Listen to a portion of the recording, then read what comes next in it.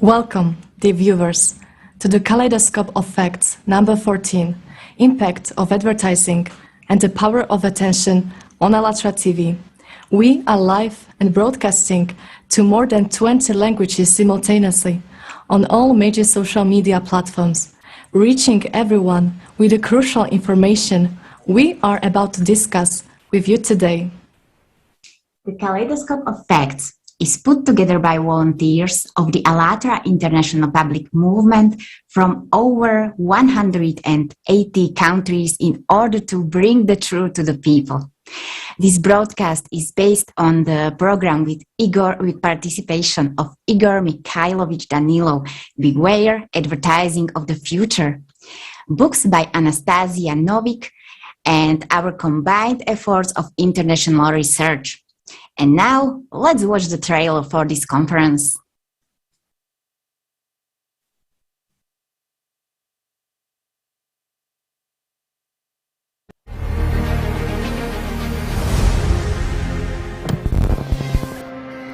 Everything you think or do requires your attention. Your attention is a treasure. Ever wondered why? Billions are invested to catch your attention.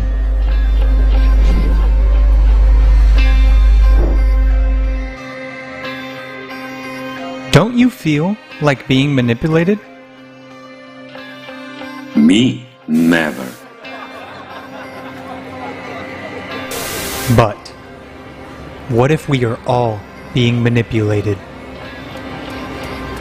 Do you want to know what is behind all of this? September 13th, Kaleidoscope of Facts, Impact of Advertising and the Power of Attention.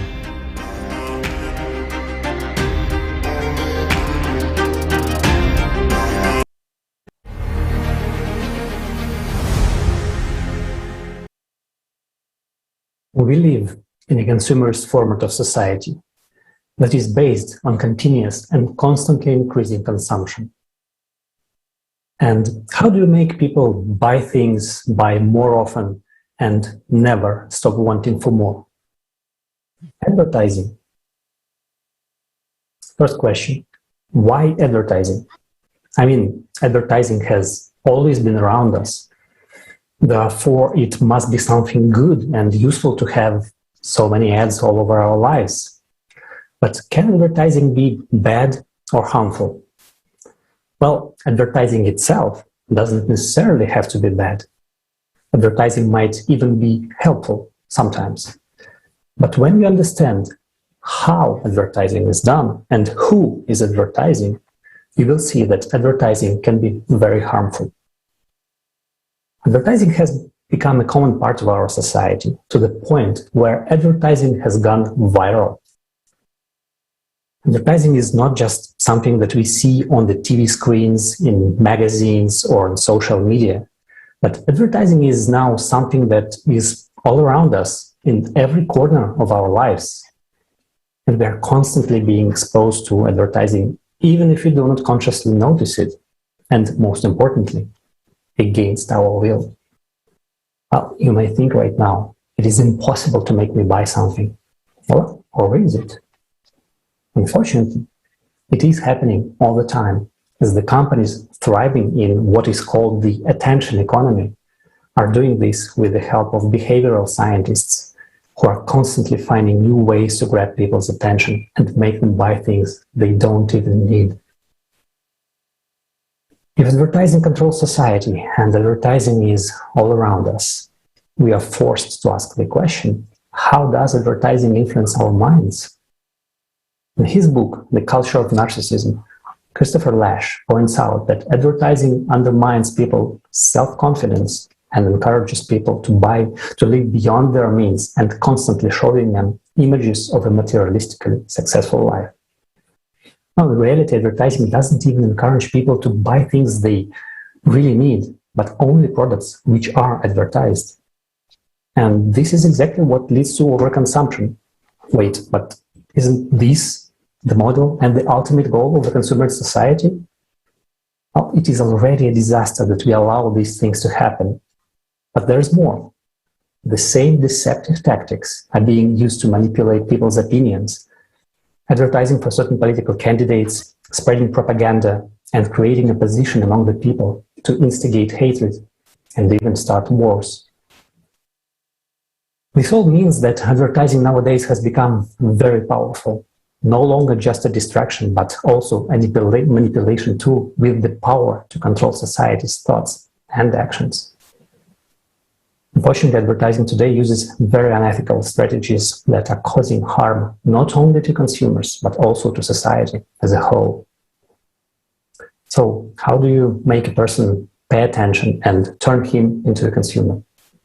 Well, you need a tool. And one of these tools is advertising.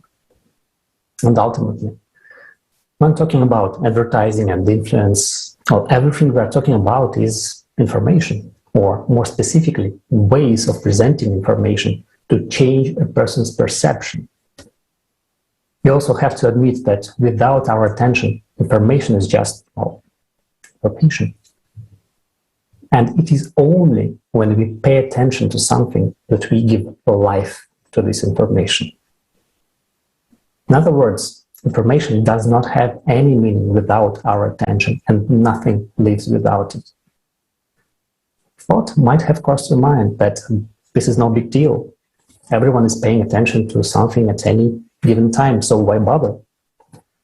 Well, I'll be getting a little bit ahead here, but there's one very important, crucial thing that not a lot of people knew before today, that of all the living creatures in this world, only we, humans, possess this power of attention, and without it, nothing would exist.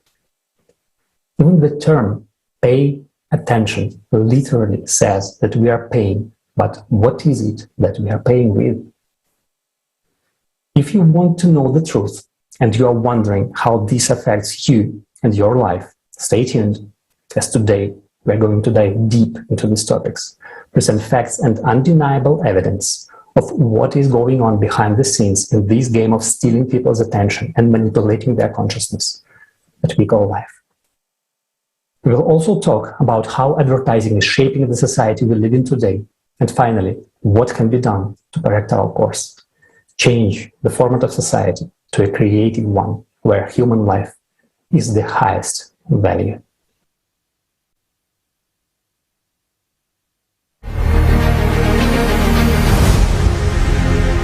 We often run after things until we get to the point where we forget what we are running after.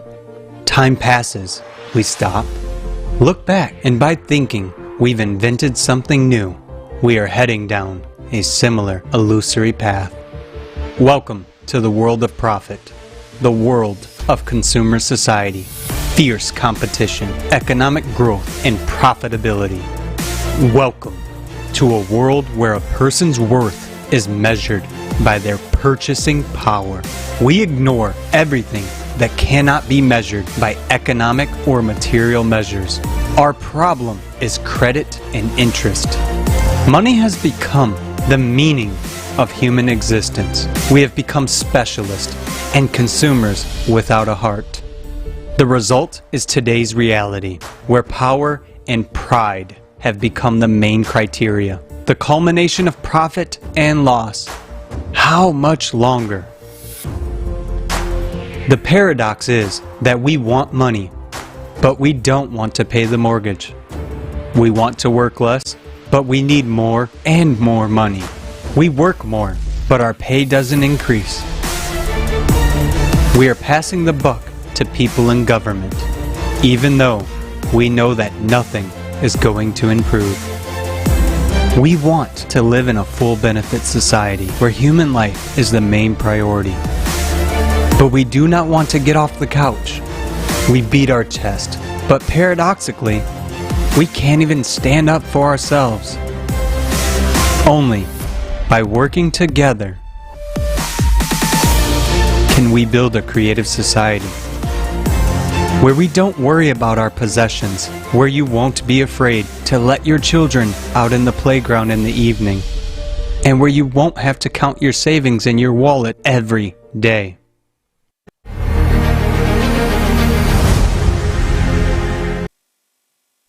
So now we have learned about consumer society, and we understand that each of us is a part of that. You might think that consumer society and advertising were born not so long ago. But what if we told you that it all started 6,000 years ago? Let us figure out how we got here. Let's dive deep into the history of humankind and find out how this tool has been manipulating us for centuries. And now, let's hear from the Russian historian Natalia Pavlova. Mrs. Pavlova, the floor is yours. Здравствуйте, уважаемые Greetings, зрители. dear friends.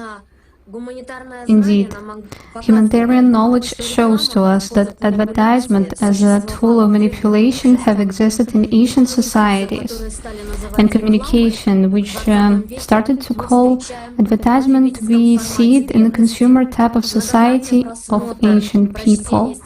Multiple reading of ancient sources and artifacts of ancient Mesopotamia leads us to an understanding that people had an understanding of advertisement as an interaction and purpose of transmitting information from one person to another in order to produce and reproduce the mind and consciousness of people and to attract attention to the object. For that, different myths and literature texts were used on clay tablets. The function of advertising was the increasing of income of the sale of service or products. Here we can pay attention to the facts that the way of living in Mesopotamia and in Sumerians, it was vividly represented, since they consumed the same amount of products as we do right now in the modern world. Sellers tried to attract attention with advertising, and in fact, they attract attention of all buyers into material desires. A Syriologist and Igor Klachkov, a Syriologist and translator, brings the Sumer-Akkadian culture closer to the modern ones. And it starts from 6 millennium BC till the 21st century. We see on the clay tablets vivid images of people carrying communications, how they distributing gifts among the participants of society, and the clue is to increase the status of a human.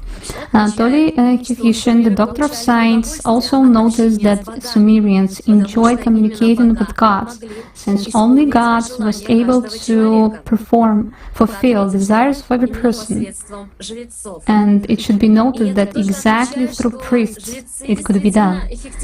Priests was really effective promoting the form of these desires in the form of prayers. And exactly manifestation of all these instruments contributed to social inequality.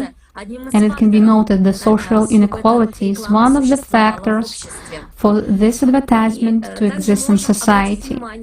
Also, we can pay attention that in the ancient society, life of one person depended on the personal relationship, on the personal attitude of the head of the group towards him.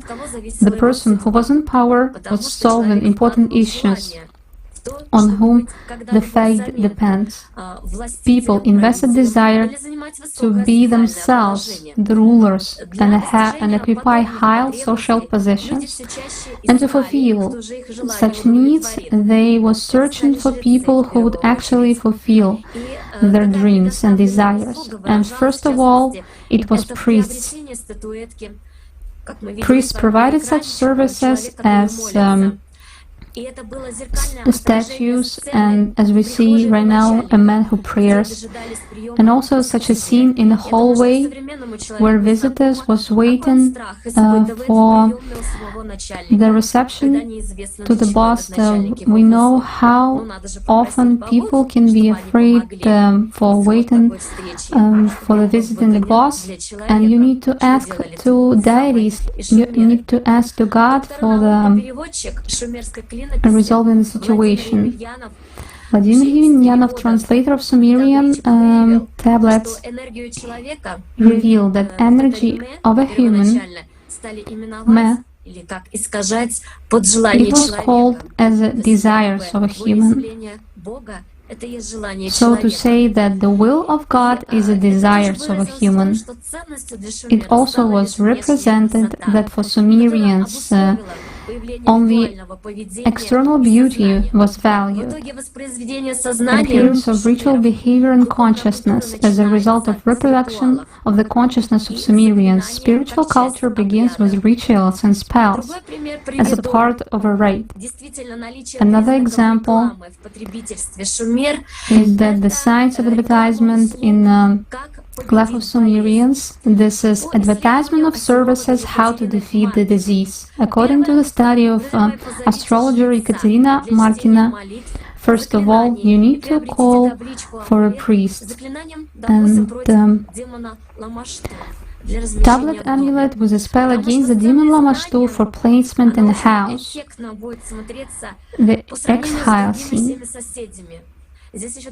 Also, here can be noted such a principle when we order some service to impress people around you.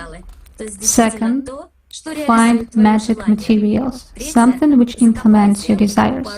Third, bury the image of a dog at the threshold. Fourth, exactly the dog, it's also third, that exactly the dog can become a demon. It could send diseases, usually at the behest of the deities, but sometimes of their own free will. Fourth, make a wax figure of a sorcerer and burn it at the stake. Fifth, expel the worm, yes, the worm, with the spell of the god Ea. The toothache was caused by a worm for Sumerians.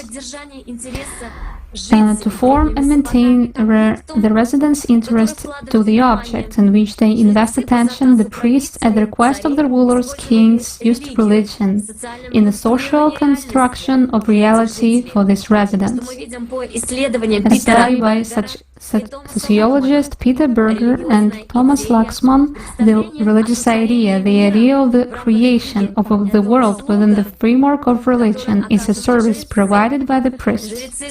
The priests used advertising to increase income from the implementation of religion. Orientalist, scientist Andrei Zubov and Olga Ostapova, astrologist Ekaterina Markina, the origins of the sacralization of power through the transmission of information, forming and maintaining of influence of the rulers. Also, the Assyrian king called themselves the king of the universe. In Mesopotamia, the king was the chosen one of the gods, big man, low guy. Historian, doctor of science, František Dvornik, adoption book he was writing that Mesopotamian rulers were adopted by gods. The royal power was not considered legitimate without the priest's recognition. In gratitude for this, the kings brought rich gifts to numerous temples of Nippur, built and reconstructed temples in the cities. And they showed by this example the gratitude to all residents for the service of the priests. The brightest example as well can be the fact that in the 3rd 1000 BC, the ruler of Gudea was deified. Sacrifices were made to his statues. Places of commemoration and afterlife fitting of the ruler appeared around them. Orientalist, doctor of scientists Nadezhda Kozareva, together with Vladimir Yemelyanov, they was showing that according to the tablets, Gilgamesh is the first wonderful person in history. This idea was imposed, and they succeeded in this. And the king of Sumer and Akkad, Shulgi, took care of all the prosperity of the country and called himself the life of Sumer. That's why they impose an idea that Shulgi should be the life of Sumer. Let's talk about that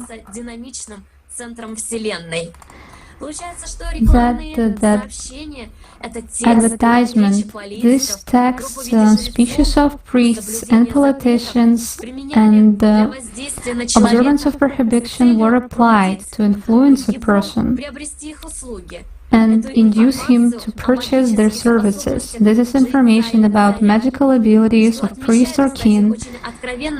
And very frankly, anthropologists and ethnologists, Sir James Joyce Fraser, noticed that the king was preserved as it was the priest was continuation of a deity because it was profitable for them.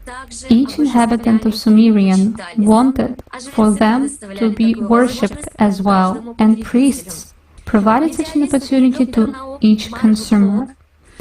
Mark Bloch, idealist and doctor of science, says that analogies in the Middle Ages, there are the same analogies regarding the royal power. And when we talk about advertisement in the consumer society in more details, you can watch in the books of John Kennedy, The Braid, David Riesman, and those are actually wonderful people who write about discoveries in the field of advertisement in ancient societies. And by historical facts, we see indeed that thoughtful use of advertisements were used by priests and kings to attract people's attention and met as energy to establish strong royal power. Advertisement is a method of manipulation, and people themselves directed their energy to kings and priests, and they strengthened their rulership because they themselves wanted to rule. So advertisement, it is more than a seller promotes a product. Thank you for your attention.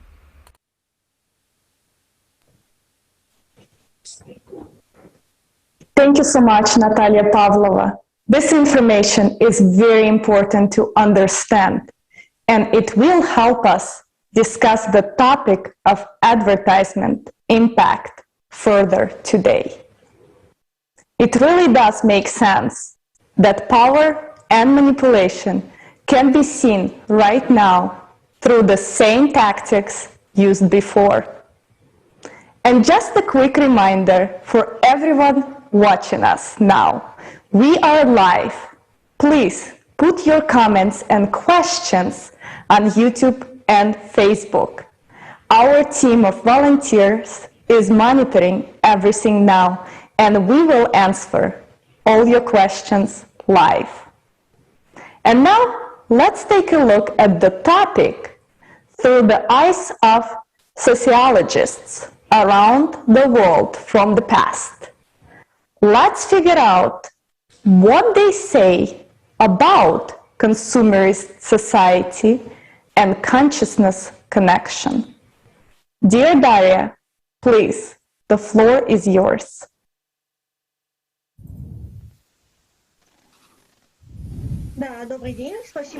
Yes, thank you very much. Good evening, good afternoon to everyone. I'm very pleased to participate in this conference. Sociology, the science that studies public consciousness and the patterns of its development.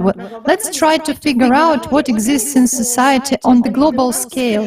Let's first of all refer to Erich Fromm, sociologist, philosopher, and representative of the Frankfurt School. What are the ideas that lead a person in this consumer society? In one of his interviews, Fromm said, if I am what I have, and they would, I think that if you would ask people what their concept of heaven is, and if they were honest, they would say that it's kind of a big department store with new things every week and enough money to buy everything new. Happiness today, I think, is for most people the satisfaction of the eternal suckling. To drink in more this, that, and the other. Another representative of the Frankfurt School was Herbert Marcuse, German and American philosopher, sociologist, and culturologist. He also shared very interesting thoughts about our society in one of his books. Pardon me, I have certain technical issue right now, unfortunately.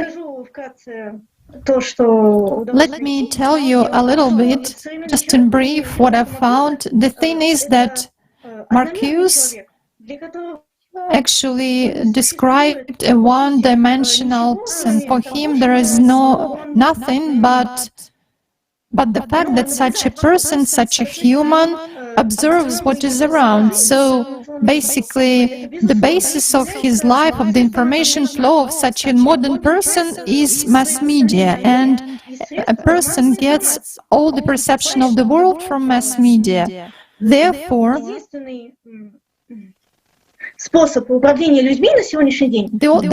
the only way to manipulate nowadays is through mass media. When internet has appeared, the situation changed even for the worse, because despite the fact that internet provided people with more freedom, basically this technology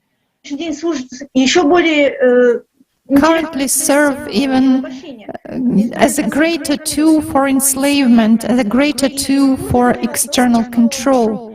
And Marcuse actually spoke of the fact that if a person will live his or her life in harmony with nature and with the laws of nature, then humanity will indeed be able to live better.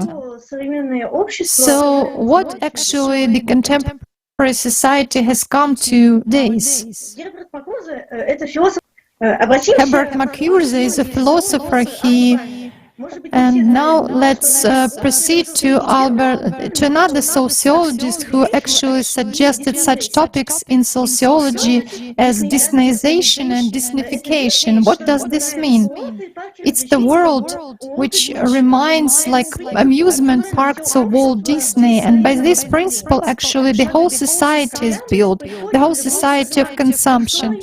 Look, when we go to any shopping mall, we can see, or supermarket, we can see not just a great amount of various goods, but also many entertainments like cafes, restaurants, amusement theaters, cinemas, etc. And this is called, according to Alan Myron, is a hybrid society. And what we face, the more items we see around, which are concentrated in one place, in this case, it's not consumption of just services and goods, but also entertainments.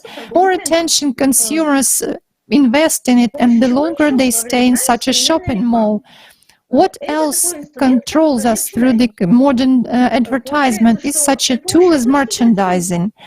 By means of a certain regular image, which can seem not very significant one, but thanks to these images and pictures we buy more and more, because these pictures become brands and masses invest attention in it. And this is a very interesting situation, that we actually are not chasing any goods or services, but we pay attention to ordinary pictures. That is why there are such, strange things in our society as love for some new models of iPhones or cars. It's nothing but a brand, and it has nothing to do with the quality of the product. Basically, let's figure out, let's think, what actually, what have we come to today, as if we are living in the world which is enslaving us by means of controlling our consciousness through managing our desires. And this is actually happening already today. I think that every one of us should think about this, really ponder what he or she chooses in every day of his or her life, because these ideals of consumption are created by people, and society is actually composed of us, ordinary people, and whatever we choose will wait for us in the future. But we can change the situation if we want to, because as for me, I don't want to live in the world where my interests are controlled by some economical interests of countries or corporations. Do you understand how important this is? I think we have to ponder over this. And unfortunately, I couldn't fit all the information into my report, but thanks a lot for your attention, and I give the floor to the next speaker. I'm very pleased to be here with you today. Thank you so much, Daria. Thank you. This is an excellent question. Do we really want the economic interests of countries and individuals to rule our lives through our desires? Let each of us answer this question. And to help us further understand the influence of advertising and propaganda on us, let's study Edward Bernays' research. Ivica, please share with us your understandings.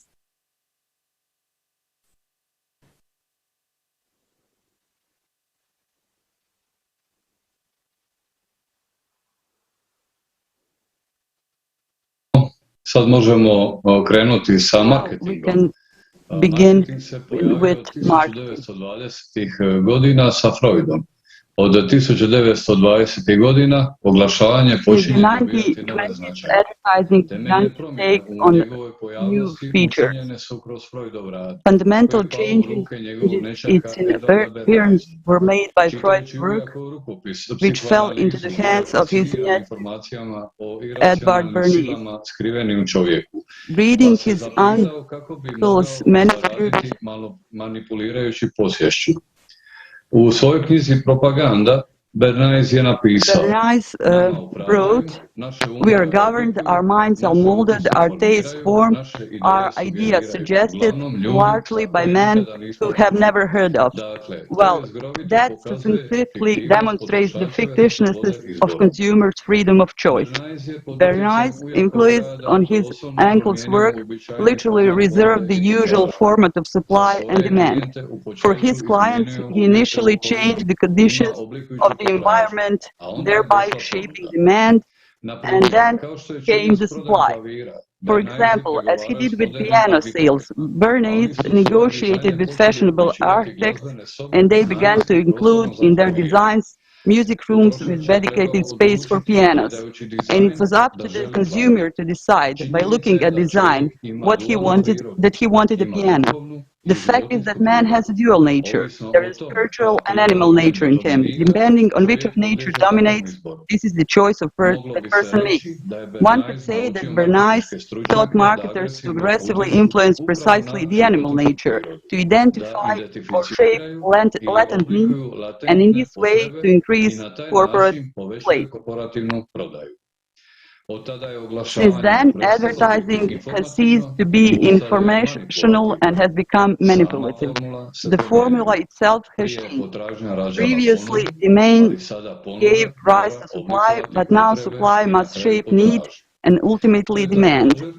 It also created such a field as PR, which began to control public opinion, to influence the public's perception of public figures and manipulate stereotypes. The truth is that with the development of society, the methods of manipulation of people are only improving. One of the most telling examples of manipulation of public opinion was the order to increase cigarette sales. It turned out to be easier to do by the involving women. And if you want to know how he did it, well, our next speaker, Andrea, will tell us about this campaign. Andrea, the floor is yours. Thank you. Thank you. I'm very happy to be participating. The essence of the most impressive experiment was to teach women to smoke. At the time, there was a taboo on women smoking, and Edward was approached by one of his clients, the manager of a tobacco corporation, saying they were losing half their market, asking him to find a way to break that taboo. After taking to psychoanalysis, Bernays found out what the cigarettes meant to women. It turned out that it was the symbol of male sexual power. He figured out how to challenge the power. And in 1929, at the annual Easter parade in New York, he invited several high society model girls and persuaded them to hide their cigarettes under their underwear. At his sign, they had to take out the cigarettes and smoke at the same time. He also alerted the press that he knew there would be activists at the parade to light something called the Torch of Freedom. So there were plenty of media representatives, and when at his signal the girls lit cigarettes and the slogan "Light the Torch for Freedom" sounded, scores of reporters filmed, and the next day the news broke not only in the New York publications but throughout America and then went around the world. Cigarette sales rose instantly. The campaign ordered by the tobacco industry was presented by Bernays as news, which it really was not. Bernays was convinced that news, not advertising, was the best means of conveying the advertising message to an unsuspecting population. This was done by the decision of one man only, and it points out the influence one person has on his own. Some way one person can make a difference in the opposite direction by debunking manipulation, spreading the truth and real information. This way, each one of us can help create a world in which knowledge and truth is accessible to everyone. And that way, we're truly free and cannot be even manipulated.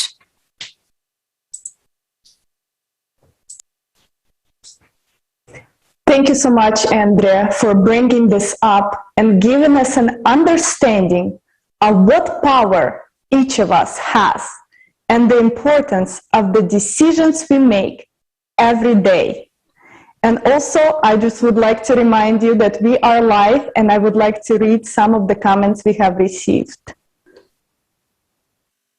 So one of the comments, it says, it was very interesting that advertisement is coming from Sumerian civilization to us. The other comment is saying, guys, thank you very much for the truth and thank you for all your efforts. There's coming understanding to all of us, and people have real opportunity to come out of the materialistic ways of living we have. And another one I will read is from Alexei, and he says, this is a very interesting conference. I did not think that the advertisement has been around for such a long time as a disease. Thank you so much for your comments, and please leave them on Facebook and YouTube, and we will answer them and also share them with our audience. And right now we would like to move to the next topic. And what about ethics? What role do they play in mass media? And what responsibilities lie in each journalist and reporter? Andrea, we are eager to hear more from you. Thank you very much, Olga. It's an honor to be with you all on this conference. So friends, hello, and let us look what should be the function of the mass media and what are they really doing. So journalists have their ethical codes, which they should follow to make sure the information people are getting is truthful, accurate, objective, impartial, fair, and accountable toward the public. It looks perfect on paper, as it is customary in the consumer format of society, but often it is not so in practice. Since in this format of society, those who are preparing the news have to follow the policy of those who own the media. That means that the big media companies are actually setting the rules about what is important to the public. According to Statista, people around the world spend on average 7.5 hours per day with different media. This is quite a large amount of time.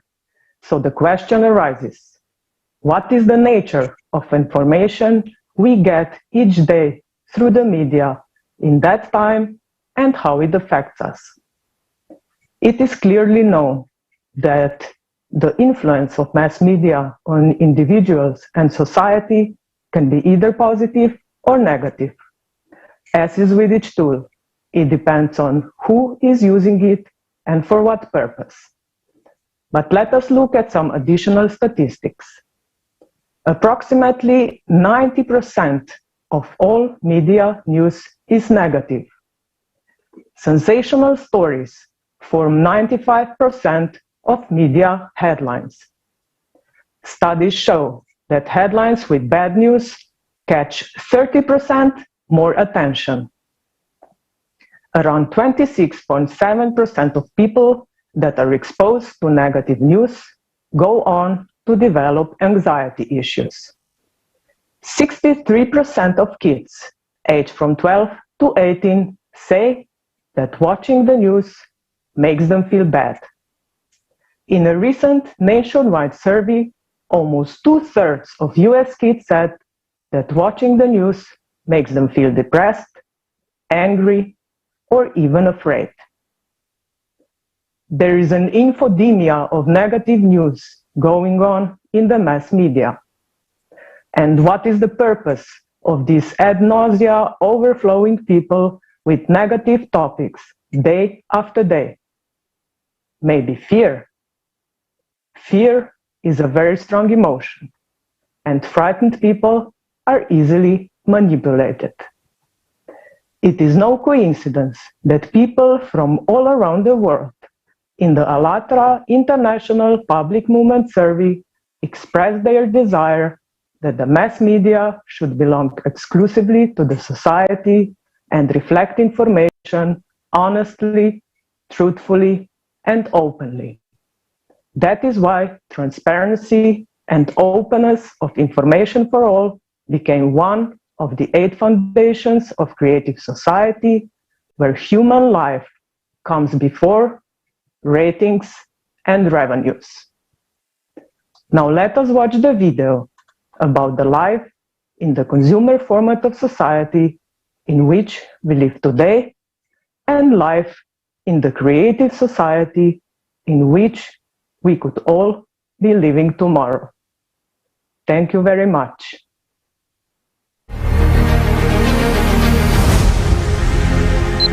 How much time do you spend for life? And how much on survival?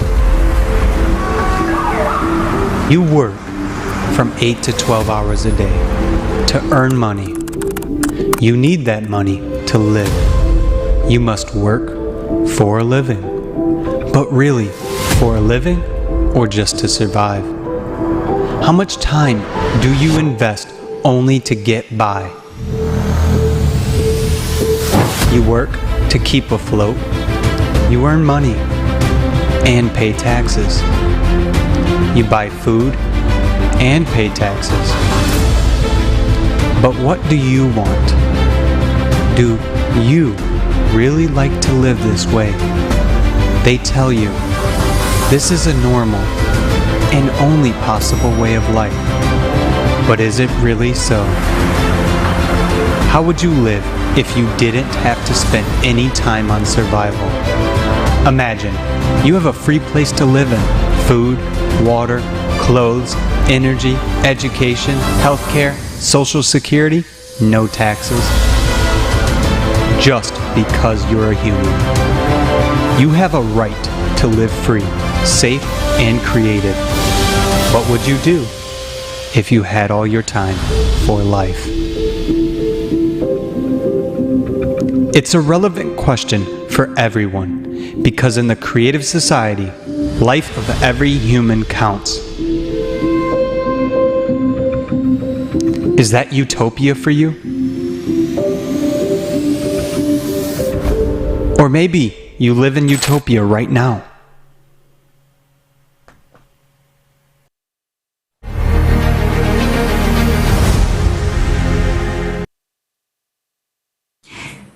Have you ever considered why we call utopia an ideal world when we live in utopia right now? Paying taxes is eating us alive, and we can all feel it in our adulthood. We are being wrapped And we agree to it. Isn't it time to build a society that is not based on stealing away from you and me, but giving us an opportunity to live? We just want to remind you that we are live and broadcasting in 20+ languages simultaneously. Please write your comments and questions on Facebook and YouTube, and we will answer them as we go.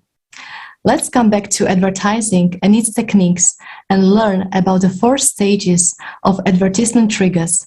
Daniela will share with us more about AIDA. Daniela, the floor is yours.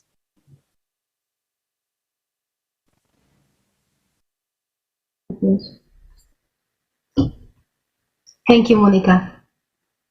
So, hello, dear friends. I would like to tell you about marketing model called AIDA, which describes 4 stages through which a customer goes through from the moment of seeing an advert for the first time to purchasing a product. AIDA stands for awareness, interest, desire, and action. The first introduction of AIDA dates to the 19th century, and since then is the AIDA model commonly used in digital marketing, sales strategies, and PR campaigns. So let's get through these 4 stages. First one is attention. The goal of this step is to attract attention of a customer. The question stating the purpose of this first step is, how do we make buyers aware of our products or services? In 21st century, this can be very difficult to achieve considering the information pollution we experience. Marketers need to be creative to stand out from a queue. The second step is to maintain the interest of a customer, to make the customer interested in the advertised brand. This can be achieved in different ways, including building an emotional relationship with the customer, which I will talk about later. Interest should lead to creation of desire, therefore the third step. The goal is to make the consumers desire the product or service, moving their mindset from I like it to I want it. And the final 4th step of the whole purpose of the AIDA model is to make a customer purchase a product or a service. Let's demonstrate these 4 steps on a simple example, Coca-Cola brand. When you watch a TV commercial, for instance, you can easily distinguish these 4 steps. Firstly, they show you a situation that has nothing to do with Coca-Cola. That's how they attract your attention. The second step is to maintain interest. They develop a story, generally beautiful and familiar story, that makes you not to skip the advertisement. To create the desire, in this story they associate desired values like friendship, happiness, and adventure with Coca-Cola. Those are values and situations everybody desires, no matter their culture or country. Finally, they show people what they can do to satisfy these desires.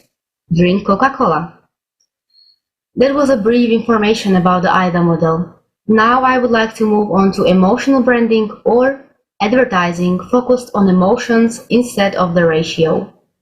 We can distinguish 4 major strategies of emotional branding according to a research paper from Young-Kyung Kim and Pauline Sullivan. Those strategies are sensory branding, storytelling, cause branding, and empowerment. Let's begin with sensory branding. Sensory marketing engages and triggers consumer senses like sight, sound, feel, taste, and smell. According to a research article from Martin Lindstorm from 2006, brands that appeal to multiple senses will be more successful than brands that focus only on 1 or 2. This is being used in various branches like fashion, food industry, cars, cosmetics, even in real estate. Imagine going to work and bypassing the pastry when suddenly you feel beautiful smell of freshly baked croissants. Without your knowing, your body has already started biochemical reactions as a response to that smell. Another strategy is storytelling, when brands create the story behind the product so people can easily bond with the product. Cause branding is a strategy that offers customers opportunities to make positive changes for social issues by placing a purchase for their product or service. Customers therefore gain satisfaction for helping these social issues, experience moral emotions, which play a central role because they are linked to their desire to serve a higher cause. Last but not least, empowerment as a marketing strategy. Marketers have benefited from consumers' insecurities and anxieties by convincing them to buy their products or services that can supposedly resolve their worries. When a brand uses empowerment as a marketing strategy, it helps consumers to boost their self-esteem. Many brands successfully used empowerment as a marketing strategy, for example, Dove. Dove, as we know, is a personal care brand that sells beauty products for both men and women. According to Dove Global Beauty and Confidence report from 2016, 69% of women are not satisfied with the way they look. There was a target for the Dove Empowerment campaign, which started showing ordinary people in its commercials to get closer to customers and empower its customers. Even though I have mentioned only few models that are used in marketing strategies, it is surely useful to be familiar with them, to be able to distinguish what we really need or want and what was imprinted on us. Next, I pass the words to Sean, who will talk about marketing from psychological points of view. Thank you. Thank you, Daniela. If you watch television or browse the internet, then you are more than likely being exposed to advertisements. Companies spend a large amount of time and money to grab your attention and influence you to buy their products. According to a study conducted by the University of Southern California, we are being exposed to a large amount of ads, 500 per day in the 1970s, to as many as 4,000 per day now. 5.3 trillion display ads are shown online each year. And advertising companies have narrowed down our behavior patterns and have studied what types of ads generate a certain response. The types of advertising campaigns that performed well were 31% emotional content versus only 16% rational content. Emotional response to an ad has a far greater influence on a consumer's intent to buy a product than the ad's actual content. The most recurring themes for ads are pride, love, unique achievement, man's empathy, loneliness, friendships, and memories. This highlights that in a consumerist format of society, such notions as pride, love, or lust are purposely marketed and transmitted. And it's these themes that are constantly consumed and distributed that further reinforce this format of society. And we now see the grave consequences that this has had on social norms. There are a couple of psychological principles that are used in advertising and marketing. One being the reciprocity principle, such as offering a free service, commitment, getting individuals to sign up for a free class or webinar. Therefore, they're more likely to pay for a cheap class down the line. Consensus. People are more likely to buy from a business when they have demonstrated proof that other individuals have made purchase and put trust in that company. Authority. Through many years of experience or producing authoritative content. Liking. Liking is easier to get someone to buy from a product if they like it first. That's why they advertise so much on social media. Scarcity. When things are in short supply, people rush to them. To use this tool, advertisers may pitch deadlines for promotions and limited quantities for really good deals, when in fact, it's not limited at all. And then verbatim effect. When advertisers break ideas down into simple concepts from the start, customers are more likely to remember the company or product. So you can see how easily people are being manipulated in order to sell products just by using these 7 principles. As it stands, the brain processes visuals 60,000 times faster than text. This is called the dual coding theory, and explains that for a message to be easily communicated in a design, it's important to combine both visual and textual information, like Daniela pointed out. And what about colors? Have you ever thought about what role colors play in advertising?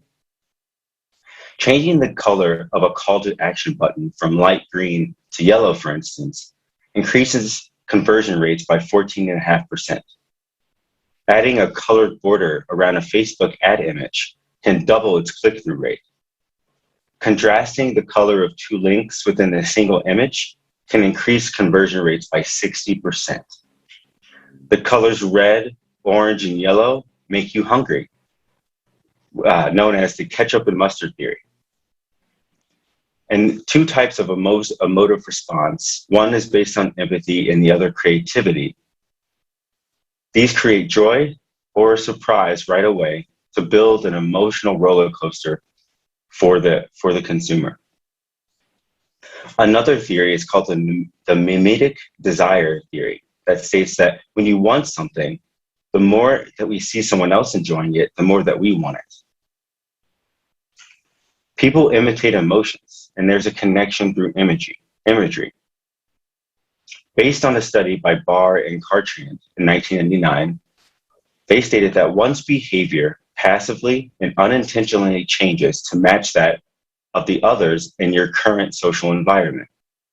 As social environments move increasingly online, this can impact website engagement, trolling behaviors, and how people treat each other in the comments section, for example. Given that people only spare about 8 seconds of attention span before concentration is lost, our desensitization to information is rapidly growing. Marketing strategies are adopting and becoming more pervasive and relentless. They are eager to grab your attention in order to win you over, even if it's just for a few seconds. Nevertheless, most consumers believe that advertising influences others, but not themselves. Ironically, consumers who believe that they are immune to the effects of advertising are actually more heavily influenced than those who do not believe that they are immune. This is a surprising result because the illusion of invulnerability encourages complacency and leads consumers to lower their guard against the lure of advertising. Moreover, advertising often has really subtle effects on the memory that go unnoticed by consumers. In a creative society, perhaps we should be spreading knowledge and love through advertising instead of driving people to buy more products. Dear friends, let's really think about this concept. How would it shape our society? How much would it influence our development beyond being a mindless consumer? Let's think about what we can achieve in a creative society and make it so. Thank you.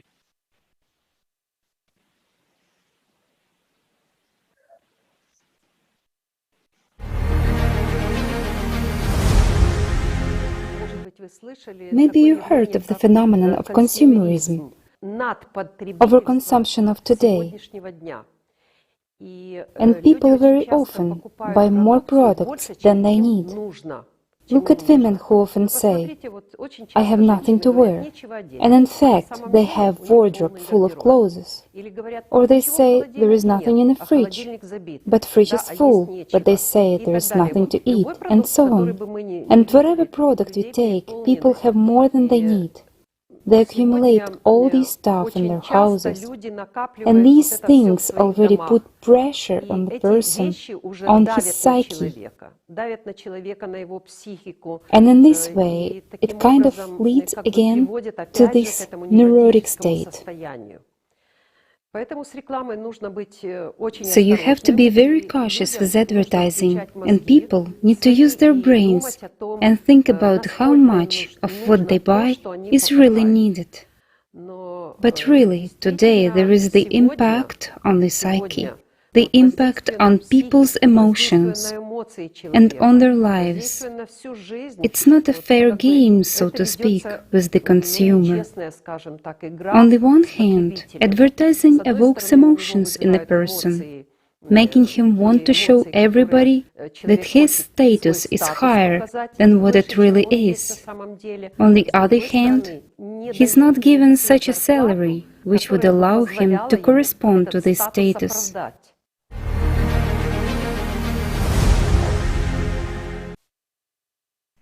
Thank you so much. And I know that every woman could relate. I have so much clothes, but nothing to wear.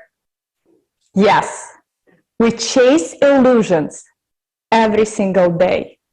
And then we complain that something is not working out for us and our lives. We have just seen a perfect example in this video of how it works and why this is a never-ending cycle. But it doesn't really just work on a personal level.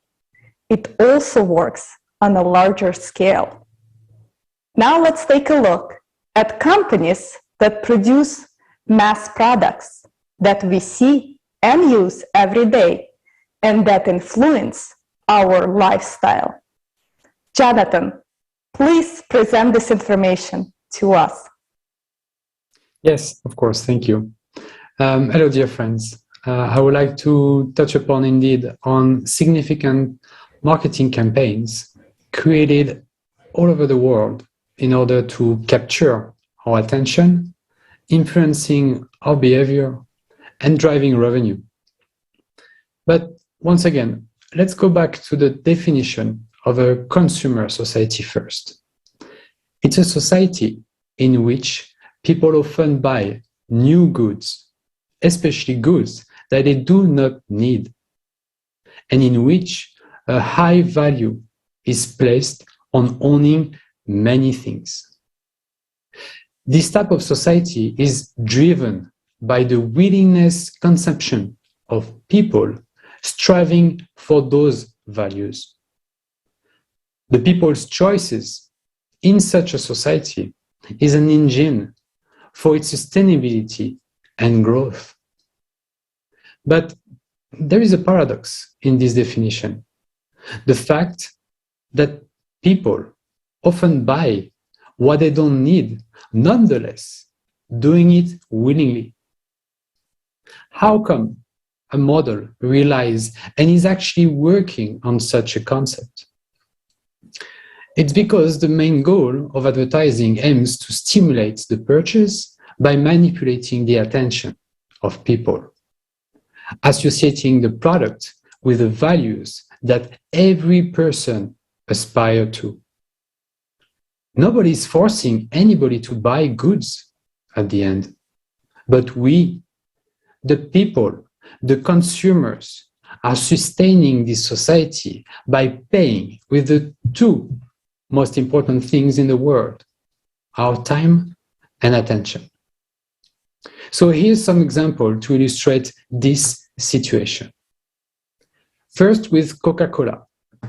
In 2017, Coca-Cola earned $41 billion in revenue, while 10% of it was spent in advertising.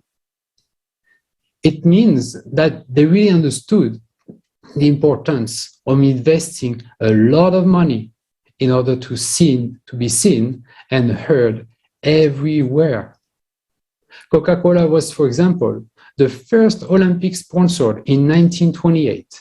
It was the first soft drink to be consumed in space, to the point now that after OK, Coca-Cola is the second most known phrase in the world.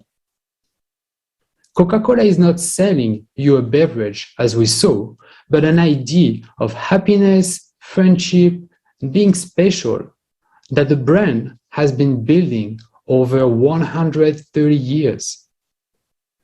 With more than 1.9 billion bottles sold every day, it's as 1 out of 4 people on Earth are buying from Coca-Cola every single day. Now with the example of Nike, we can see that they are selling a story together with every single new shoes they are creating. Nike brand strategy takes the emotional marketing stories of the hero and turn it inward. You are the hero and your laziness side is the villain. Thus, they are using the emotional branding techniques of heroism to inspire incredible customer loyalty all over the world. the hero starts from humble beginnings, challenges a foe greater than he, and against all odds prevail.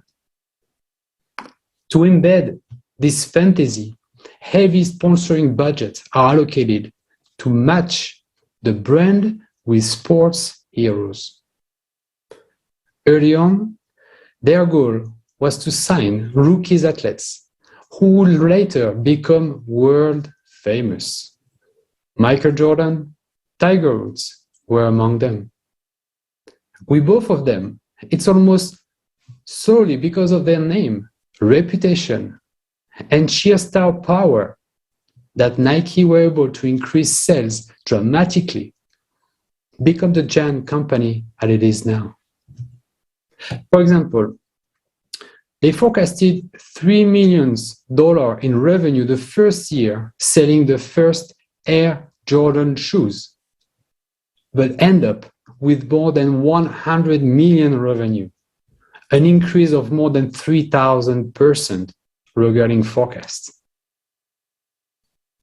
Finally, as a last example, Red Bull with the Stratos project. It took place in autumn 2012. One of the company owners said that this project cost $50 million. Since that event, earnings have grown gradually from almost $5 billion in 2012 to $6.3 billion in 2020. The Stratos project also broke several audience records. On YouTube, the broadcast was watched live by 8 million people. YouTube has now 46 million views on that videos today. And the Red Bull YouTube channel earned a bit more than $1 per 1,000 views. It shows how impactful on people the event was and how much attention it brought to the brand. Those examples, out of many marketing campaigns, follow the same model, investing into the creation of a virtual ID people are buying over the actual product. The idea of friendship over a soda, the idea of surpassing yourself over a pair of shoes, or the idea of getting wings over an energy drink. However, after this Stratos jump, we all understand that Red Bull doesn't give wings, because otherwise Baumgarten will have not crashed towards the Earth at 1,342 kilometers per hour, but will have enjoyed a little bit longer the view from up there. I hope you clearly see now that after capturing your attention, it's our emotion which makes us buy what we don't need. Thank you. And now let's watch a video with Mario Jurik regarding how psychology and sociology are used as marketing tools. Thank you.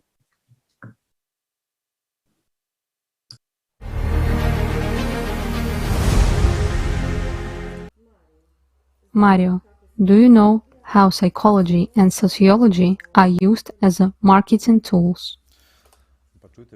Well, listen. Sociology and psychology were initial marketing steps. Today, they only serve as a base because in the mid-70s NLP was added, and through these subliminal messages that we do not register consciously, they are simply put everywhere, in chewing gums, Coca-Cola, almost in all the commercials we see on television.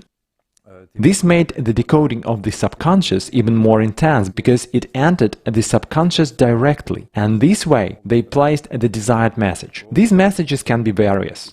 Get up, buy Coca-Cola, go now buy something in the store, go eat something, you're hungry although you are not, and all this is done through NLP. The best example of it today is ad for the iPhone. It contains ultra flash, which means that in that commercial that lasts 30-40 seconds, there are those flashes that we cannot register.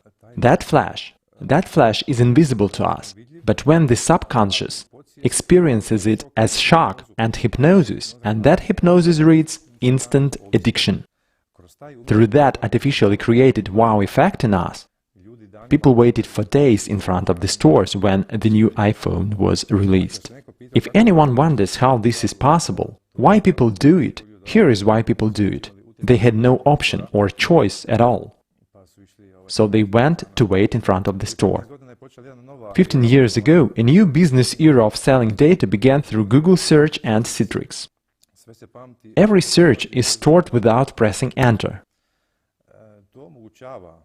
This now allows large corporations to become owners not only of our personal data, of our behavior, but even of our thoughts. Yes, our thoughts.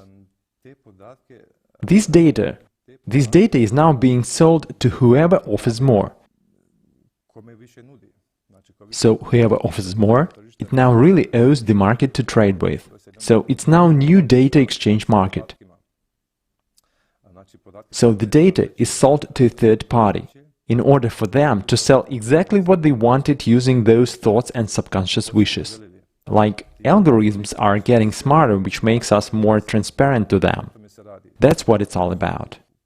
Through us, both by polling and analyzing, and by making statistics about our behavior, they learned so much about human that they know more than human knows about himself.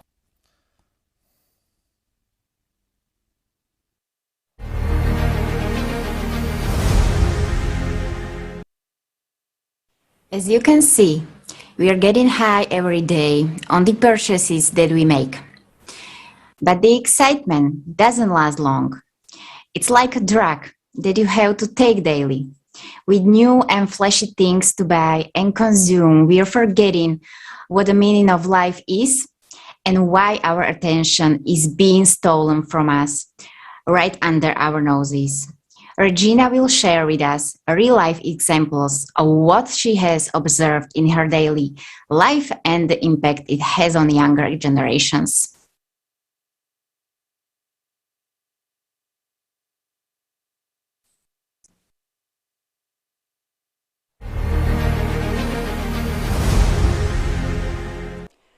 Greetings to the participants and viewers of Kaleidoscope of Facts. Let me tell you about an experience I had a few years ago. I was walking down the street, passing by McDonald's, and a picture of coffee popped into my head. And literally, in a fraction of a second, the taste of this coffee appeared in my mouth. And a second later, a picture that I was already standing in line for this coffee, and the body literally turned towards the entrance. And in fact, it was such a shock to me that this kind of advertising already exists, that it is so easy to manipulate a person's consciousness like this. A person walks and thinks that he wants it, but this was imposed on him, and any product, any goods can be imposed in such a way. And thank God that at that time I already had the experience of tracking my thoughts and working on myself. And I saw that this thought wasn't mine, that it was imposed on me from the outside. I will also tell you the experience of my client. She told how once she went to McDonald's with her 1.5-year-old daughter. The second time passing by McDonald's, in the car, the child leaned against the window and began to point at McDonald's and scream, showing with all her appearance that she wanted to go there. The child cannot speak. And this moment also shocked me, because this type of advertising affects not only a mature person, but also a child who does not even know how to speak. That is, cannot verbally express his desires.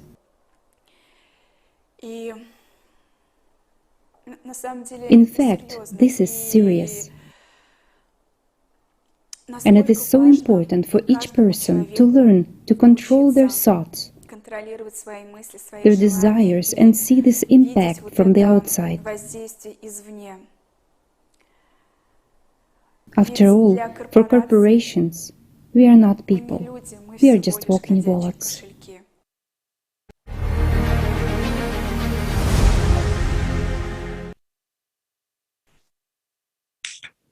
Yes, we are surrounded by advertising everywhere we go, in home, outside, even on the airplane. And I am sure when Elon Musk will land on Mars, he will put a huge billboard with his face on it.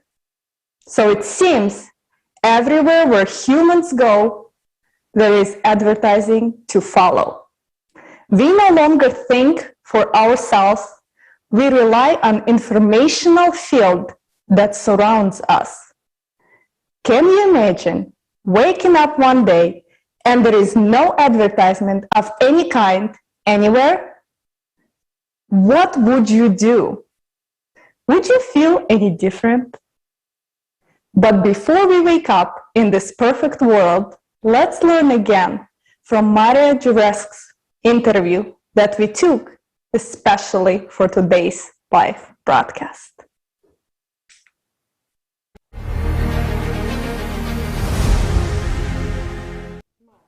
Mario, do you know any techniques of subtle influence at the mass level or the level of the targeted population?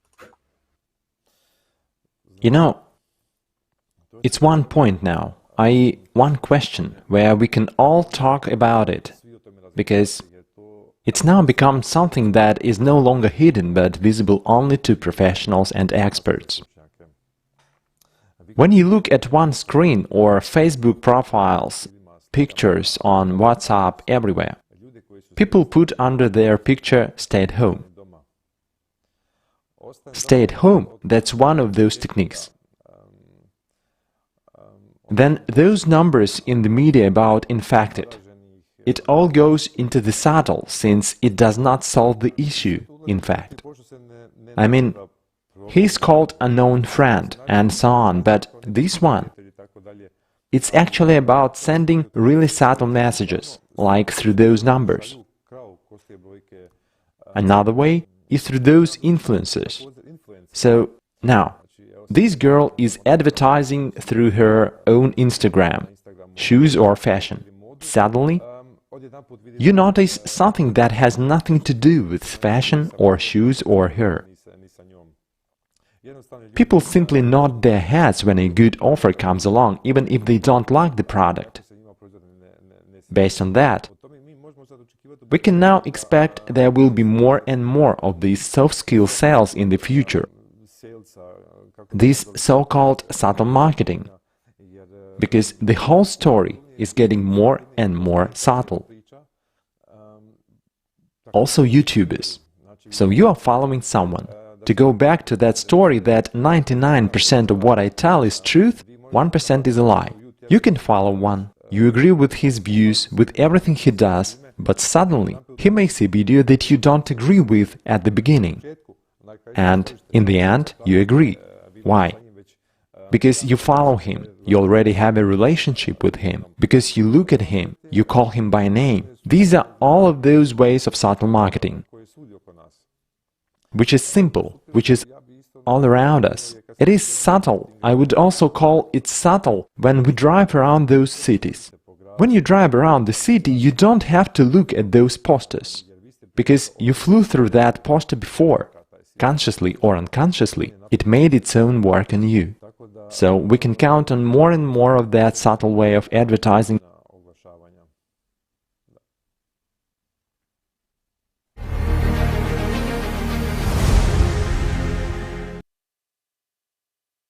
Mario Juric, for your honesty. The only way we can get to the truth is through transparency and openness of information for everyone. And we would like to remind everybody that we are live and broadcasting into 20+ languages. A Kaleidoscope of Facts is a project of the ALLATRA International Public Movement run by volunteers from over 180 countries around the globe. We would like to thank every single person today who is presenting tonight, who helped us to do research and prepare, who's behind the camera, all of the technical support, designers, and thousands of others who have made this possible today. ALLATRA is one big human family, and anyone can join us. Please email us at info@allatra.tv. Today we are millions. Tomorrow we are billions. Also, please comment and write your questions as we go on YouTube and Facebook. Now we'll discuss a very interesting topic about social statuses we all hold and how we project them to ourselves through the informational field that surrounds us. I would like to introduce Ukrainian professor Irina Moisevna Banova. She is a professor of the Department of Design of the Khmelnytsky National University, honored worker of education of Ukraine, chairman of the Khmelnytsky Regional Organization of the Union of Designers of Ukraine, academician of the Ukrainian Technological Academy, and chairman of its Khmelnytsky department. She will share her knowledge with us. Mrs. Banova, the floor is yours.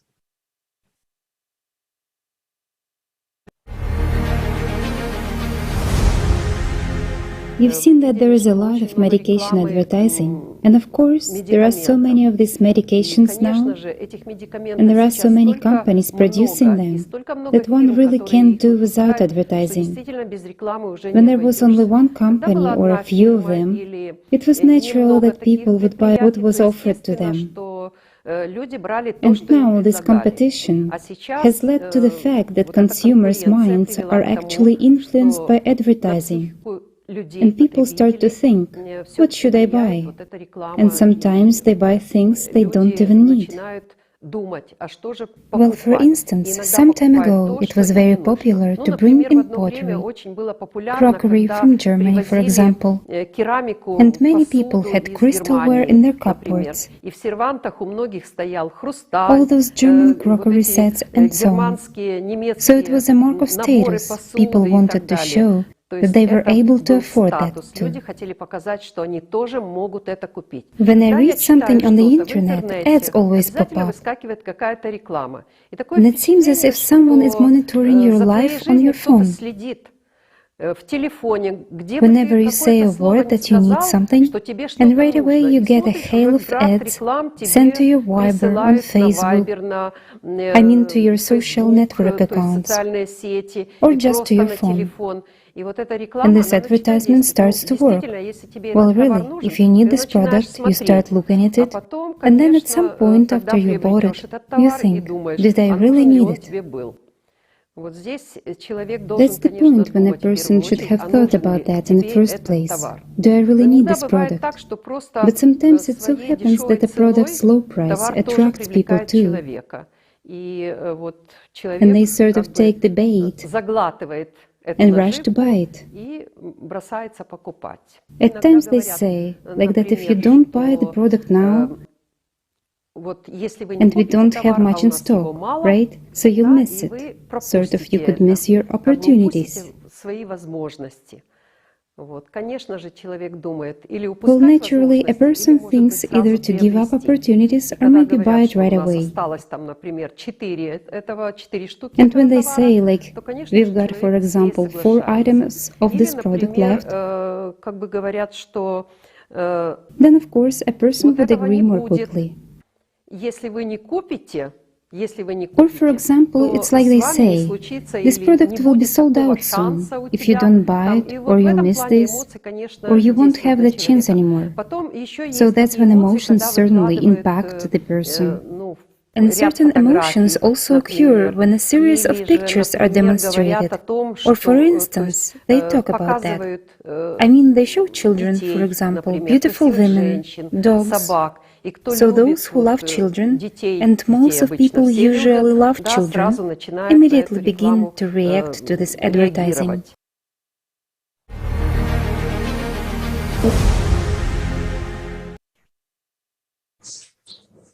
We have been using things we buy as status indicators. It used to be a teapot that you can plug into an outlet that made us high class. But now it is a rocket that you can send off to the space. What is next? Will this chase ever end? Also, what is interesting, we see manipulation through an advertisement that has been projected on us. But then we knowingly or unknowingly use the same manipulation techniques on our children, loved ones, and friends. Are we responsible for this type of relationships we are building with each other? Now let's switch gears here. What about consumption of products that are poisoning our bodies? Have you ever thought about why people use products by default that kill us slowly without questioning our choice? Or why do people consume something knowingly it is bad for them? Or why do we as a society glorify products that are leading us to death? Let's examine this topic a little bit closer.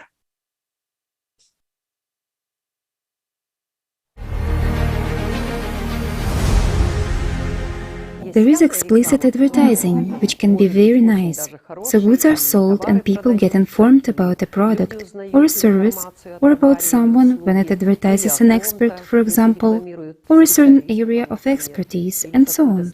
This is an open information commercial. But when there is implicit advertising, people are being forced a certain attitude towards a phenomenon. And sometimes, well actually not sometimes, but very often, it is about negative phenomena in our lives. If you take an example of alcohol, virtually there is no direct advertising of alcohol whatsoever. But there is quite a lot of hidden advertising. We all know that the world is run by big corporations, corporate groups, and so on. Naturally, they want their businesses to go well, so that they prosper, getting more and more profit. But if you directly advertise some products, especially alcohol, cigarettes, for example, beer, and so on, meaning harmful products, then a person who is not accustomed to this from the childhood will not react to this advertising and will not buy this product anyway. So the above-mentioned corporate groups invest money into movies, into even bigger advertising, where they show kind of a good life of other people, for example. But this is especially in movies, a very demonstrative example.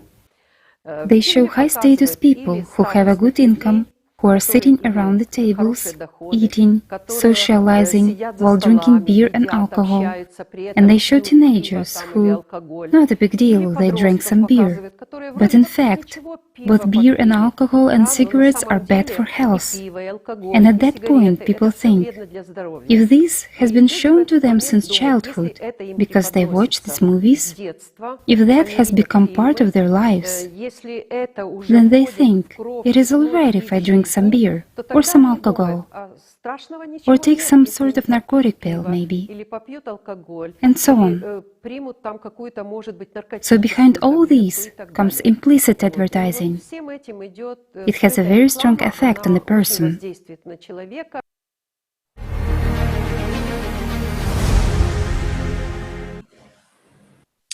Let's dive a little bit deeper and look at specific example of where subliminal advertising is being used and how it is integrated into our everyday life. Natalia, the floor is yours.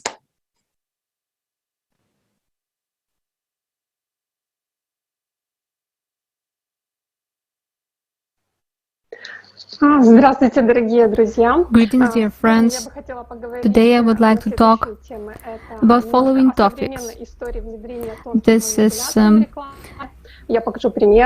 introduction of advertisement, this implicit advertising history, examples of hidden captions and images and their impact of choice, using subconsciousness desires to promote products and product placement. The modern history of subtle manipulation in advertisement begins on September 12, 1957, when market researcher James Vicary gave a press conference. He said that he recently successfully tested an advertising technique that used a device called the heatoscope. He installed it in a movie theater in Fort Lee, New Jersey, and programmed it to project two messages: eat popcorn and drink Coca-Cola at 1,000th second interval, 5 seconds apart. Vicary's test lasted for 6 weeks, and by the end of that period, Coca-Cola sales in the movie theater were up at 18.1%. Of popcorn sales were up at 57%, and this situation gained widespread publicity and was soon refuted, with Vicary himself admitting to lying. Although companies found it inconvenient to use Vicary's stethoscope in their advertising materials, they tried in various ways to insert subtle manipulative meaning by influencing the subconscious. The Vicary himself, within a time, he also admitted himself that he was lying. And actually, many companies tried to implement such subtle manipulation in their advertising messages. And right now, I would like to show a few examples how it usually looks like. Such messages, unless you actually point it out, it can be even unnoticed for consciousness. We see first image, KFC advertisement attracted negative attention. In 2008, when it aired the Dollar Snacker commercial showing a green dollar bill in a salad. People didn't really like it because they felt that they want to be influenced. So furthermore, it is Burger King launched campaign to promote its new 7-inch burger. It depicted a surprised woman with her mouth open looking at the product. The caption says, "It will amaze you."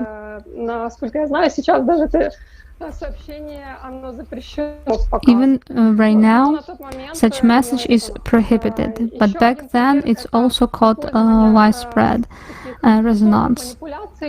Another example is logo. You see an arrow from A to Z, and this is subtle manipulation here is simple, that Amazon sells everything from A to Z. Another example, Pirates of the Caribbean. Disney has long been accused of hidden subliminal messages in its movies, but this one may be the subtlest and cleanest of them all. While not entirely obvious, a longer looks like convinced many that Disney has adapted the well-known skull and the crossbones emblem to look like more the iconic Mickey Mouse logo. These days, as consumers, we are often the target of subliminal messages, and subliminal messages tactics tend to work best when we don't notice them. When our subconscious mind is constantly on autopilot, they penetrate our conscious, rational mind and reach the core of our belief system. Another method of subconscious influence has to do with physicist and consumer motivation research. Here, marketing specialists have made extensive use of Freudian theories that there is a conscious and unconscious mind in human being. And most often, people make decisions based on their unconscious instinct. And marketologists try to influence this unconscious instincts. On this basis, to this day, marketing specialists are conducting a lot of research to find out how to influence the consumer to cause his desire to buy a product which he may not need and sometimes even harmful to health.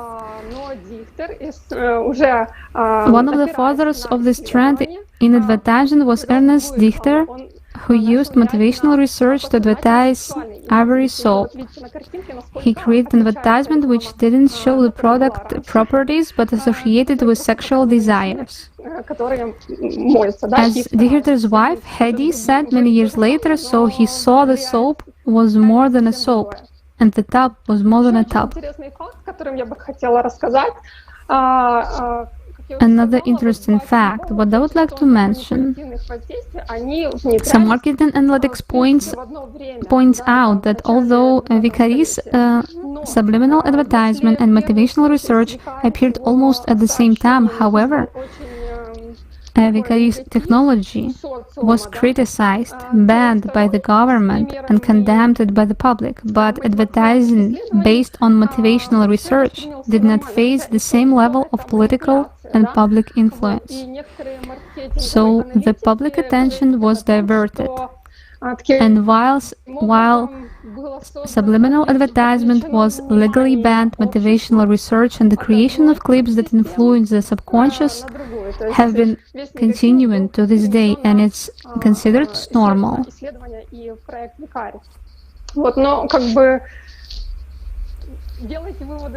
So you can make conclusions yourself. There is no certain decision of what is the more manipulation than the heteroscope method. Everyone can decide it for themselves. So, furthermore, we can talk about product placement. It's a covered advertising technique in which branded products or logos are placed in movies, TV series, TV shows, music videos, blogs, computer games, books, and other media.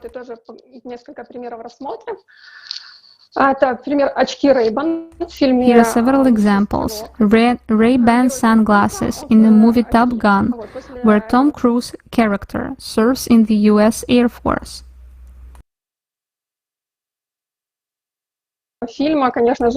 After this movie, the brand's sales skyrocket, and a huge number of young people rushed to the US Army in order to be as cool as Tom.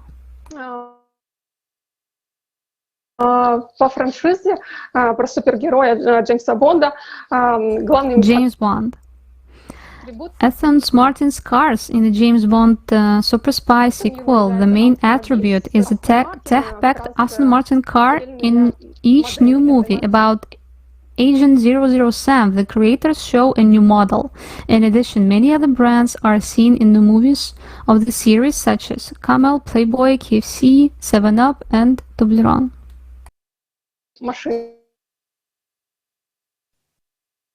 I'm sorry, it seems we're having some... Про Джеймса Бонда там очень много product placement, КФС, также пользовались...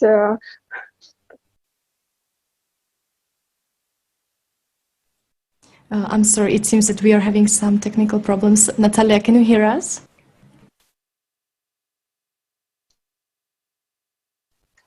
Да, я слышу вас. Oh, perfect. Okay, it's working. Thank you so much. You can continue.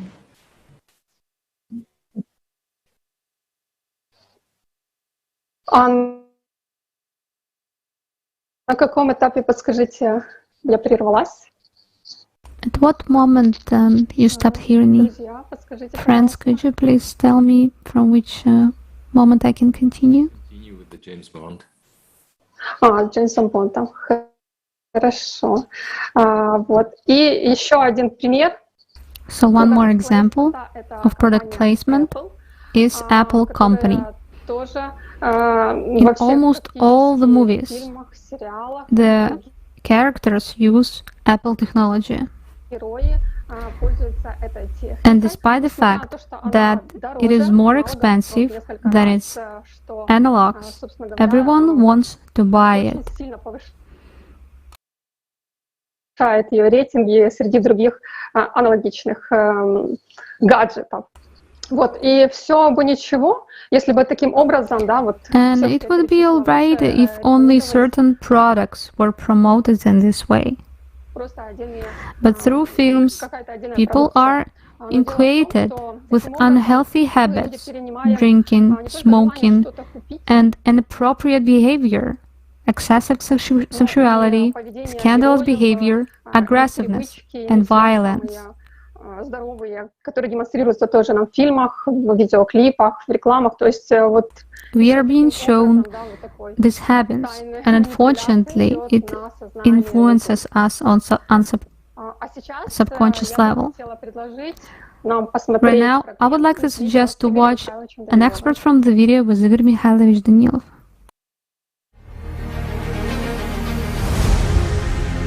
And let's say, in every 10th cartoon, I say it approximately, there are implantations. There are indeed working implantations. That is, someone is doing it intentionally. These are not empty people. These are people who, not in words, but in deed, are familiar with metaphysics, who know how to control this. It's the same as some rock musicians who make implantations, when, such that... Well, yes. What is it? It is a transnational phenomenon. Absolutely. We've touched upon Japanese anime, that is, animation. But as for music, it's international. Well, yes. And idols are created, pop culture. That's what I'm saying, too. Not all by far, but there are famous rock musicians who purposefully, intentionally create their compositions, which are aimed specifically at implanting. The implantations in this case are precisely the programs that unfold in a person and cause various phenomena, meaning it is a direct, targeted manipulation.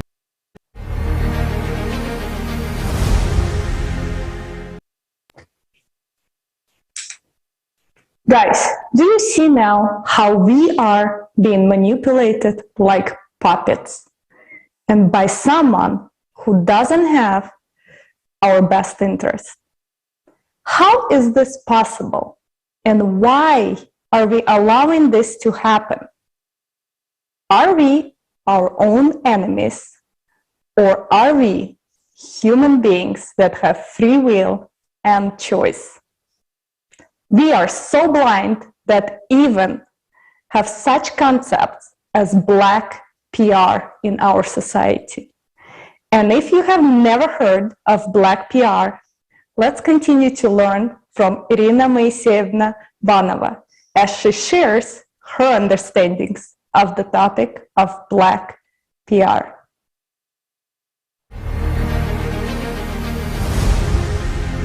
Well, PR is public relations and establishing communications of a certain corporation or a certain production company, so it could be public relations of an enterprise or a private person.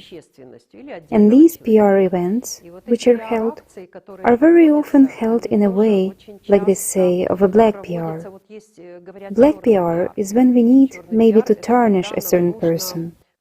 Now, when there is a competition in society, competition in elections, competition in choosing goods, competition in receiving some services, I mean, when there is sufficient competition, we have a conference about that, it will always be a black PR. So I work in a university and face the fact that in the reviews of students or graduates on the website of our university, there are various reviews. And there are some of both, positive and negative. So if you read these reviews, then as our applicant who enters into our university, what will they react to? good ones or negative ones. And so I was faced with the fact that negative feedbacks among these reviews actually come from our competitors, as it turns out. After all, now any person can write a review, regardless whether they work at the university or they don't, study there, or maybe he or she just got to know about the university, and so on. So such reviews start to appear. That's what a black PR is. Relations. But PR agents should study the market, analyze public attitudes towards this issue, and then do certain PR campaigns. Many young people do not buy home TVs, or if they had a TV, they throw it away. That's because it is impossible to watch everything that's on television. Anyway, PR actions that are held against each other, this is actually very unpleasant reacting to them. So it's better not to watch them.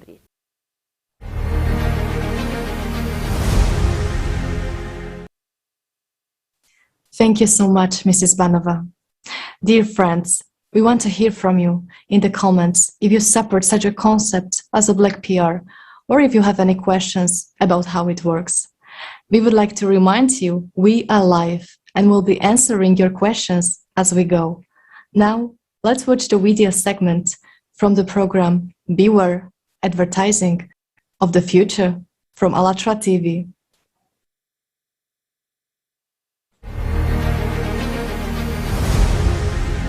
Let's take even show business, right?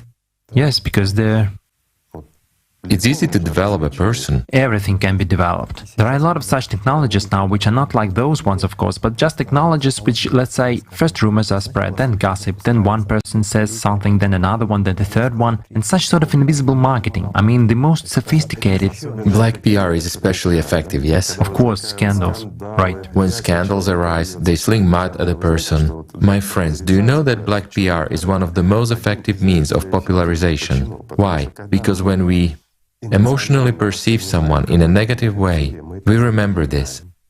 And then it's enough to show this singer once or twice, for example, or a politician, it doesn't matter, and he becomes popular. First, when we see something negative about him, what does it provoke in us? Disrespect. Well, yes. But it gives us a sense of superiority over him. He's such a scoundrel, while we are good after all. Then it causes a laugh, and then several times we want to check what he is like, how much he has changed, and the serial sale begins. Of course, and we begin to watch him, yes, whether we want it or not, and ultimately we listen to his music or we listen to his performances, and we literally become attached to him.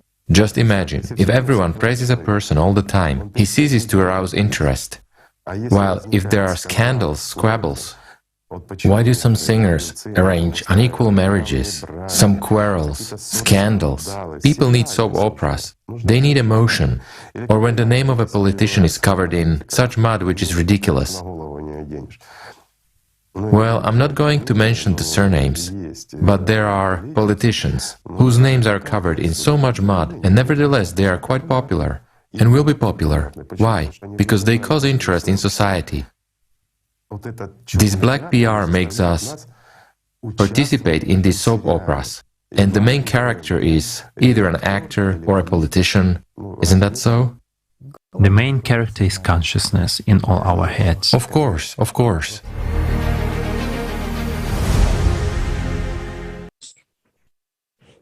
Yes, this is right. The main enemy is our consciousness and uncontrollable thoughts.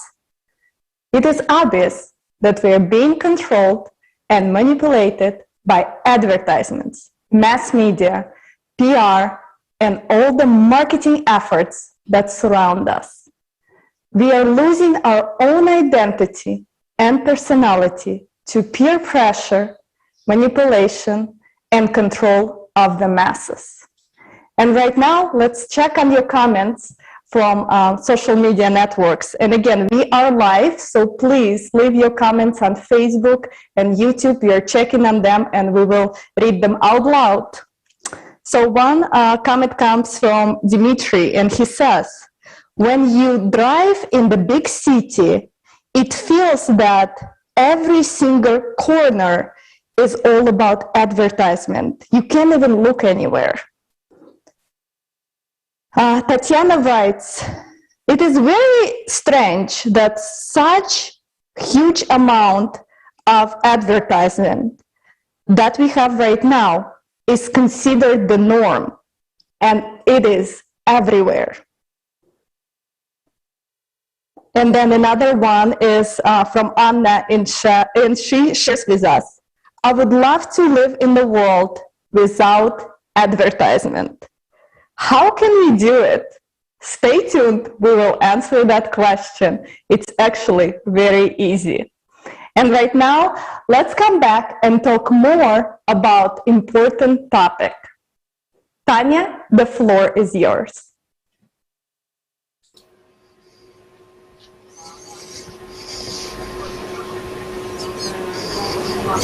Thank you. Hello, everyone. The next topic is psychology of the masses.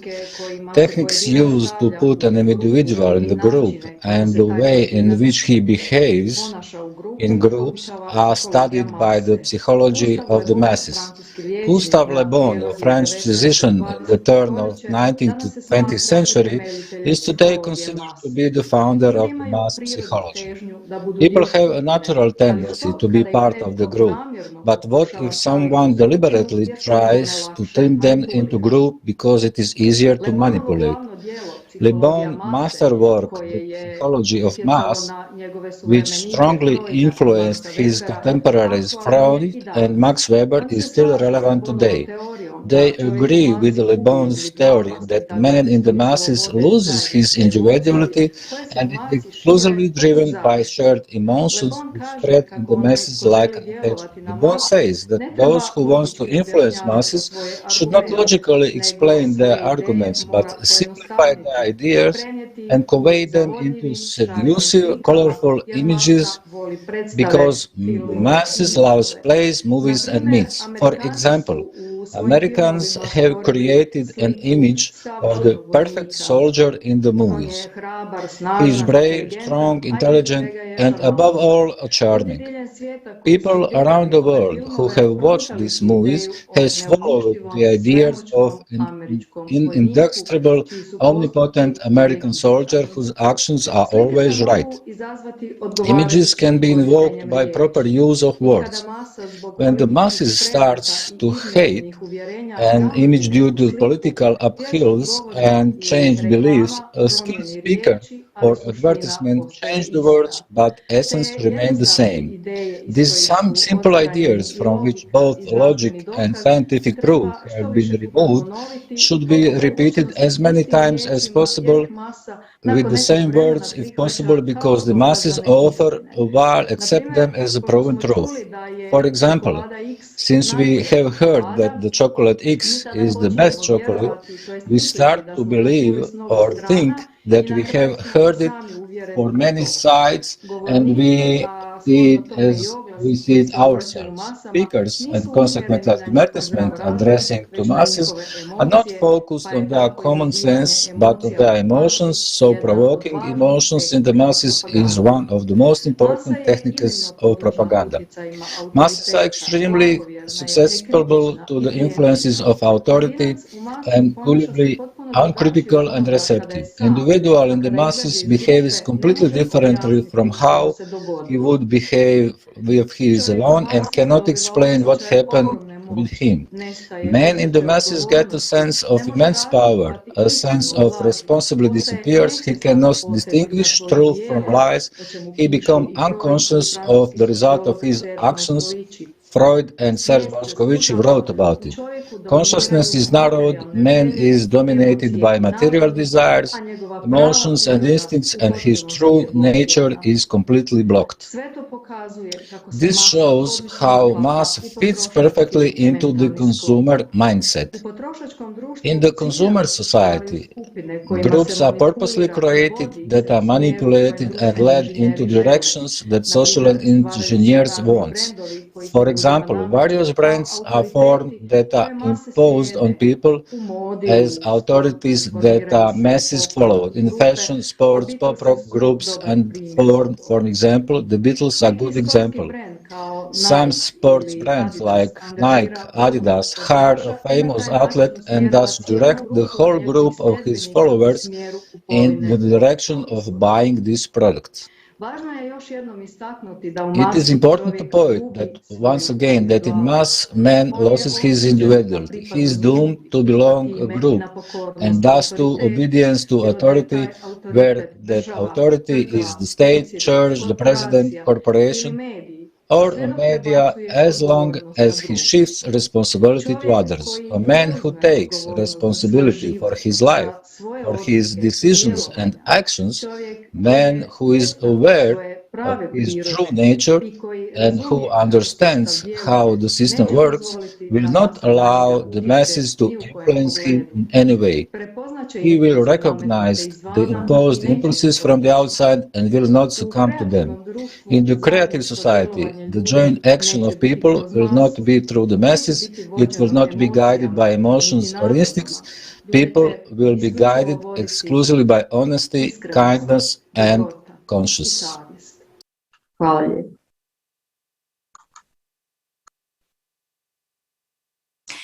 Wow, thank you, Tanya.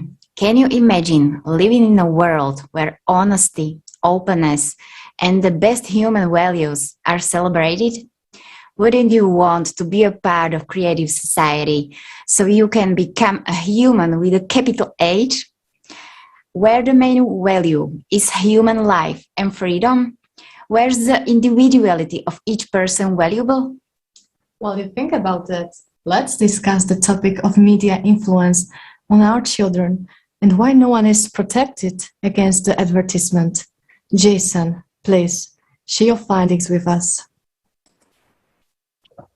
Hello, everyone. It's good to see you all here. Thank you for the wonderful and serious topics and pointing out why we absolutely need the creative society.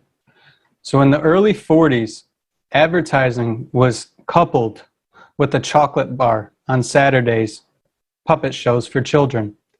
Ever since that point, it led to expected results for those with knowledge, but those without it, it may seem that it was nothing.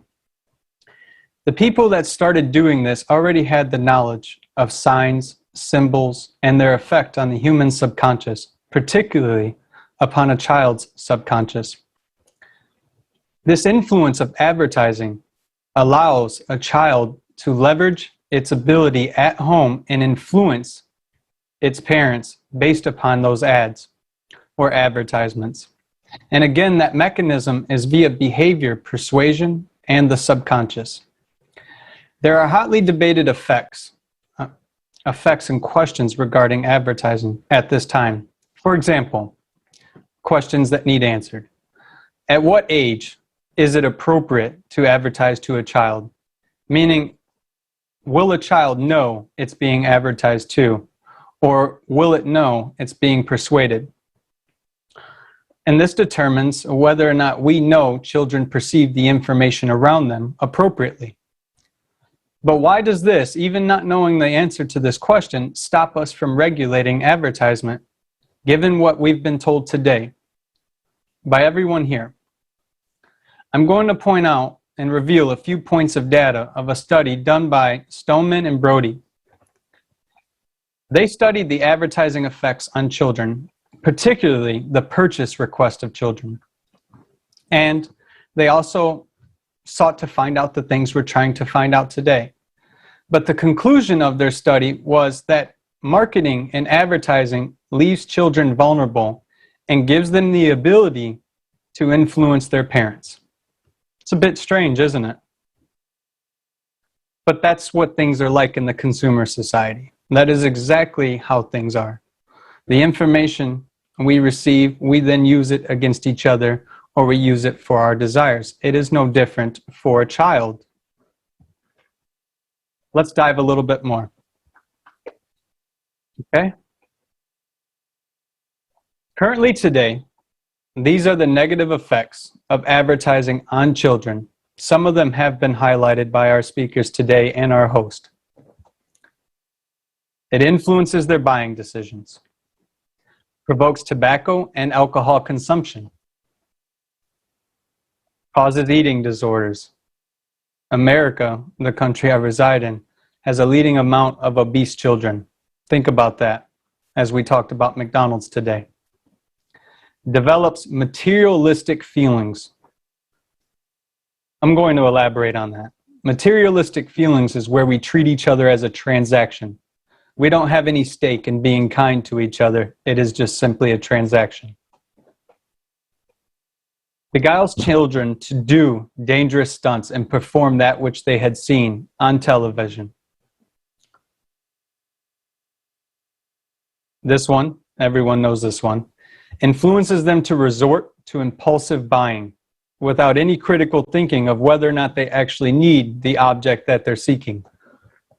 Influences them to like high-end and expensive things. Today, one of our speakers spoke about Jordans.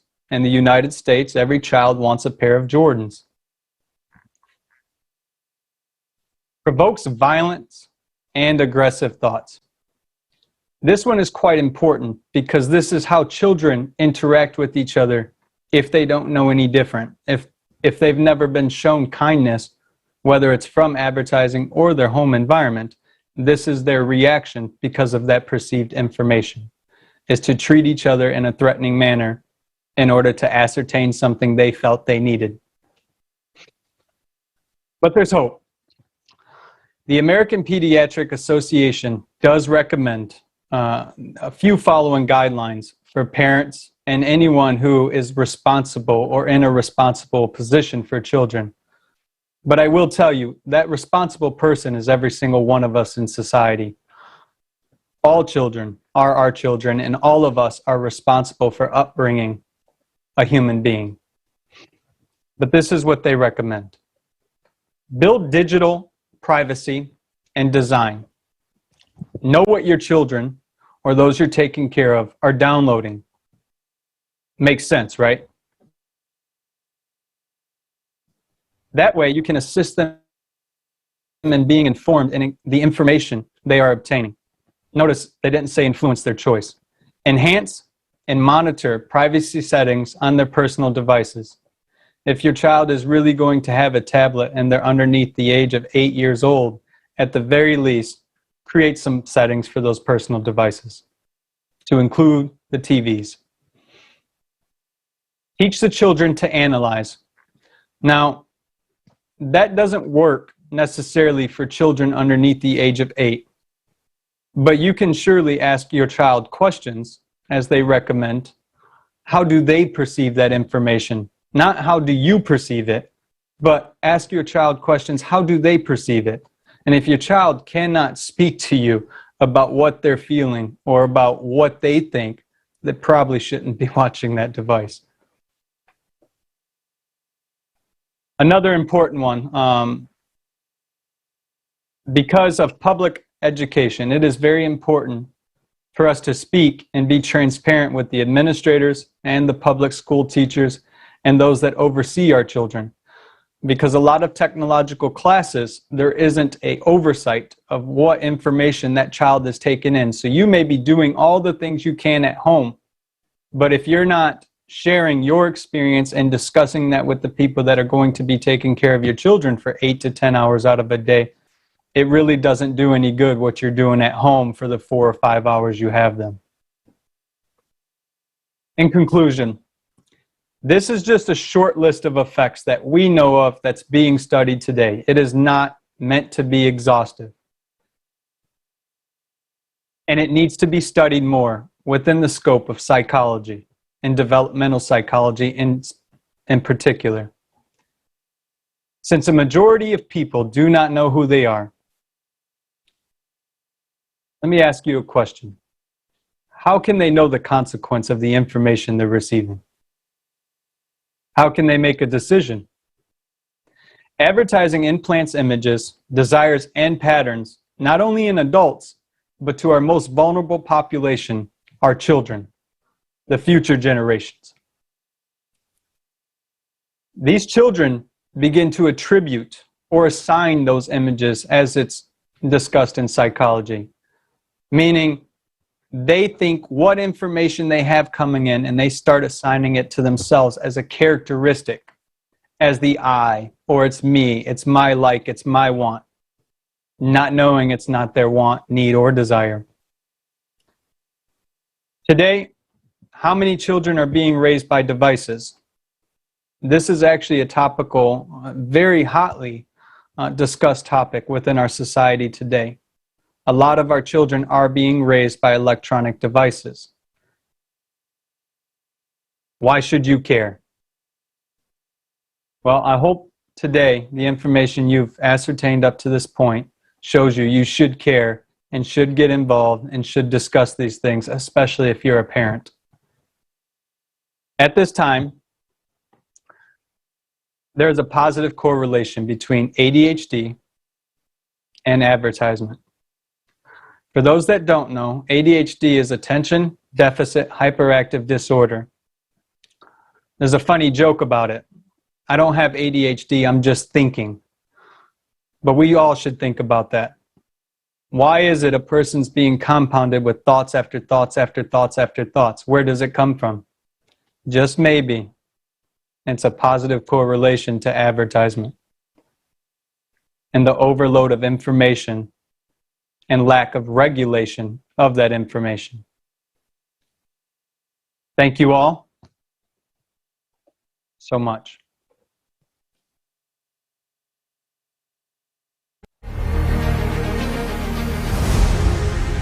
It really makes life easier when you have order in your life. And when I constantly accumulate things, it's very hard to maintain order, so it's probably due to what we get from the media, often subliminally, and that this is presented to us as something that's going to make us happy. You can see it very clearly in the advertisements that are especially on television, but nowadays also on YouTube and on various websites. And then people feel that if I don't have those things, I'm unsuccessful, I'm unhappy. And if I have those things, I'll be happy. And then when they get those things, they find out that it's not that what made them permanently happy. It was instantaneous. And the real happiness, the real joy of life is somewhere else entirely.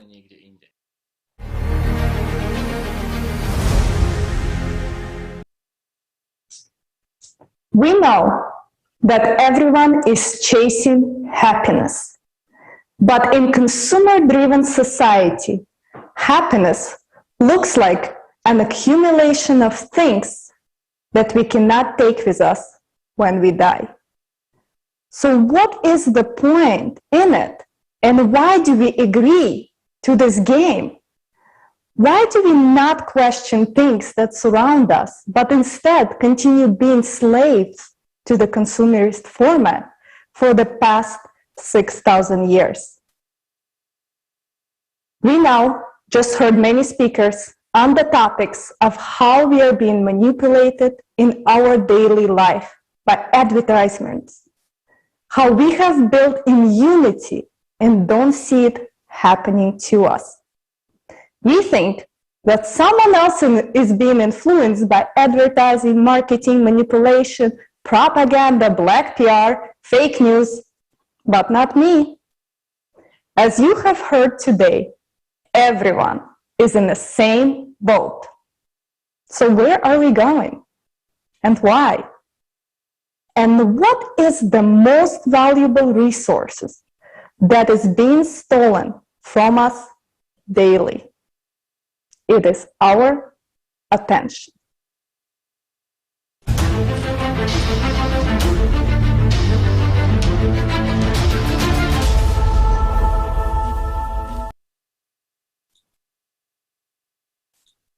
Dear friends, you're watching the Kaleidoscope of Facts number 14, Impact of Advertising and the Power of Attention. On ALLATRA TV, we're live and broadcasting to more than 20 languages simultaneously. On all major social media platforms, we are here to answer the questions and find a way forward, which is creative society. More information on allatraunites.com. Please join us as we move to our second part. As you were able to hear and see in today's format of society, where the focus is on profit, companies and individuals are using various techniques to influence you to buy their product or service. You may not even notice that we are exposed to this every day. They used not only obvious and noticeable practices, but also those that are hidden and people usually don't notice them. And with this, we will continue in our second part of Kaleidoscope of Facts. We will look at these practices from the perspective of science. I would like to welcome Tatiana Zinchenko, a psychologist who also participated in analyzing the artificial consciousness Jackie. Welcome, Tatiana. It is good to see you.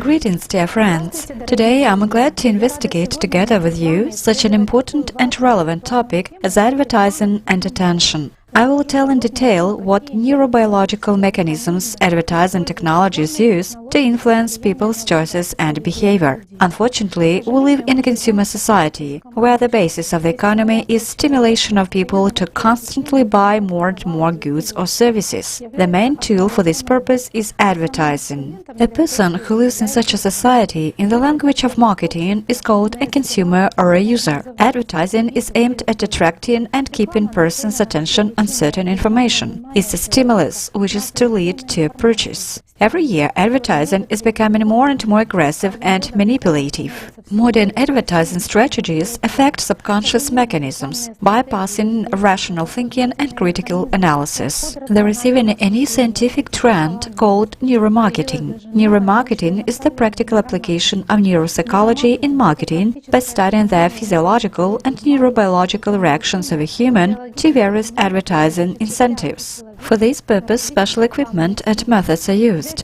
MRI, computer EEG, MET, magnetoencephalography, polygraph, lie detector, eye micromovement tracking, eye tracking, and reading of emotions on the face by micromovements of facial muscles, etc. It is all done in order to find out how a person really reacts to a product or advertising incentives, what emotions he is experiencing, and what he is going to do, whether he wants it or not, whether he is enjoying something, showing empathy, disgust, or indifference, and which elements of content he is paying attention to in different formats: billboards, signboards, website, videos, games, or apps. Neuromarketing on the internet uses artificial intelligence for psychodiagnosis, which not only analyzes all the data received, but also collects information, taking into account hundreds of biomarkers. Neuromarketing analyzes physiological indicators, which allows us to track the reaction of the buyer on a subconscious level, even before that choice is made, allowing for a much deeper analysis. It means to select those triggers that are more likely to work for that particular category of consumers.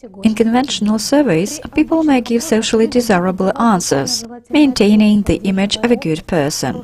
Neuromarketing eliminates all of these distortions. It is essentially a set of knowledge and methods for manipulating people's minds and behavior in its purest form. Neuromarketing appeared only in 2002. The term was first used by Bright House, Atlanta, USA, which published the first article in this field and sponsored the first neuromarketing research. But it is already being taught at universities, and Nobel Peace Prizes are being won for research in this field. Many large companies and IT giants have entire departments for neuromarketing research, such as Microsoft, Google, Apple, and Facebook, Hyundai, PayPal, Cheetos, PepsiCo, Coca-Cola, Nestle, etc. If the content is catchy, a cleaning song that sticks in your head, or certain images or phrases from commercials keep popping up in your mind, you know that is probably a neuromarketing commercial that's been released after a neuromarketing test. In what normal society would aggressive and manipulative technologies be actively and absolutely openly introduced into all spheres, taught and supported in the scientific community? How does it work? Advertising always targets the instinctive programs of the human primary consciousness. What is meant by the term subconscious? This is the need for safety, survival, reproduction, and the desire for alpha importance, or the desire to be the dominant individual in the circle of his own kind. Advertising activates these programs using the mechanisms of unconscious imitation based on a system of mirror neurons. In 1992 in Parma, under the leadership of Giacomo Rizzolatti, some studies were conducted on the brain of macaques in order to analyze how the motor function of the body is carried out. When monkeys performed any movement, activity was observed F5 zone, the premotor zone of the cerebral cortex. The neurons in this part of the brain became active not only while performing any action, but also when the macaques observed how other monkeys were about to perform or performed any action. It was as if observation and action were the same thing. During further study of mirror neurons in humans, they were found not only in the motor cortex but also in the sensory, associated with processing information from 5 sense organs, associative and subcortical structures such as the amygdala nuclei, the putamen, and insular cortex. These neurons are associated with a number of functions, learning by imitation, empathy, and imagination. We put ourselves in another person's shoes, try to see things through their eyes, and experience the same pleasure or suffering as if we were doing it ourselves. For example, you watch in a commercial a slim, attractive, middle-aged woman in cozy, homely clothing, drinking coffee from a delicious cup. Her face is calm and demonstrates exquisite pleasure. And at the end of the clip, a pleasant-looking, fit and clearly respectable, confident man, judging by his clothes, demeanor and accessories, embraces her. She turns her head and they smile at each other. When we watch the commercial, we put ourselves in this woman's shoes, and despite the fact that we already, for example, are not as young, well-groomed, have gained extra pounds, do not live in such an exquisite house, but at this moment we feel the same pleasure as the woman in the commercial, and will go buy that kind of cup of coffee machine, depending on what was advertised. Because in our minds, this is the way to alpha status and security.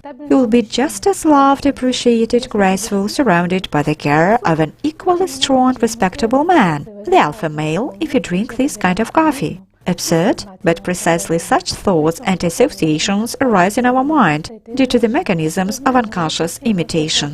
What is more, before we put ourselves in this woman's shoes, our consciousness had already gone through processes of evaluation and comparison of ourselves to her for alpha importance. It is precisely because she looks cooler that we so easily succumbed to the power of this program of primary consciousness. Alpha importance is sold, and not a product, service, or illusion of security, and of course the possibility to experience pleasure. Conventionally, having something or using a service, I will be more significant, respectable, respected, better, more influential than others. Even if the advertising is any text or there is no person, but only goods, it will work the same way. Causing the same associations, only the movie will be watched not on screen, but in your imagination. And the same unconscious imitation program will be activated based on the work of mirror neurons. The results of various neurobiological studies show us that in the brain we will observe the same processes regardless of whether we observe something in reality or it is only representations, imaginary images in our mind. Thus, neuromarketing exploits a necessary and useful brain mechanism which we need for our development, learning, and understanding each other for its own benefit. When these programs are successfully implemented, for example by purchasing a certain product or service, positive emotions of joy, pleasure, euphoria arise in the consciousness, and in the brain we observe activation of neurons in the rewarding mesocortical limbic system of the brain, and the so-called pleasure area, and correspondingly a burst of certain pleasure neurotransmitters, dopamine and internal opiates, endorphins and enkephalins. If a person has not been able to implement these programs due to a lack of some resources, a partner's or parents' consent to purchase something or money in time, etc., he will experience negative emotions, activation of neurons in the punishment system of the brain, limbic system, cingulate gyrus, amygdala, and release of neurotransmitters of suffering, frustration or stress, acetylcholine, noradrenaline, cortisol. But both positive and negative emotions will eventually lead to a person to a purchase, in the first case to gain pleasure, in the second to reduce suffering. In recent years, many experts have noted an increase of number of patients with a new form of addiction, especially during the pandemic, as people were buying a lot online due to the use of manipulative information technologies in advertising. The reason is spontaneous online shopping. People, as if in a trance or under hypnosis, engaged in a completely different activity on the internet shortly before, make purchases when they come across an advertisement in a state of strong emotional excitement. To do this, they take out loans and borrow money, often microcredits at huge interest rates. And when they cool down and realize what they have done, they are completely bewildered and do not remember how much money they had borrowed. Then it's all happening again. This new information addiction is very similar to what happens with gambling. Naturally, it leads to family conflicts, divorces, people losing their jobs, etc. To protect yourself from the aggressive effects of advertising, it is very important to maintain an observer attitude toward those thoughts, emotions and desires that arise, critical analysis, and most importantly, to carefully monitor and not allow the unconscious imitation program to unfold on the basis of alpha importance. It is easy if a person, or better all of society, begin to live with other values themselves, to strive, give, develop, learn and to improve themselves and the world around them. In the creative society, manipulative technologies will be banned at the state level, and advertising will only be used to inform people. Спасибо большое за внимание. Передаю слово следующему спикеру.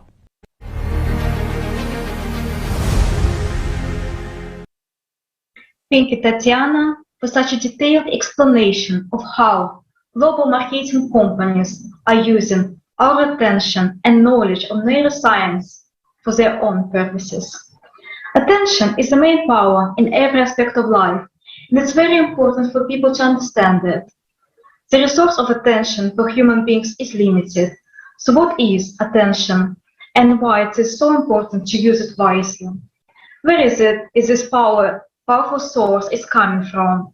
Who and why distract us from the main goal of our life? Our next speakers, Eva Lещенко and Alena Gritsenko, will tell us more about the power of attention and its main value for each person. Ева, the floor is yours.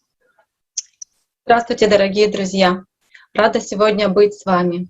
Как говорил предыдущий спикер, Татьяна Зинченко, кандидат психологических наук. Hello, our friends. I'm happy to be here. As Tatiana Zinchenko was saying, if content catches you up, if some music constantly plays around in your head and some phrases from advertisement, then you should know for sure that this video was published out after neuromarketing advertisement. In order to begin in our head exactly this program. A person always has a choice to move along a straight road to his goal or turn off being distracted by illusions and go another way. And always, when we pay the most valuable resource by our attention. So, how does it activate information? Let's start by looking at what its official sources say about. Attention in the concentration and force of mental activity on a particular object and decision it made between voluntarily and voluntarily attention when the choice of object of attention is made consciously, deliberately. The characteristics of attention, stability, volume, the number of objects can be perceived and recorded by a person in a relatively short moment of time. Distribution, the ability to hold in the field of consciousness the objects of different activities. It was explained in the modern explanation dictionary. In Dalit's explanation dictionary, it is stated to take in heed in the sense of to listen attentively, to listen and to absorb by the ear. Simply put, human attention in the ability to show heightened interest and to direct his energy towards some goals or objects. The main properties of attention are stability, volume distribution, switching, and concentration.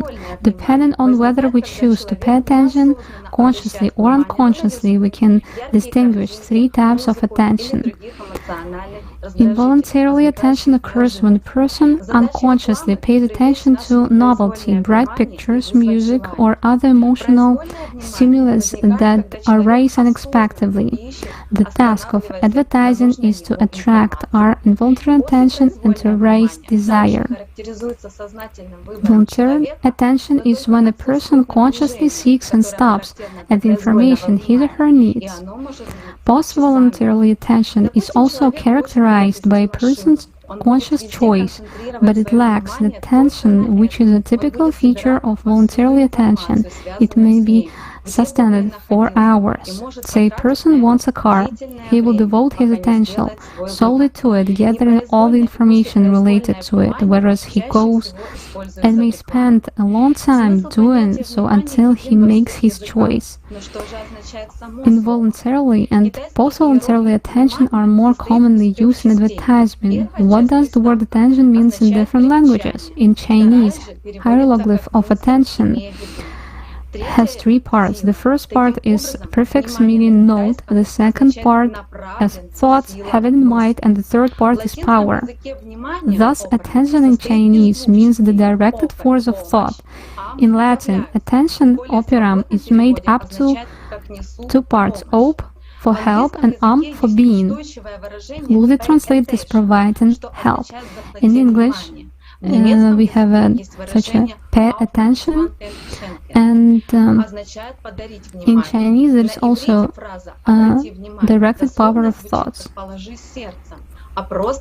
In Ivrit it's translated as put your heart, and in Russian the word внимание, it's formed from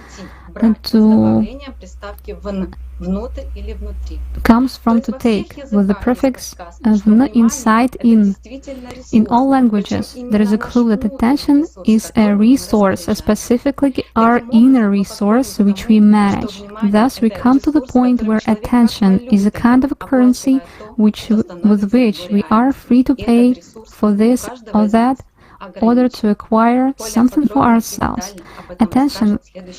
Next speaker will talk about it in more details.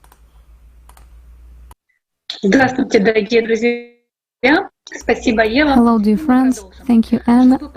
And we continue.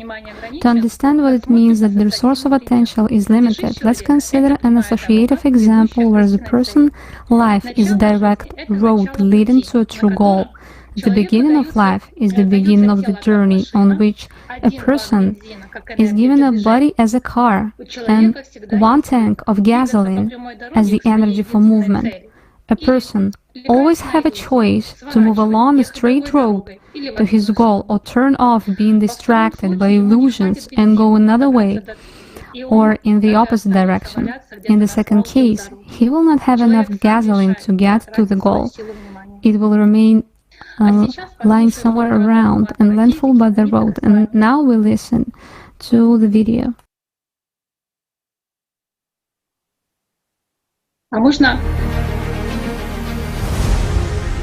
In quantum physics, we have these waves of possibility. So the question is, how do the waves of possibility become actual events in our experience? And observers seem to be included because we, human beings, are the only ones we know that actually have experiences. So this question was very difficult to answer because no material interactions can do it. This was what von Neumann was showing from quantum mathematics. No material interaction can convert waves of possibility into events of experience of the observer. So how is the observer observing a quantum object? This question is the basic question of all science, not just physics. how does the world exist in manifestation at all? Because in quantum physics, it literally says that the universe itself is all just potentiality. And of course, von Neumann tried to answer that maybe the observer's consciousness does it, because he was daring enough to propose that maybe it's time to admit that there are some non-physical stuff, non-material stuff in the world. This is an extremely important question, because attention is everything. Attention is the ability to focus on a particular subject. The mind is, if you allow it to be controlled by the brain, this is the thing. What we don't realize is that if the brain scientists were right, then of course we would be the brain and we would behave like the brain. And the fact is that the brain, once conditioned into the me-centeredness and of course negative emotions and pleasure circuits that the brain already has, and additionally this information addiction, that's another very vile habit that brain picks up today, which it didn't have yesterday. But that's the way it is. So then if we live like the brain, then what happens? The brain is constantly bombarded with stimuli. And the brain will be attracted to this stimulus or that stimulus, depending on the conditioning of the brain. That response of the brain from one instant to another may not at all have anything to do with meaning of my life, purpose of my life at all. It would be basically random thoughts sort of guiding me. And many people live that way. They're called drifters. They cannot keep attention. They drift from one to another to another.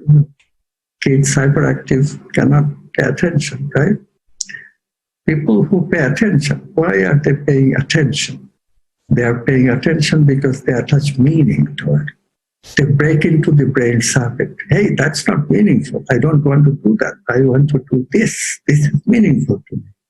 So that's how we do it. Without the meaningful mind and without consciousness, the ability of being the real boss, that I can overrule the brain's habit of randomness. You know, quantum ultimately is also random because probability calculation works there. So we have a bunch of responses. We are able to choose usually, but if we allow the brain to take over, then it's random. It becomes random. That's a normal way of operation for the brain. It is with our consciousness, with our mind, with our meaningfulness that we want to give, with the purpose that we want to bring, that we change, to overrule the brain and change our direction to focusing to a particular problem of meaning that I want to focus on. Okay? And we are nearly forgetting that in the present culture, especially, you know, social media. It really dumbs down people. They don't have the ability of paying attention anymore. If we leave meaning and purpose, what happens? This is the question that you have to ask. And the answer is really beautiful. How we create heaven? We create heaven by creating a soul for ourselves. Soul is what is going to take us to heaven. So soul creation is what? Soul creation is the creation of meaning and purposeful thing, memory of meaning and purpose that we serve. Purpose is to embody these archetypes: love, beauty, justice, truth, abundance, power in a good way, power to empower others, wholeness. These are the things that we cultivate and embody as much software as we can make. This is soul software. But the problem really is that, okay, do we stay forever at the survival level? Do we ever go into soul making en masse? Because, you know, you were asking before about this collective memory. Unless we return to that connectedness, and this time in spite of the mind,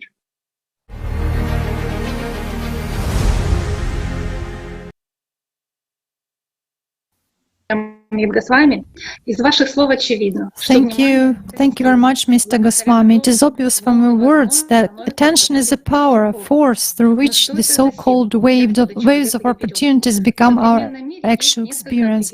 What kind of force is it, and where does a person take it? In physics, force is a measure of impact on an object due to which it changes its state.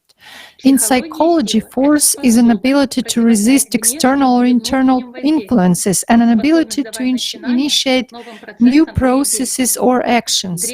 In ancient societies of the East, there is a concept of force and power associated with the power of God. Philologist and PhD in philology Mikhail Maryanov, in his work Force Concept and Work, he says that in Harris Papyrus, ancient Egypt, 2nd millennia BC, there is a word net, which means deified force. In the same work, the Sumerians considered the divine word as a means for manifest the power of the gods. When your word breaks out, trees and herbs grow on the earth. The concept of power, me, is interpreted as divine power. This concept is semantically connected with Haju, life force. To define the essence of the concept of the force or power of attention, let's turn to the books Allatra and the Primordial Allatra Physics Report. According to ancient primordial knowledge, the power of attention is a huge vital energy in which the creating power of Allat is focused. The concentration of attention is able to focus and accumulate certain types of energies, the search of which generates the act of action, the creation of something, emotions, thoughts, actions, events, invisible and invisible words. And it forms a fate of it during the life of after the death of his or her physical body. So we can see that the power of attention is the concentrated power of Allat. But what is this power of Allat, and where does a human get it? We found answer in the books by Anastasia Novak. The power of Allat is the power that comes from the world of God. It's the primary force which begets the primordial initial action. In the mythology, this power is called the mother of all things, the creating divine feminine principle, the mother bird, the will of God, the power of God's thought. According to ancient spiritual knowledge, it is the power of Allah that arranges everything in the visible and invisible worlds, makes everything move, be in motion, transform, according to a certain plan. It is after the concentration of this power that the entire system of the animal mind is chasing. Why do they chase for it? We'll find in the video the value of attention. You have talked about games and the fact that in games it is programmed where a character is going, and there was exactly such an experiment with photons where there was, well, a roughly similar theory concerning this world too, that for as long as there is attention of a human, this does exist, but as soon as the attention disappears, it ceases to exist. Well, is this world really sort of built in such a way that if you take attention away from something, it no longer exists? Of course. And what for? After all, what takes place here? I'll say even more. A demon is alive for as long as a human is alive, meaning humanity. The system exists for as long as soul-filled beings exist. Once there are no soul-filled beings anymore, there will be no system. It is pointless. What is it needed for? That is, it lives solely due to our attention, and that's all? It has no other resource? Absolutely. But what for? Meaning, it draws in detail the reality at which an observer's gaze is directed, right? That is, from a wave into a particle. I'll put it simply. What are all these gadgets powered with? Electricity, energy. Absolutely right. Attention is what? Energy. What does it originate from? From personality. From personality. What does personality get it from? From the soul.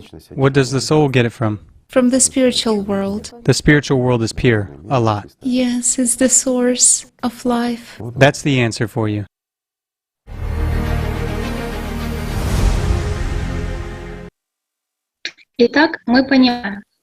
So we understand that the power of attention is the most valuable resource for a human. Directed power of attention can make changes in the surrounding world. Thanks to this force, this power, the entire material world exists, including advertising. With no attention, there will not be advertising. Thanks a lot. I give the floor to the next speaker.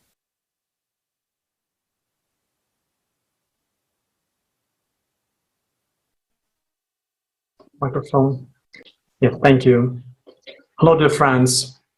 Alona Yeva, thank you, ladies, so much. Surprisingly, most of us barely know anything about attention, though it is the primary tool which we use every moment of our lives.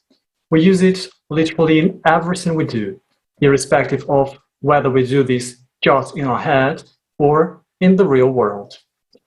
True scientists and true explorers, they understand how important it is to learn all possible manifestations of the subject they are studying.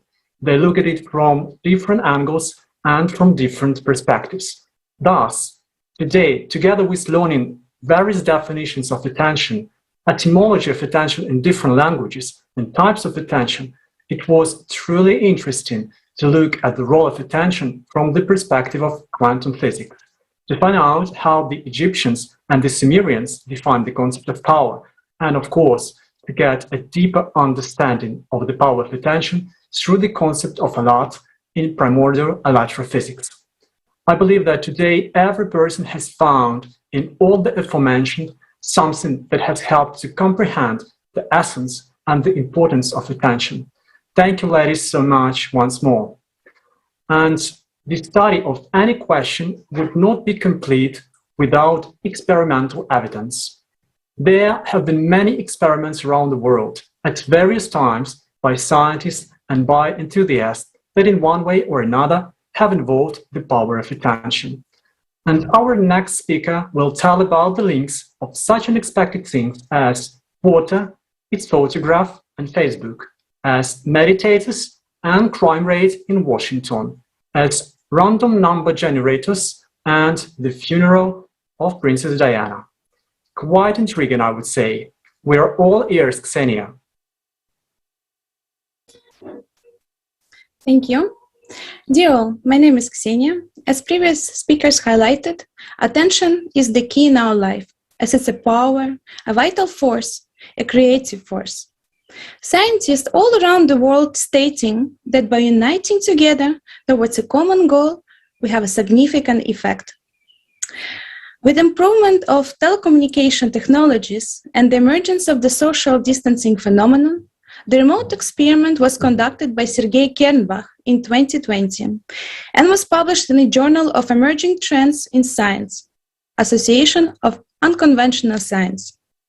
About 300 active and 10,000 passive participants participated in a remote experiment of 30 minutes duration. Those sessions were synchronized via Facebook, and during which participants were asked to concentrate attention on the photo with the water, as well as send love to all participants and wish them a stronger health and immune system. The results confirm that concentration of collective attention is capable of changing the electrochemical and thermochemical dynamics of aqueous solutions for instrumental detection. Mass media and social media play a leading role as an instrument for unification of people. Another experiment was conducted in 1993 by quantum physicist John Hagelin in Washington, D.C. Due to 2,500 meditators, the crime rate dropped by 25%, which means that a relatively small group of few thousands were able to influence a much larger group of 1.5 million citizens. Conclusion. By uniting and putting attention into positive emotion, people create a specific information field, which is in line with the idea of creative society. If we all unite, we use the power of synchronization. We can achieve a great outcome for all of us. I would also like to draw your attention to the project called Global Consciousness, which was conducted by Roger Nelson, PhD, Director of Global Consciousness Project, which looked at whether there was interaction between people over long distances. A random number generator continuously generated random numbers which were recorded on a hard drive over a period of 12 years and from the locations of around 70 locations all around the world. As a result, experiment provided evidence that effects of synchronized collective attention, defined as mass consciousness, were recorded on the world-spanning network of physical devices. In other words, researchers were able to capture the change in the behavior of the random number generator, as many people turned their attention to a single event. Indicators of anomalous data structure are correlated specifically with the moments of importance to humans. For example, as you all were aware of funeral of Princess Diana, the memorial ceremony for Mother Teresa, etc. This study evidenced that human consciousness and emotions are actually part of the physical world. The data shows that we come together in an effective interaction in response to great events on the world stage. However, we are not conscious of this. As well, it was concluded that compassion is an international connecting emotion, while fear drives us towards personal survival. It separates us. Similar idea was brought by scientist, futurist, and award-winning author Dr. Schwartz, who was invited to share his knowledge during the International Online Conference about Creative Society, United We Can, which took place in December 2020. He explained the concept of quotidian choice. It means that throughout the day, people committedly make the most compassionate, life-affirming, and fostering of well-being choices. When shared with many, it's more powerful than any other force. He stated that violent change succeeds only 25% of the time, whereas non-violent change succeeds 75%. I suggest we watch a fragment from the program with Igor Mikhailovich Danilov, during which he is sharing with viewers on how we can apply the power of collective attention, the concept of egregore and use of it for the benefit of our society, and create a wonderful world for our children.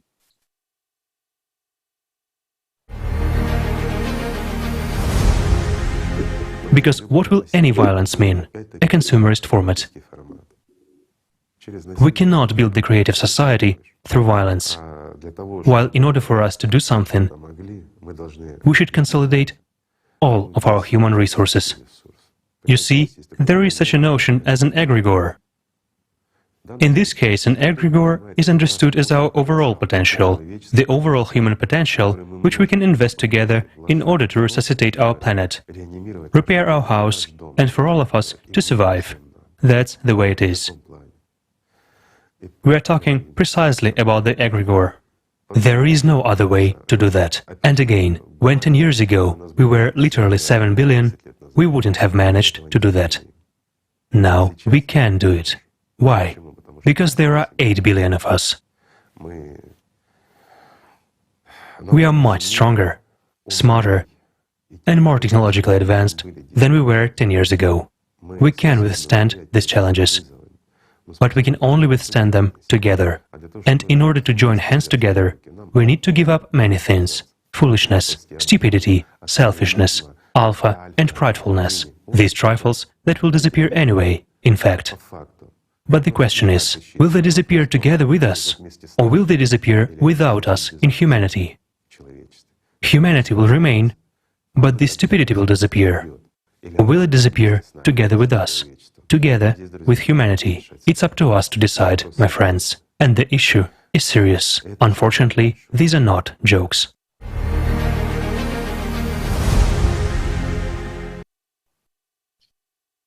I would like to share one more experiment, Global Coherence Initiative, led by Rollin McRae, PhD, Director of Research at the Institute of Hard Math, and Annette Dulé, PhD, Geologist, Marine Geochemist, and Researcher. They stated that if all living systems are indeed intercorrelated and communicate with each other via biological, electromagnetic, and non-local fields, it stands to no reason that humans can work together in a co-creative relationship to consciously increase the coherence in the global field environment. which in turn distributes this information to all living systems within this field. Every individual contributes to the global field environment, and each person's attitudes, intentions, and emotional experiences count. A person can have an impact on a lot of things when correctly investing its own power. If the person knows that he or she has it, and it knows how to use it. Let's watch a fragment of the program about synchronization and the power of the collective attention.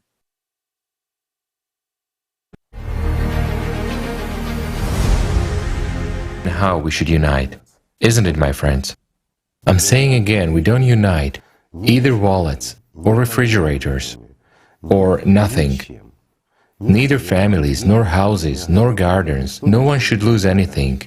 We just get synchronized. By investing our attention in one goal, in order for us to do this. Can we do this? Easily, my friends. So we must do it. You have noted quite correctly regarding synchronization. There are a lot of experiments indicating that in nature, in numerous systems, there exists a synchronization effect. Of course. Which scientist Huygens discovered as long ago as in the 17th century. And he said he noticed this when observing wall clocks that began to work in unison over time.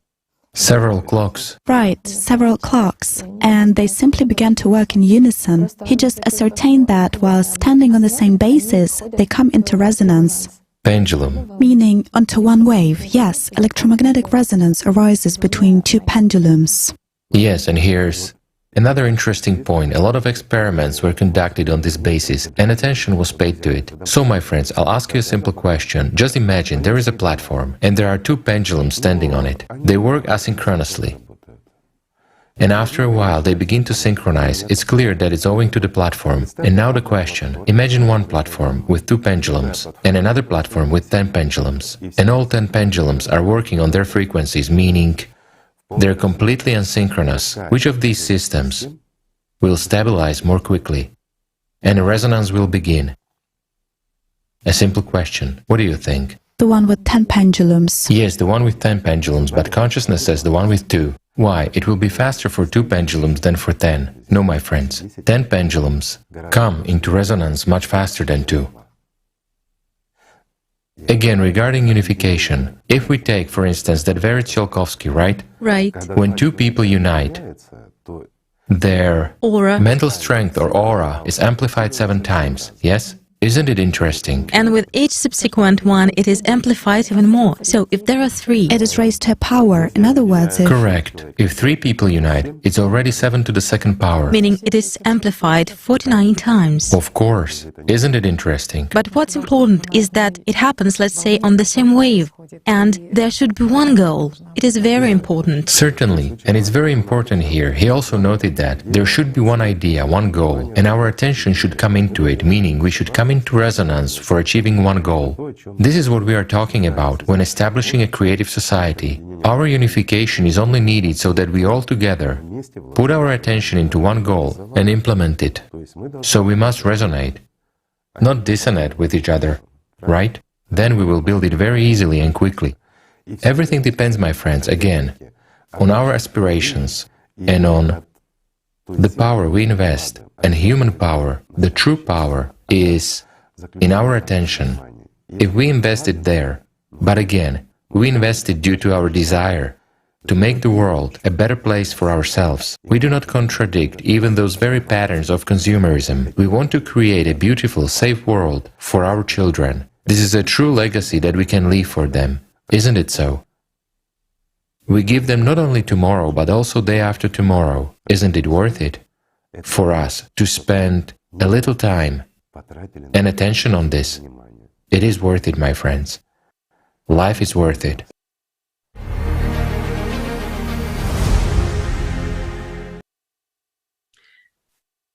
Those experiments demonstrate that attention is the power, a vital as well as a creative force.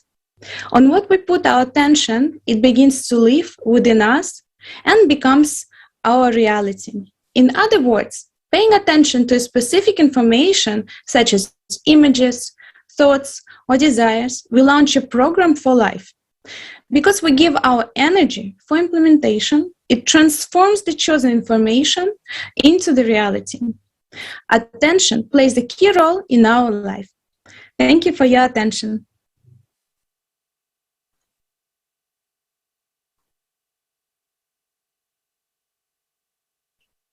Thank you so much, Ksenia, for sharing with us your research. It is clear the information gets activated by our attention. It's truly important for people to realize what amazing power we keep within ourselves and our responsibility for the choices we make. Dear viewers, let's look at the process from the neuroscience perspective in advertising. Marek Jakubas will tell us more about the core of advertising. Marek, the floor is yours. Thank you very much, Alla. So, friends, let me just remind you that in our conference today, we explore the impact of advertising and the power of our attention. So, what is advertising at its core? In fact, it is the ordered information. And where do we put our attention to? Again, we put our attention into information so that we can better understand how it works. Let's deep dive into the micro world and see how the information itself works. Today, we are used to perceiving the material world as the primary one, but attention to what is at its core.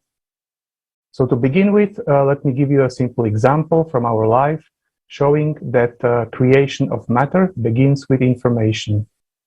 How are houses built? First, we're building a house. Then we form the idea of what kind of house we want. We make plans, and finally we build a house.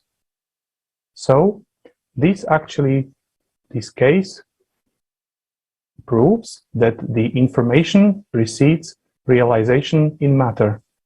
If we look at it from a different perspective, from perspective of physics, so first we set basically our needs. That is the information defining acceptable possibilities, such as how many rooms a house should have, or how big it should have, its color, etc.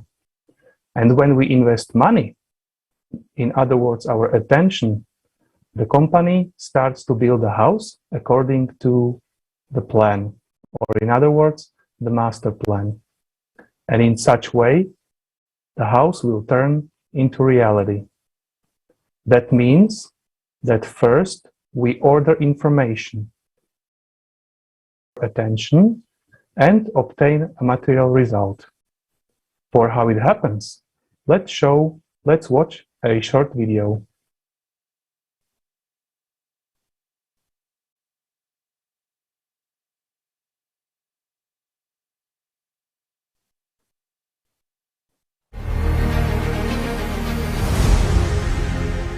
Imagine that you've decided to have a kind of experiment. For this, you need water, a glass aquarium, and small building blocks for making shapes. They are as light as foam plastic, and their colour is, let's say, not the usual white, but transparent. Your actions. In an empty glass aquarium, you build a beautiful castle using the transparent building blocks of foam plastic, like child's toy construction set, with a lot of rooms, towers, and so on.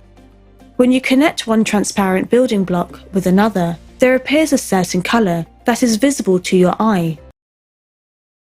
In other words, you have a plan in your head how to build a castle. You have the will to create it, and force by applying which you are building with this unusual material. Next, you have built the castle, which became visible thanks to such connections, and now you can admire its beauty, volume, and the complexity of its architecture. Then, continuing the experiment, you fill the aquarium with water. What will happen? Suppose the water will be filling the aquarium with such a force pressure that it will destroy the castle you have constructed. At that, the foam plastic building blocks, which once were the walls, roofs, and elements of your castle, will now start to float to the water surface, some separately, becoming invisible again, and others will float in groups, clusters, which still remain visible to the eye, since they are connected with each other. Eventually, your entire structure will break up under the pressure of the water into separate building blocks and become transparent. So as they say, not a single trace of your castle will remain. If you remove all the water from the aquarium, the foam plastic building blocks will sink to the bottom. The blocks themselves, without your plan, will, and application of force, will never take shape of an orderly built castle. This will simply be a chaotic handful of transparent foam plastic building blocks, invisible to the eye. You may shake your aquarium for as long as you wish, even for eternity, shuffling them, yet they will never become a castle until you build it again.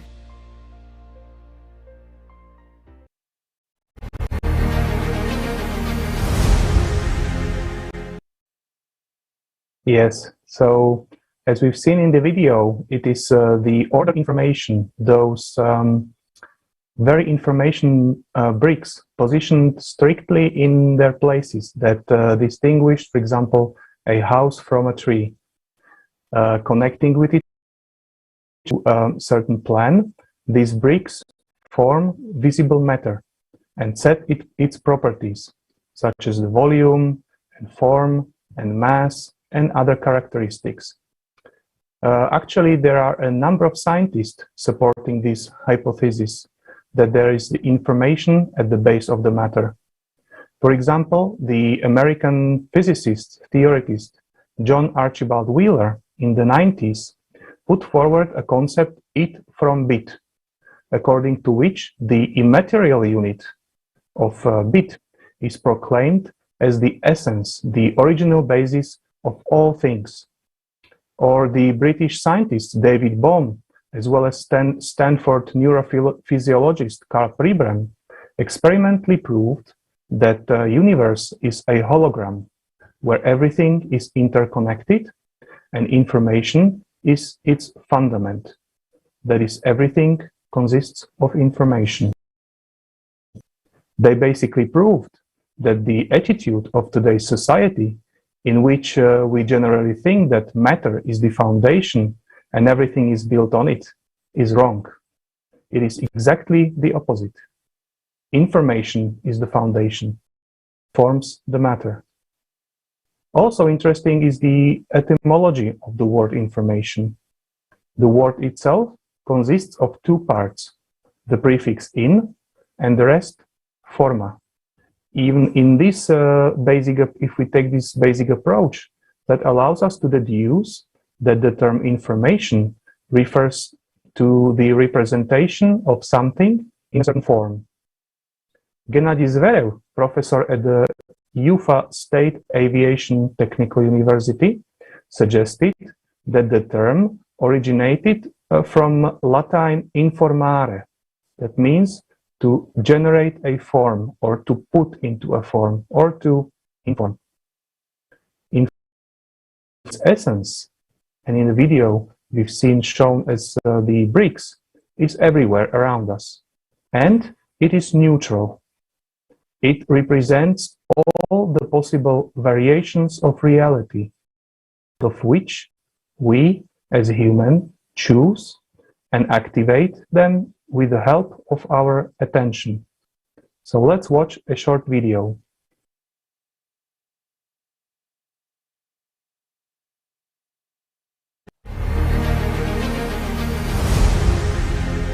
In order to understand this, let's consider another example with a mirror.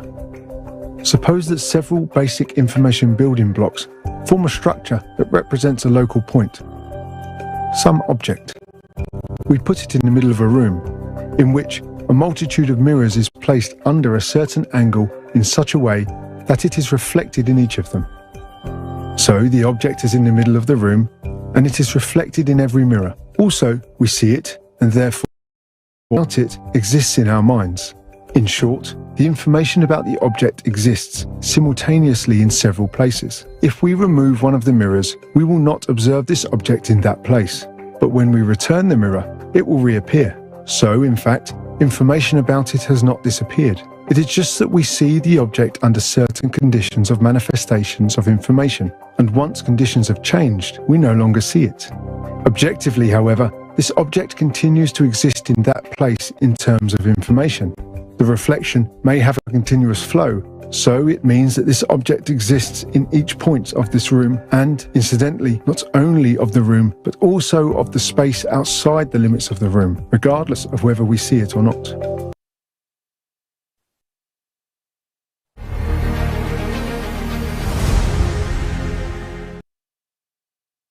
So, as we've seen in the video, the information is everywhere, and it gets activated exactly by our attention. The video was shown with help of a mirror. Now you may ask, how does it, or what does it have to do in common with the advertising? So, advertising is also just an information which starts to impact us only if we endow it with the power of our attention. By endowing information with power of attention, in essence, we give life to the information program contained therein, which transforms our into this or that reality.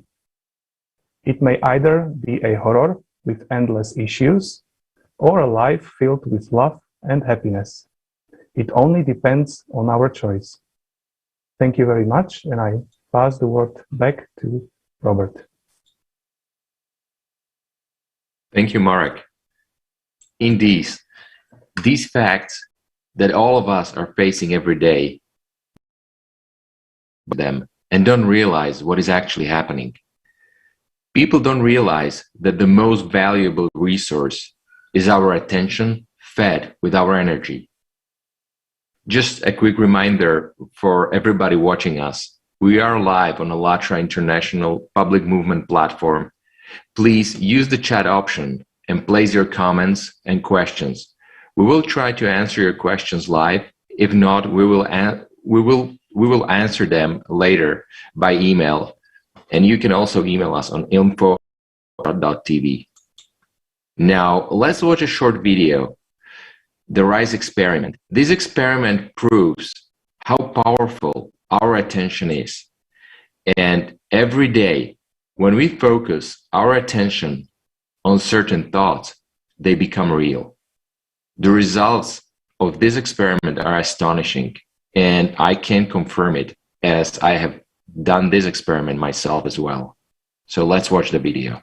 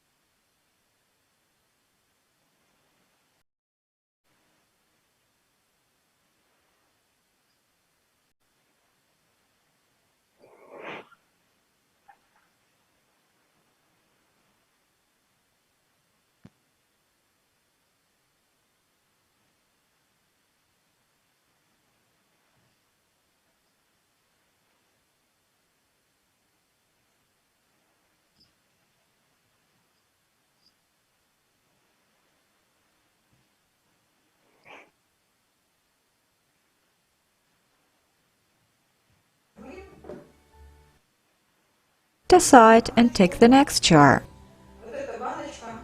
This jar is called full.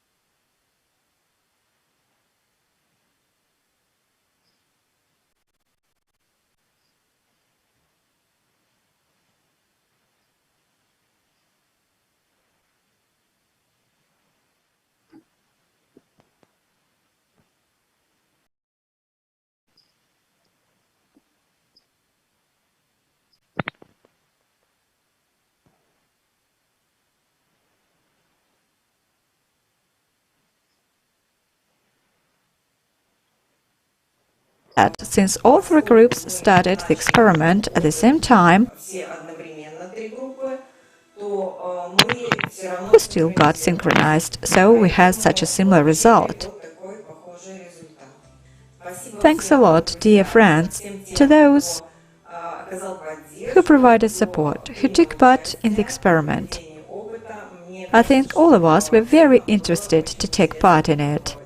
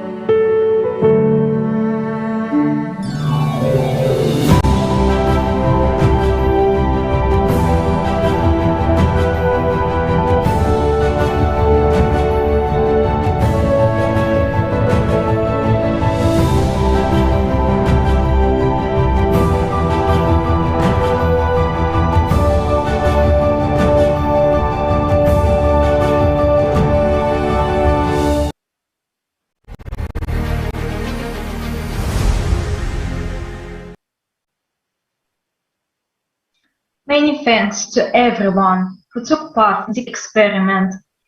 It proves once again that our attention is a real power. And if we all combine our attention and effort in building the greater society, we can achieve it in very short time. We can create the world that humanity deserves, all together. People do not realize that behind every advert is a huge scientific and psychological research on human behavior and preferences. Oleg Glushakov will tell us more about the methods that media is using to create a certain demand in the public. Hello, Oleg. We're happy to see you here. The floor is yours. Please.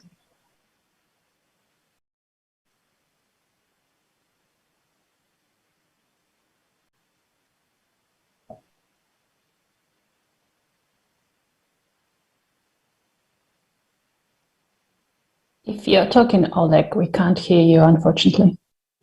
Здравствуйте, друзья. Рад сегодня приветствовать всех, кто нас смотрит, слышит, видит. И хочу рассказать об очень интересных явлениях. Эффективность современной рекламы не ставится уже под сомнение никем. За таким успехом рекламы стоят вполне изученные и экспериментально доказанные современными науками. Рассмотрим два социально-психологических феномена, которые во многом объясняют эффективность СМИ и рекламы. Первый феномен — конформность, такое своеобразное психологическое качество. По сути, склонность к изменению индивидом своих установок, мнений, оценок и поведения на манер тех, которые господствуют в данном обществе. Примером исследования, которое ярко иллюстрирует конформность отдельного человека, служит эксперимент Курта Левина с двумя пирамидками. Этот эксперимент повторялся неоднократно в разных странах мира и разными учеными, и всегда показывал одни и те же результаты. По ходу опыта к группе, состоящей из нескольких подставных лиц и одного испытуемого, показывали две пирамидки — черного и белого цвета. Задавался вопрос цвета пирамидки. Подставные лица всегда четко отвечали, что обе пирамидки белые. В подавляющем большинстве случаев испытуемый, которому вопрос всегда задавался последним, утверждал также, что обе пирамидки белые, хотя сам прекрасно видел настоящие цвета пирамид. После эксперимента на вопрос «Почему вы так ответили?», большинство испытуемых не могло дать разумного ответа. Из этого исследования видно, как зачастую человек принимает чужое утверждение, даже если оно не соответствует тому, что он видит сам своими глазами. Еще один яркий пример, более простой — мода в одежде. Следуя модному тренду, мы легко отказываемся от удобства в одежде, привычного для нас, отдавая предпочтение новому идеалу красоты. Следующий значимый эффект называется групповое подкрепление. Это социальный феномен, согласно которому прочное чувство формируется простым, банальным повторением какого-то утверждения, идеи или концепции членами этого общества. Независимо от того, насколько обоснована или доказана тиражируемая идея, вскоре члены общества считают ее абсолютно верной. Сейчас реклама создает групповое подкрепление, поддерживая различные, неподтвержденные фактами концепции и идеи, освещая их с видимостью уверенности и правоты. Фраза «миллионы людей не могут ошибаться» обычно подталкивает без сомнения принимать информацию, что нередко приводит к широкому распространению современных мифов и заблуждений. Например, если мы болеем, то сразу вспоминаем самые известные и разрекламированные лекарства, даже если они не подходят нам для лечения вот именно нашего этого заболевания. Два этих социально-психологических феномена дополняют друг друга и во многом объясняют, как любая и рекламе информация распространяется в обществе, укореняется в общественном сознании. The norm. And these are natural laws of the human psyche and mass media consciousness, mass public consciousness. They have been, they are, and they will be. However, the question remains open, since the media and advertising have such an impact on us. What information do we want to replicate further? What ideas do we want to see dominating in society tomorrow? And these are questions I address to all attention. Thank you, Alex, so much. These questions seem to become more and more critical day by day. I would even say that we should have answered these questions many years ago, and that it's almost too late to answer them today, as we are literally on the edge.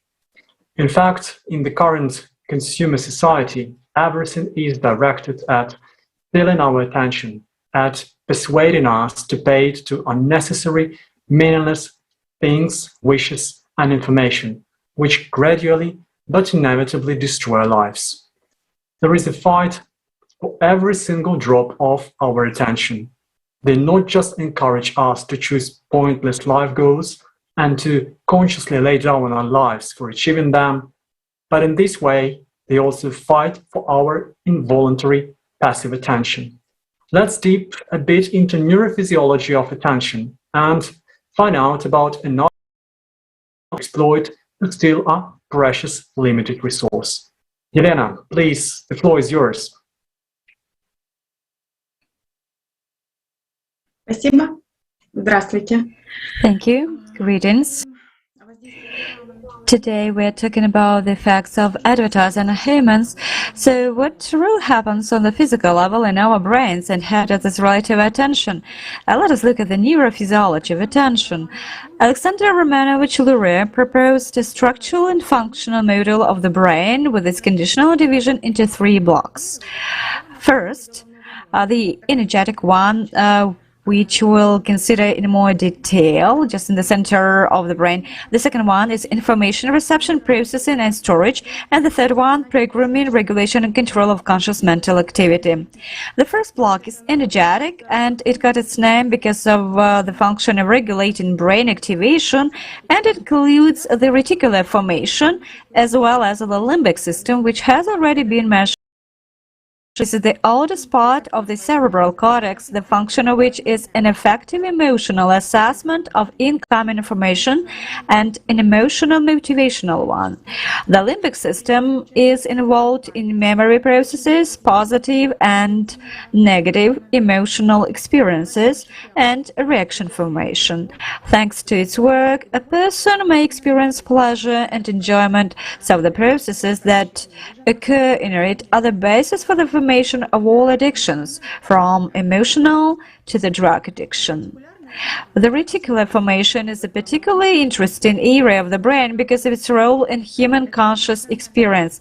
It is a functional system of clusters of neurons in the form of a network that is directed of consciousness in the literal meaning, since people lose or regain consciousness when it is activated. It is in the center of the brain and forms the central nucleus of the brainstem, which extends from the medulla oblongata top of the midbrain. You can see it just shaded with a bar. You can see it in the diagram. Information comes from all important brain structures, including the analyzers, taste, vision, hearing, etc., via various ascending conduction pathways and then projecting fibers transmitted both downward to the spinal cord and upward to the thalamus and eventually to the cerebral cortex. This central reticular mechanism does not just take in and transmit information.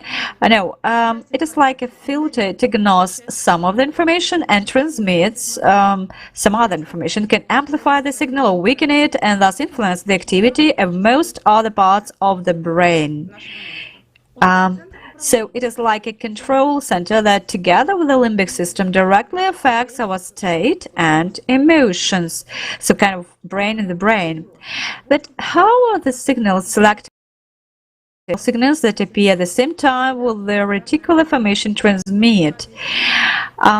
Research by Thatcher and John in 1977 shows that signals from new, unrecognized stimuli take priority and are distributed throughout the brain. That is, even incoming signal prevails over other incoming signals, for example, in intensity or importance to the subject.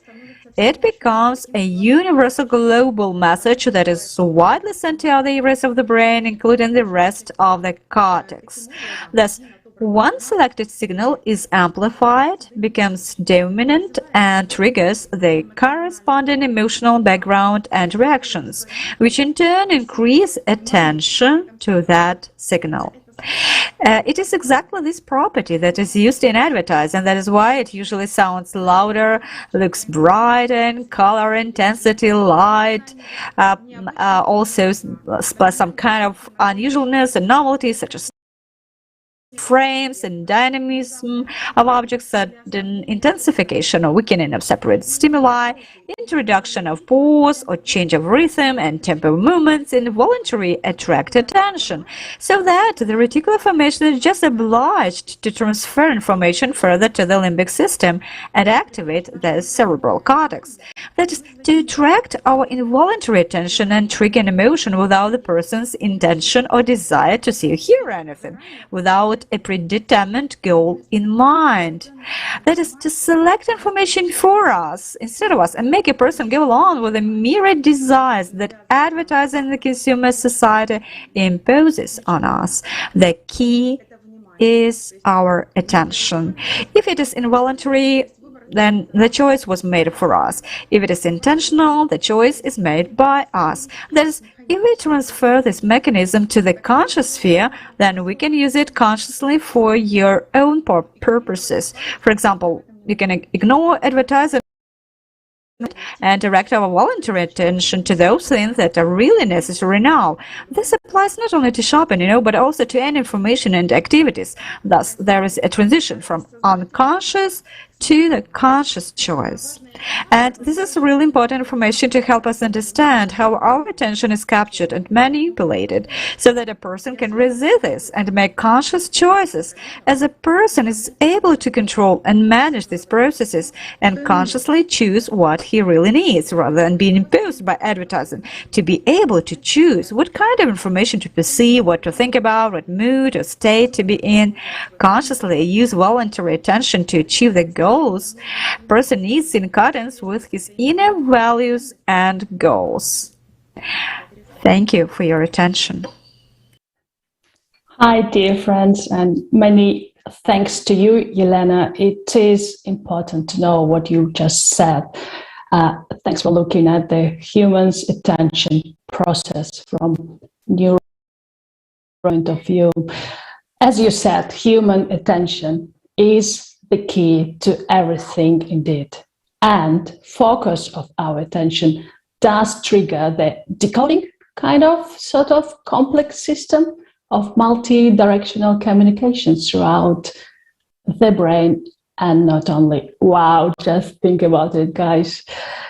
And before we learn what is unique with mirror neurons and who control them, how do they work and remotely influence our, I would like to remind you that you are watching great multidisciplinary research on the impact of advert and the power of attention. Welcome and enjoy, dear friends. Right, focus now, as we need to know what we pay for with our attention. Stas Nigrusha will tell us about it. Hi, Stas. Hello, dear friends. Speaking of advertising, first of all, I would like to point out that that is a tool. It can be used in different ways. Advertising can be used in a positive way, such as informing society about a new product or service on the market. But unfortunately, in the current consumerist format of society, advertising is used not to inform, but to impose, while often concealing something important. Wherever we look, advertising is everywhere, and there is no hiding from it. So the only way to fall victim to another advertising campaign is to understand how it works. And for this, I suggest going back a little bit to the past, namely to 1952. It was in that year that the Journal of Comparative Neurology published an article titled "The Representation of Tactile Sensibility in the Thalamus of the Monkey." In this article, Vernon Mountcastle, a neuroscientist at Johns Hopkins University, writes that he found cells in the frontal lobes activated when the animal made various movements. At the time, the scientist was unaware of the mirroring ability of the cells he had found. Only almost 40 years later, the Italian neurologist Giacomo Rizzolatti announced the unique ability of the cells to the whole world. What are the uniqueness of the mirror neurons about? Their uniqueness is precisely about the fact that they activate in two cases: when we inform someone an action and when we watch others do the same action. Now let's try to apply this knowledge in practice.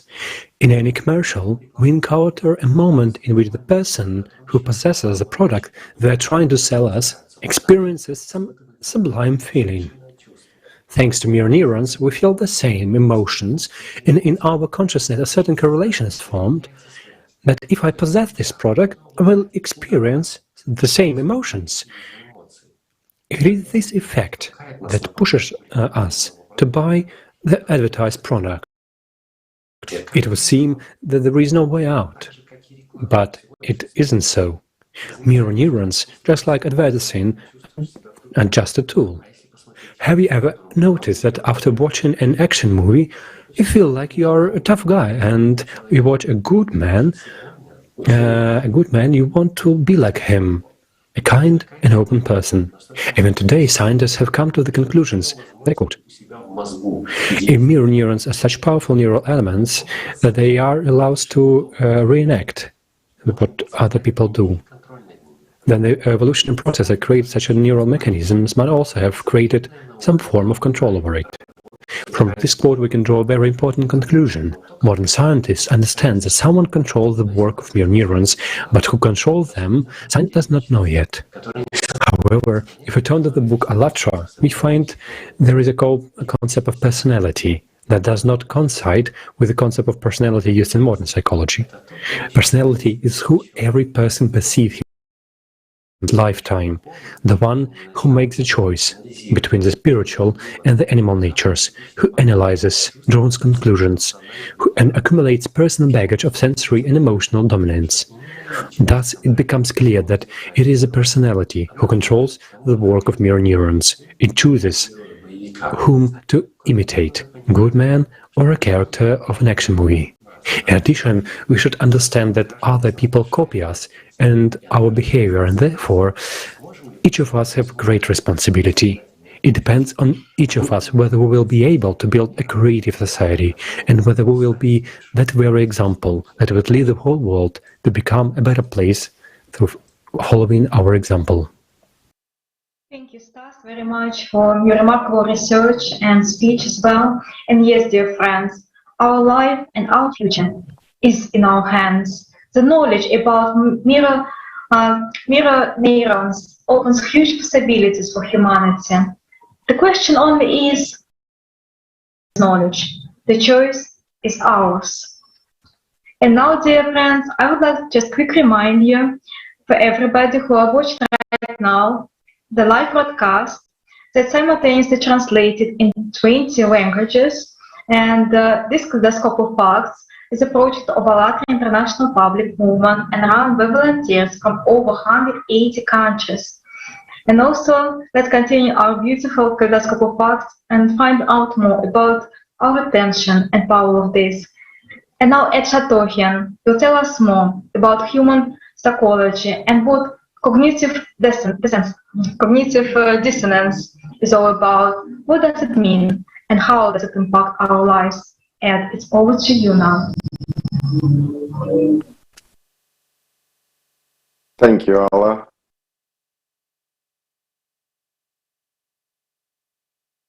Hello, friends. I would like to talk about cognitive dissonance with you today.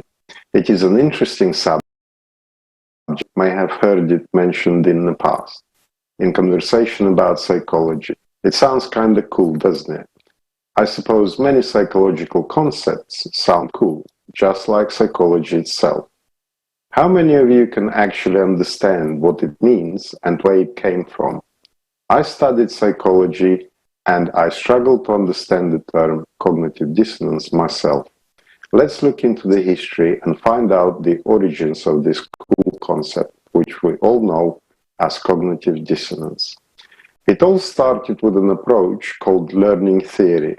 In 1933, Gestalt psychologist Kurt Lewin leaves the Berlin School of Experimental Psychology and immigrates to the USA. Now, let's look at our main man, Leon Festinger. By the end of World War II, social psychology has become an important field of research, spearheaded in the USA by Kurt Lewin, the founder of the research group dynamics at the Massachusetts Institute of Technology in 1945. At the center, on the staff, Lewin had one of his former students, Leon Festinger. Originally attracted by Lewin's work in Gestalt psychology, he later took an interest in social psychology. Festinger observed that people continually seek to bring order to their world, and the key part to that order is consistency. To achieve this, they develop routines and habits, such as establishing regular meal times and choosing favorite seats in their daily commute to work. When these routines are disputed, people feel very uneasy. The same is true, he found, of habitual thought patterns or beliefs. If a very strong opinion is met with contradictory evidence, it creates an uncomfortable internal inconsistency. Pessinger called this cognitive. He reasoned that the only way to overcome this discomfort is to somehow make the belief and the evidence consistent. Another psychologist, Elliot Aronson, said, "People who do crazy things are not necessarily crazy." In his book, Social Animal, he puts forward Aronson's first law, mentioned above.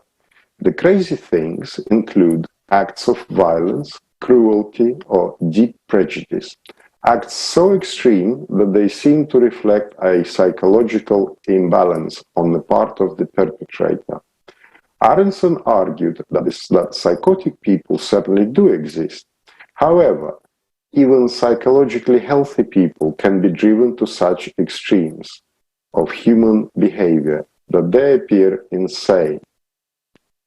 The relation to cognitive dissonance,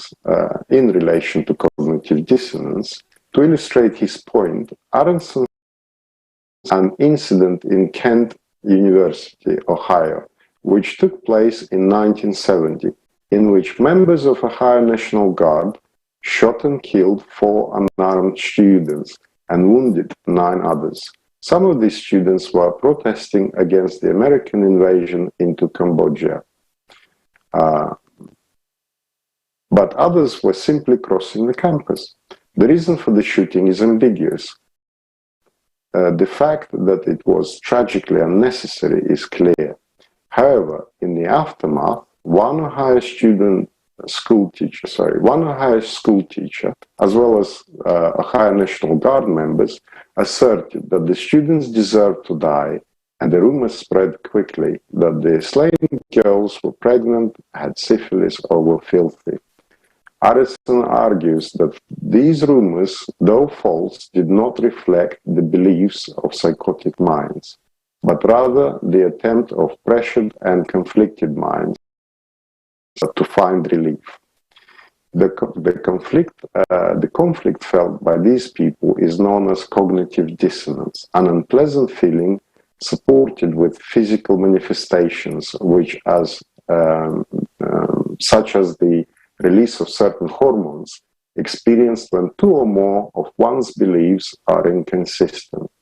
In order to reduce this dissonance, people change their attitude, beliefs, and actions, even if this involves justifying or denying cruelty against others. This, Aronson claims, is what happened after the Kent massacre. And now coming back to the topic of our kaleidoscope, think of advertising. If we made to think that something like products, services, wars, radical beliefs, or even specific politicians are really needed for our happiness, safety, health, and so on, how strong will we defend? One day we find out it is not true. Thank you for your attention. And now I'd like to pass the floor to our next speaker, Nevin Majac.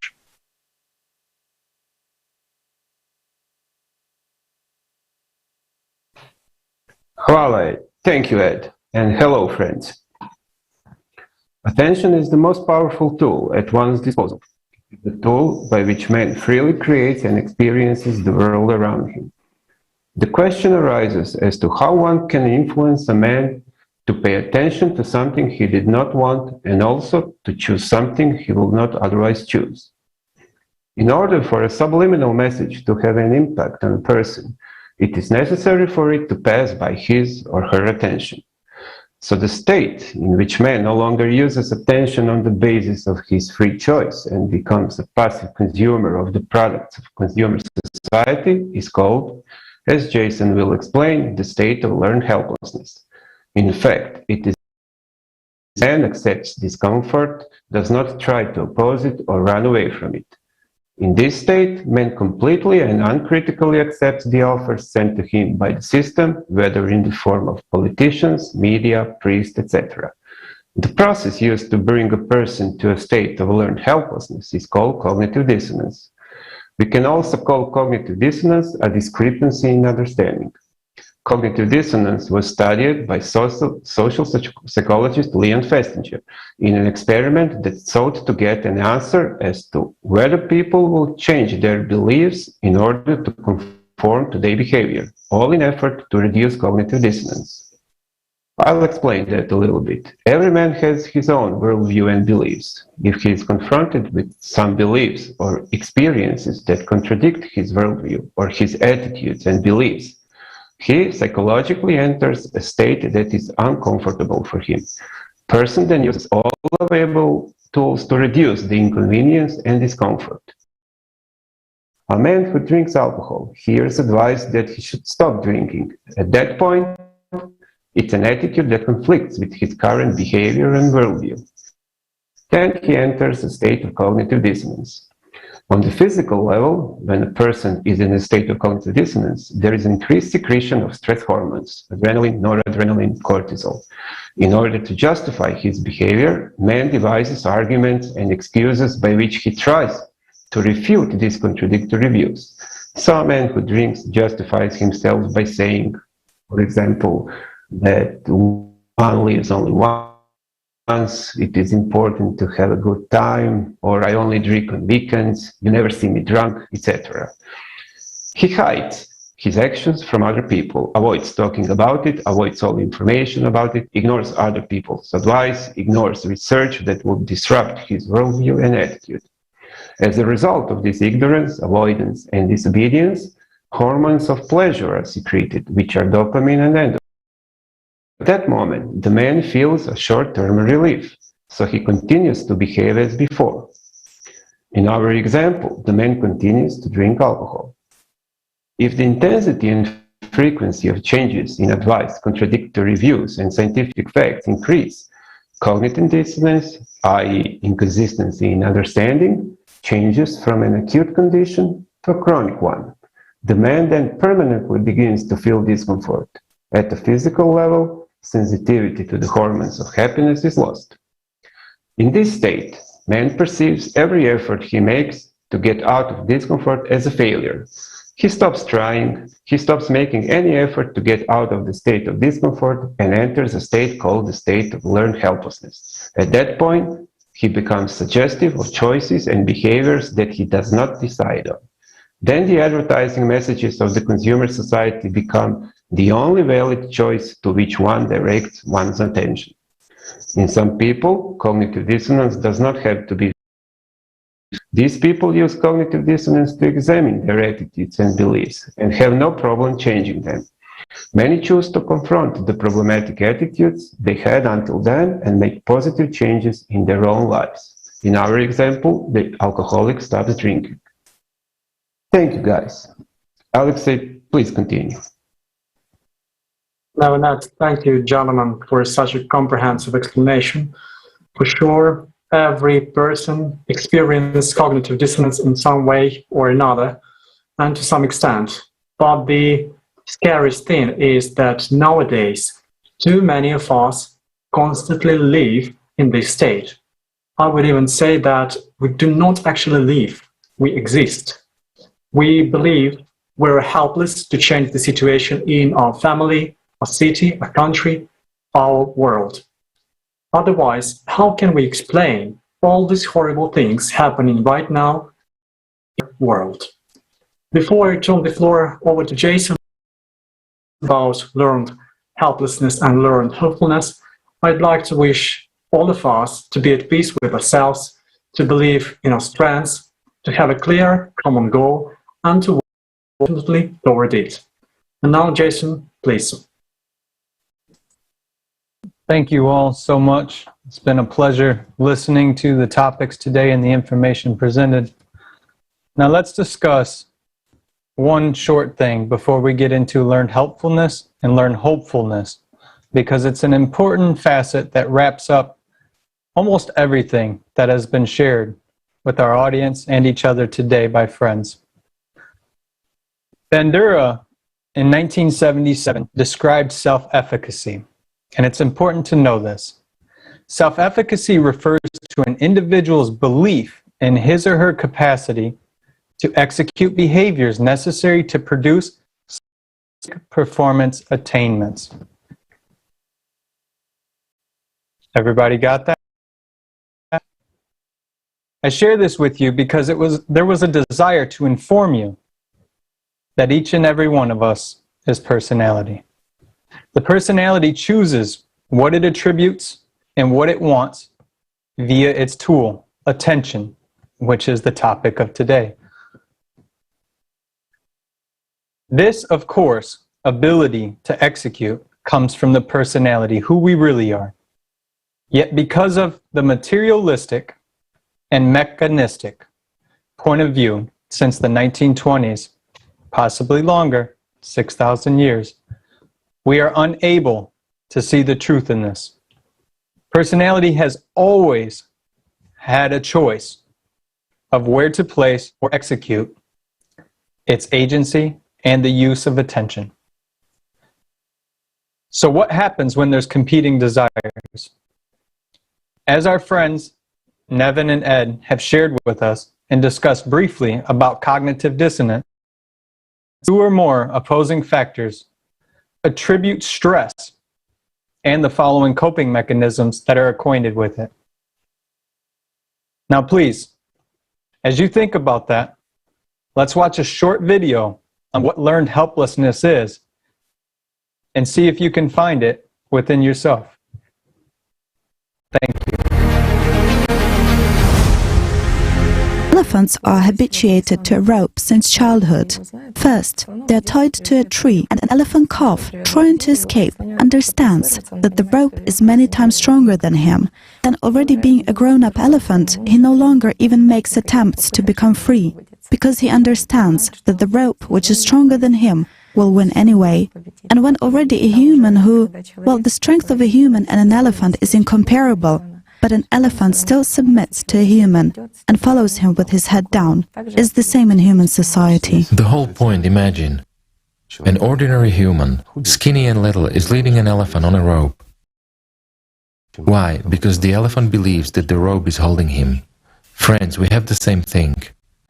Nothing is holding us, except our imaginary rope. And I would simply like to say, friends, let us stop being stupid elephants and let's become humans.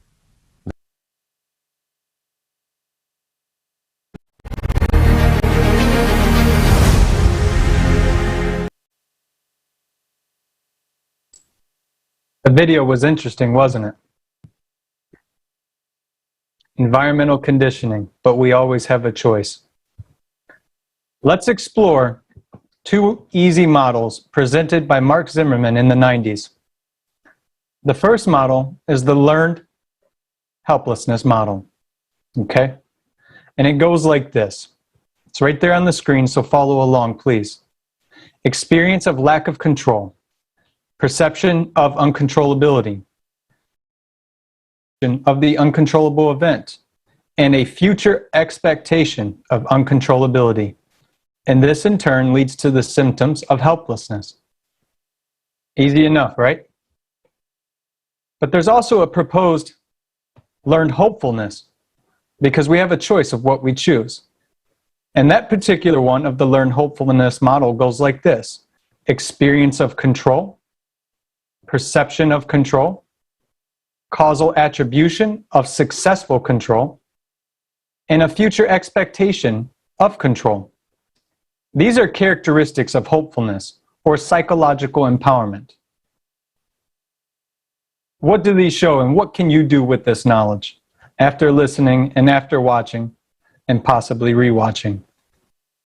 They show that we barely understand what it means to execute one's attention, or the control and flow of thoughts, or what we as personality attribute to ourselves, that which is aspects of consciousness. Learned helpfulness in its essence is the tendency to accept aversive stimuli as an acceptable form of coping, but it's not. However, learned hopefulness can be used in the exact same manner. Instead of giving attention to that which doesn't benefit, you give attention to that which does benefit, thus moving forward towards the goal. Thank you, Ed. Thank you, Nevin. And thank you, friends, today for your attention. And may you all make do with what you need to do with this information from our friends today. Thank you again. Thank you, Jason.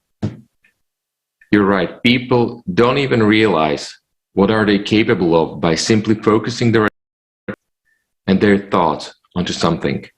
And many of those who do realize this use this for their material benefits. So let's watch a fragment from the video with the Igor Mikhailovich Danilov, The Truth and Child.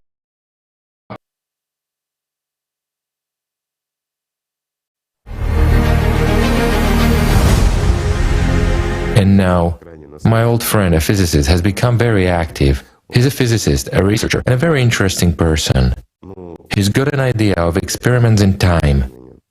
After he heard, especially lately, that other physicists succeeded in bypassing the second law of dynamics, he's restless and doesn't give any rest to me. After we created XP Energy and declared about it, he says, well, you've got everything. Come on, he says, that's it. I'm actually afraid to even turn on the phone now. But he's a good guy, we thank him. Not really a guy, he's already a grandpa. This is a true scientist indeed. Actually, it's interesting. I will digress just a little. I don't know whether it will be interesting or not. I met him like 30 years ago, even a little more. I was lucky to be at his lecture. He was a very progressive person. Review on physics. He's a real researcher and experimentalist, you know, like they show in the movies. A man of a vast soul and very thoughtful. And we talked to him just... It happened so that after the lecture, our group met with him and raised a banal question about electrons, about the process of observation. Well, everyone knows this and so on. And so I asked him a simple question. I said, observation of an electron, everybody knows how this particle behaves. We understand perfectly well that the superposition of an electron is not defined. It's in a state of a wave. If we are not observing, it's a wave. If we are observing it, it becomes a particle. So there are no questions here and so on. I suggested I said, what if we, for instance, conduct 10 experiments, do 10 tests, record them all on video. If you remember bulky videotapes with such a good video camera, we record it and then selectively watch. What will happen? He said, well, there were a lot of experiments like that and so on. I said, of course a lot, yes. But again, I said, if we're observing, it is there. But what if we observe it later? And only in one experiment. That is, we can mix the tapes and say, destroy, really destroy 2 per day. And then we selectively, we mix them, shuffle them. On the last 5th day, we destroy 1 tape and watch the last one. Will this affect the experiment or not? Well, we don't know the outcome of those results. Of the results until the 5th day. Anyway, he became interested. He had great opportunities, a laboratory access and everything, and we actually did this experiment. Day 5. First, I mixed the tapes, then he mixed them. They were in the same package. It was impossible to see, so we destroyed one and turned on the last one. And what did we see? Guess what? Particles. And here, I asked him a question. I said, wait, how can it be that we, 5 days after, influenced the result that took place 5 days ago? And here's a very important point. Why we became friends with this Archimedes? Well, no offense, he shouted Eureka after all, right? I still call him Archimedes, but he doesn't take offense. The point is that he was the first to pay attention and ask a concrete question when he returned to his senses from all that. He asked that very question, which isn't answered by any of the outstanding physicists of our time and which is avoided by them. If our attention affects the state of matter, or more precisely, the state of energy that is transformed into matter, then what power do we possess? So he and I actually conducted a lot of very interesting experiments on various topics. But in this area, we made a very interesting observation, as some fellows expressed the idea before us in theory. If, for example, a cat or anything else is observing, will it behave this way? Well, it won't. Only when a human being observes, only then do such changes happen. Only then nothing, or simply put, energy turns into matter and shapes our world. So, being one of the first to grasp that we can exert influence and we have a certain power, he raised a very fundamental question that exists only because someone is observing it. If there's no observer, there will be no matter. If we remove electrons, all matter will disappear. If we remove at least one charge, everything will disappear. This is really so. So, what is our attention in fact? Thus, when he asked this question, I simply told him about the electrophysics, I told him about the Bailey and Jiao. So now he hounds me with all these questions until the present day. But again, this offer regarding a Drosophila, an ant or the like, is really interesting. On the one hand, yes. On the other hand, it is consistent with what people want. They want a time machine. Do you know what is interesting? It's interesting that the second law of thermodynamics is invalid. It's invalid because we possess the power of observation, meaning the power which, for people to understand, shapes that which we call information. Information shapes that which we call energy. Energy shapes that which we call matter. But still, these displacements of matter don't interrupt the flow of global time, because they will occur in accordance with its flow. It's clear now, isn't it? Yes. Meaning, it's the power coming from the spiritual world itself that proves the existence of God. Each of us, my friends, is a vivid representative and a vivid proof of the existence of the spiritual world. This needs to be remembered, and this must be studied.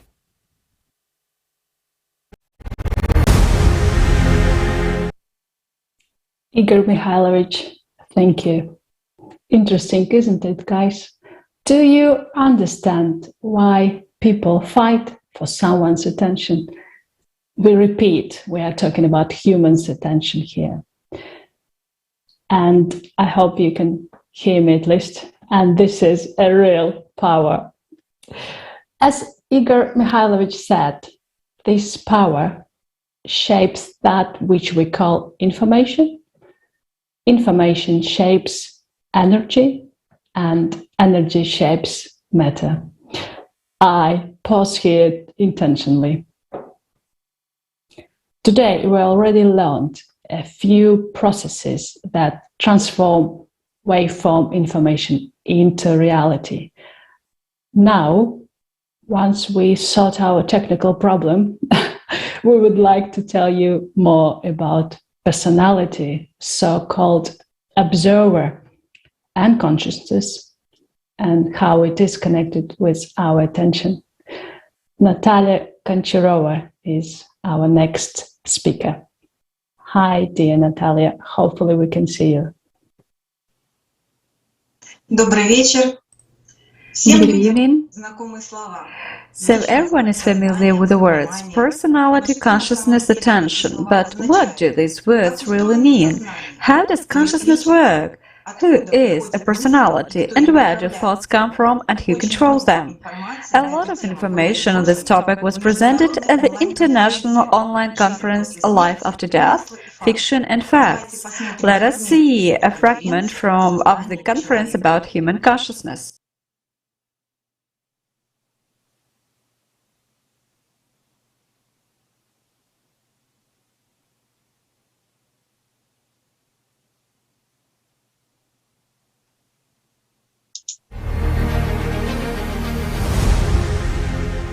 What is the difference between a human being and an animal? Consider the example of a human being and a primate. In both humans and monkeys, the primary consciousness begins to form in the womb. This is the consciousness of the animal. There is no difference between a human and an animal at this stage. Scientists have even found that newborn chimpanzees have more developed brains than infants. Let's consider what functions the primary consciousness performs. After human birth, it is directly linked to the entire body. It controls the chemistry and all life processes. Primary consciousness is directly connected to the organs of perception, vision, hearing, and all our tactile sensations. This consciousness has a fade intelligence, approximately like a child of 5 or 6 years old. All needs are confined almost exclusively to questions of dominance and survival. The similarities between humans and primates are also observed in the emotional sphere. Hatred, hostility, envy, greed, pride, all this formed in the primary consciousness. Scientists have concluded that human and primate brain cells are almost 99% genetically similar. If the human brain is almost identical to that of a monkey, then why is human consciousness so different and superior to that of animals? The answer is hidden in the event that takes place on the 8th day after a human being's birth. The Bible, the Christian Holy Script, says this: "And the Lord God formed man of the dust of the ground, and breathed into his nostrils the breath of life, and man became a living soul." Islam also speaks of this event. Your Lord says to the angels, "I am creating a human being from clay, from molded mud." On the 8th day, the soul enters the body, and as a reflection of its personality appears. This is who a human actually is. It is worth noting that there are many references to the 8th day in different traditions. In Christianity, given names was supposed to be on the 8th day after birth. In Judaism, circumcision is performed precisely on the 8th day. As for the time frame of the naming ceremony in Islam, it is customary to carry it out after the 7 days from the birth of the baby, which is also on the 8th day. And also on the 8th day, as an antipode of personality, a secondary consciousness appears in human being. It is what we call intelligence. We actively develop it from an early age throughout our lives. Thanks to secondary consciousness, we have overtaken primates in our intellectual development. It makes it possible to think logically, analyze, make calculations, imagine, create, and actively interact in a team and communicate with each other.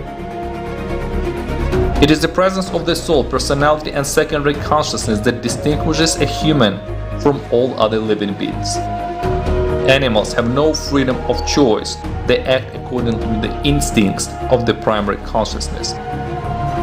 But only humans, thanks to the soul and personality, have the freedom to choose. This embodies the main intention of the Creator, the creation of conditions for the choice of personality between the human world and the spiritual world. And our after-death fate depends on what choice we may make during our life.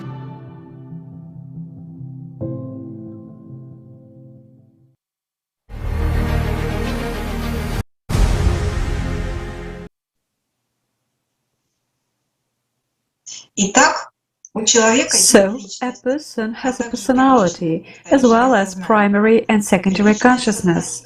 Primary consciousness is directly connected to the whole organism and remains at the level of development of a small child. It gives information to our personality about the three-dimensional world. It is related to the personality and secondary consciousness and mediates between them.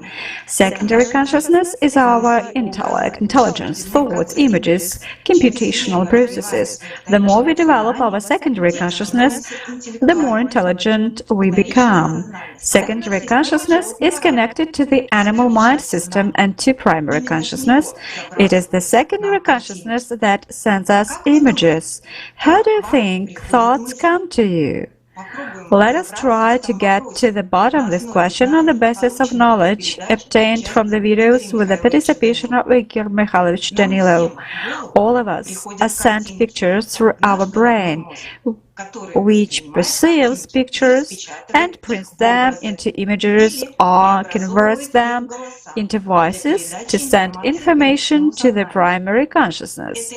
This information is then fed to the personality, and the neurons of the brain do all these transfers. Moreover, all pictures that appear in our heads are two-dimensional. It is only when the personality pays attention to them that they are perceived by the consciousness as three-dimensional. The chemical reactions that we can observe on encephalographs take place after personality starts to finance a particular thought. The moment an image is conceived, a small bunch of neurons light up, and then when a personality has funded that image, that idea, then a certain area of the brain flashes and reaction immediately follows. If the personality doesn't give a certain amount of energy, then consciousness won't work. It turns out that consciousness manipulates the undeveloped personality in order to get a lot of attention in return. Neurons work on electricity, on that chemistry that is generated by eating something. And what does consciousness feed on? It is already clear that it is a field structure, and it cannot work on the energy on which the brain neurons work. In humans, consciousness is nourished by attention, which is controlled by personality. Attention is the valuable energy equivalent of the same prana. We have, in direct proportion, a certain amount of prana for every moment of our existence. And we thoughtlessly squander our attention on illusory images. In the consumer society, this callousness is actively used. More and more sophisticated ways of manipulation are studied and invented. For example, as we have already heard, they use methods of influencing the human subconscious mind when composing advertising texts. As noted by academician Viktor Mikhailovich Kendiva, during television signals, especially during commercials, three basic principles of passive trance hypnosis technology are used: relaxation, concentration, and suggestion. It turns out that personality is influenced by the power of operator. Why is this possible? Because primary consciousness, as we remember, has no strong intelligence. It takes advantage of experience that is stored away or is gained with the help of the secondary consciousness, that is, the subconscious mind. And when the personality is undeveloped, it easily falls not only under the influence of its own consciousness, but also under the influence of the consciousness of the operator. We must know and understand the value of the power of human attention. It is a creative force, and it must be directed toward creation. Then no manipulation will have any effect on you. What could a further search for deception technologies lead to? The following speakers will tell you about this. Thank you so much, Natalia, for sharing such precious information and knowledge. And now I just wonder, why aren't we taught these at an early age by parents, at school, and so on? If we had known more about our consciousness, about attention, about the way it can be manipulated, we as humanity and as individuals would have avoided so many fatal mistakes. Although most people would disagree with that, I really feel that we all are manipulated today. We still believe that all the rubbish in our heads is our will, our thoughts, our desires, our conclusions, decisions, and our reactions. But are they? Let's listen to our next speaker to get more clarity. Jason, please. Hello again. Thank you guys again for allowing me to speak. It's been an honor thus far. So let's cover some very interesting information. In previous conferences, we have mentioned scientists who, through their research, have come to the conclusion of the exogenous and material nature of our consciousness. The work of psychiatrist Gennady Pavlovich Kokolev, who, among other things, showed that a patient's hallucinatory states can be interrupted when the patient is placed in a room isolated from electromagnetic waves and various forms of other radiation.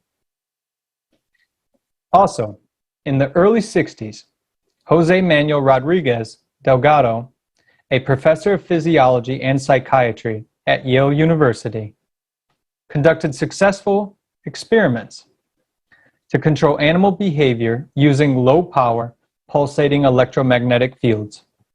His experiments not only included controlling the motor actions of those animals, but also influenced their instincts and successfully stimulated the desired parts of the central nervous system. In his experiments, Delgado included experiments on people, which not only affects a person's motor functions, but also changes his mood and affects the feeling of pleasure, stimulates instincts such as fear and anger. Microwaves have been used as carriers of remote stimuli for some time on the central nervous system. Many papers have been published that deal exactly with this topic. And it is completely clear that deaf and normal subjects, even with earplugs, can hear appropriate microwave stimuli over such long distances. On this principle is designed the equipment for deterring birds from aircraft. We're all familiar, which through microwaves induce birds. Employees of the Advanced Research Project Agency, also known as DARPA, at the Walter Reed Army Institute of Research have discovered remote voice transmissions without a receiver. Using their microwave device, words were understood at a distance. In those very papers, published as early as 1978, it was stated that the application of this discovery are obviously not limited to therapeutic medicine. Even numerous intelligence reports on the remote impact on people with microwaves clearly point to great potential for the development into a system for disorienting or disrupting the behavior of military or diplomatic personnel. Significance in camouflage, cheating, or even deception operations. The benefits of remote voice transmissions and noise. Those are the examples. Today, there are a large number of patents concerning the remote transmission of speech and into human consciousness, with the possibility of those very direct microwave effects on the neural activity of the human brain, or the cerebral cortex. Let us also mention that the ability of remote voice transmission is evident as well in ultrasound technology used today. Often this communication is perceived as an inner voice, with a loss of directed quality of sound perception. Is it difficult to see the possibilities of the above-mentioned techniques in our consumerist society? I think not. Can these techniques be a weapon for imposing needs, patterns, or manipulations of those very behaviors, instincts, and other mental states of a person? Of course they can.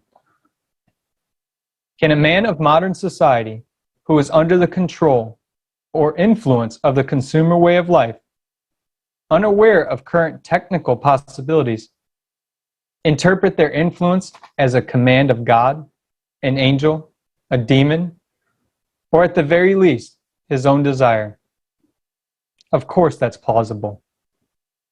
Knowing the technological environment in which we live, it is obvious that there are already the necessary conditions for the abuse of these technologies by the dominant structures within our consumerist society. If we look at the possibilities of information systems today and those very data collections upon individuals through internet services, social networks, and structured site visits, recording of monitored material, statistics of site and topic visits, monitoring of internet user habits through temporal and spatial characteristics of that very viewed content, we clearly see the capacities of profiling individuals and user groups. Recognizing the external influence on the consciousness with which we identify is an important step in protecting externally imposed patterns and conflicts that we mistakenly perceive as our own decisions. Obviously, technologies for putting external pictures and voices into our minds existed a long, long time ago. Advertising of the future is available right now in a heartless consumer society. Thank you.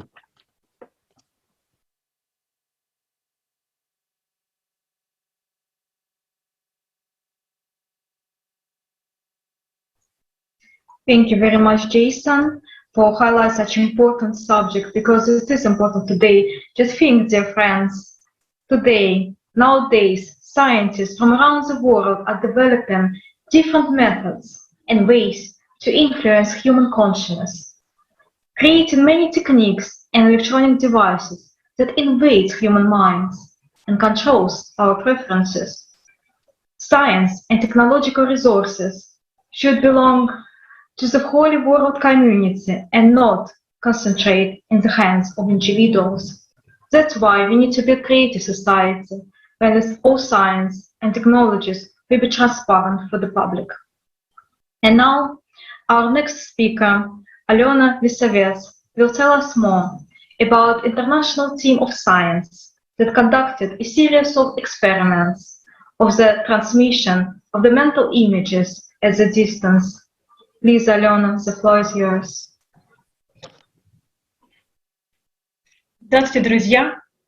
Greetings, friends.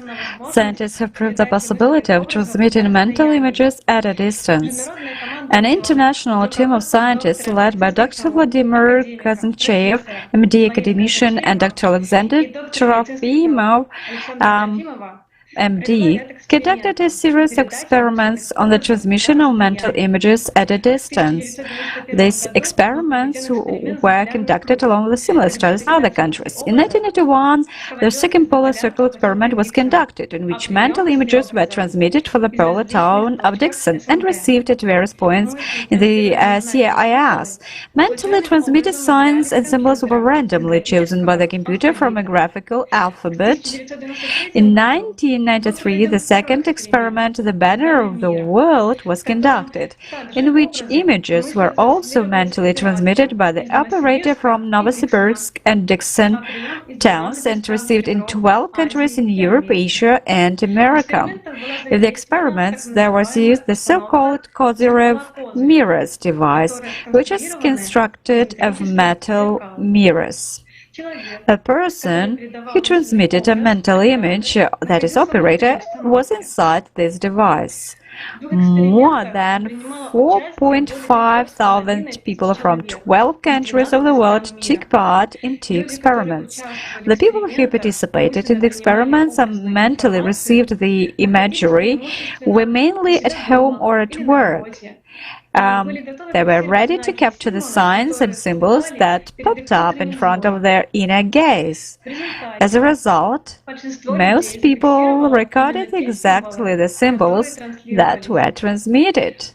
The results were processed using mathematical methods, so random guessing was excluded. And also, similar experiments are conducted in other countries too. On April 28, 2018, in the Coordinating Center of AllatRa PM, the first international experiment, Pyramida, on telepathic transmission of information at a distance took place. For the experiment, 12 symbols were selected, which all participants of the experiment received by mail in advance. Before the experiment began, one of the symbols was chosen at random.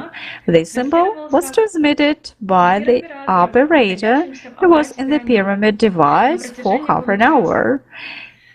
In the experiment, 3,434 people participated. All volunteers participants of this experiment at the same time could accept the symbol through telepathy, regardless of their location on the planet. As a result, 15.92% of the participants telepathically accepted the transmission of the symbol broadcast by the operator, and 13.65% of the participants accepted the control symbol. This is an excellent result. It is higher than the statistical average. The results of the experiment show that telepathic transmission of information at any distance to a large number of people is possible, and also confirm that the existence of a single information field of the Earth.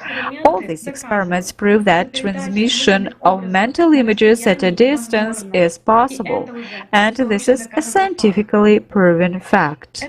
Let us look honestly, we live but just in a consumer format of society, where scientific discoveries are often used for selfish purposes. And just now imagine that the possibility of mental transmission of images at a distance will be used as advertising, and a certain product will be imposed on a person. And the advertising would not be on TV or on your tablet or phone, which you could turn off or dismiss, but right in your head. And you will not even realize that it will be imposed from the outside. Such an experiment in transmission of an obsessive desire by an operator has been conducted. Our next speaker, Ella, will tell you more about it. In 2019, an experiment was conducted on the AllatRa PM platform, in which we found out, can a person, operator, under certain conditions and possessing certain skills, impose any desire to other people? The experiment was conducted using the pyramid device. Volunteers from AllatRa International Public Movement took part in it. The purpose of this experiment was to determine if it is possible to impose a material consumer desire on people by remotely influencing their consciousness. So the actual experiment was, while in the pyramid device, the operator transmitted a materialized consumerist desire that only he knew, and it was recorded on paper. The experiment was complicated by the fact that it was conducted with a shift in time. It means that the operator transmitted the wish on Wednesday, and on Sunday, those who agreed to take part to feel its effects. Sorry, we have some technical issues.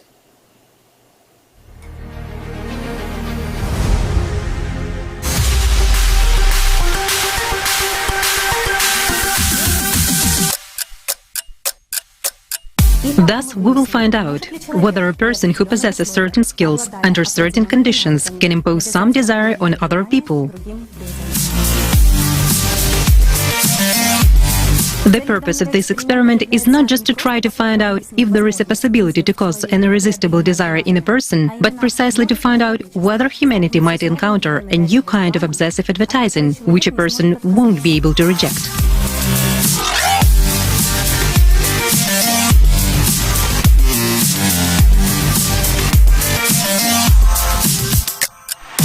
As you can see, we have succeeded. The results of the experiment are quite high.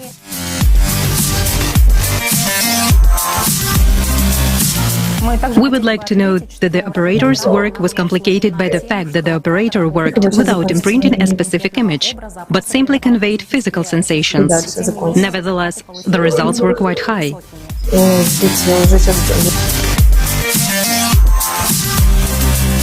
Well, you can draw your own conclusions regarding the future of advertising. We would like to thank once again all those who took part in this experiment. All the best.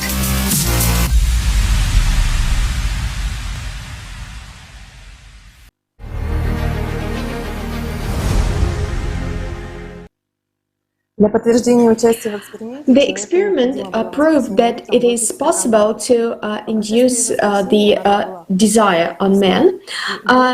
To prove his taking part in experiment, a person should drink a glass of water on Sunday morning and to send an email right after it. More than 1,000 people took part in it. The experiment proved that it is possible to induce an irresistible desire in men. As we can see, more than 70% of all participants were influenced externally. They were simply thirsty. So it is telling us that soon we can be watchers of compulsive advertising. For example, a desire to buy a phone of a certain brand or sneakers from that particular manufacturer, or to eat candy from that particular factory, or to do any other action that someone would want to. Imagine that you can only drink one brand of coffee and all the rest will make you sick, and you won't even realize that you have been influenced in any way, but it will take it as your own natural need. So it turned out that in this way you can manipulate the desires of any person obtaining economic benefits. And it's not a rosy prospect given the current consumer format of our society. But if the values in our society will be changed to creative ones, then the value of human life at the forefront, such opportunities could be really help in development of our civilization. Dear Ella, yes, this was a very interesting experiment, and the results were astonishing. You're right, until we change the vector of our society to the creative one, we will not face a bright future in this field. And many corporations are very well aware of this. Their advertising technologies are well developed and widely used. And as Alena mentioned, these imposed advertising images cannot be turned off like a TV. Secret services develop these techniques for many purposes. And main one is to influence people's opinions, habits, and so on, as can be seen from Vladimir's research. Vladimir, can you share with us the part of that hidden area?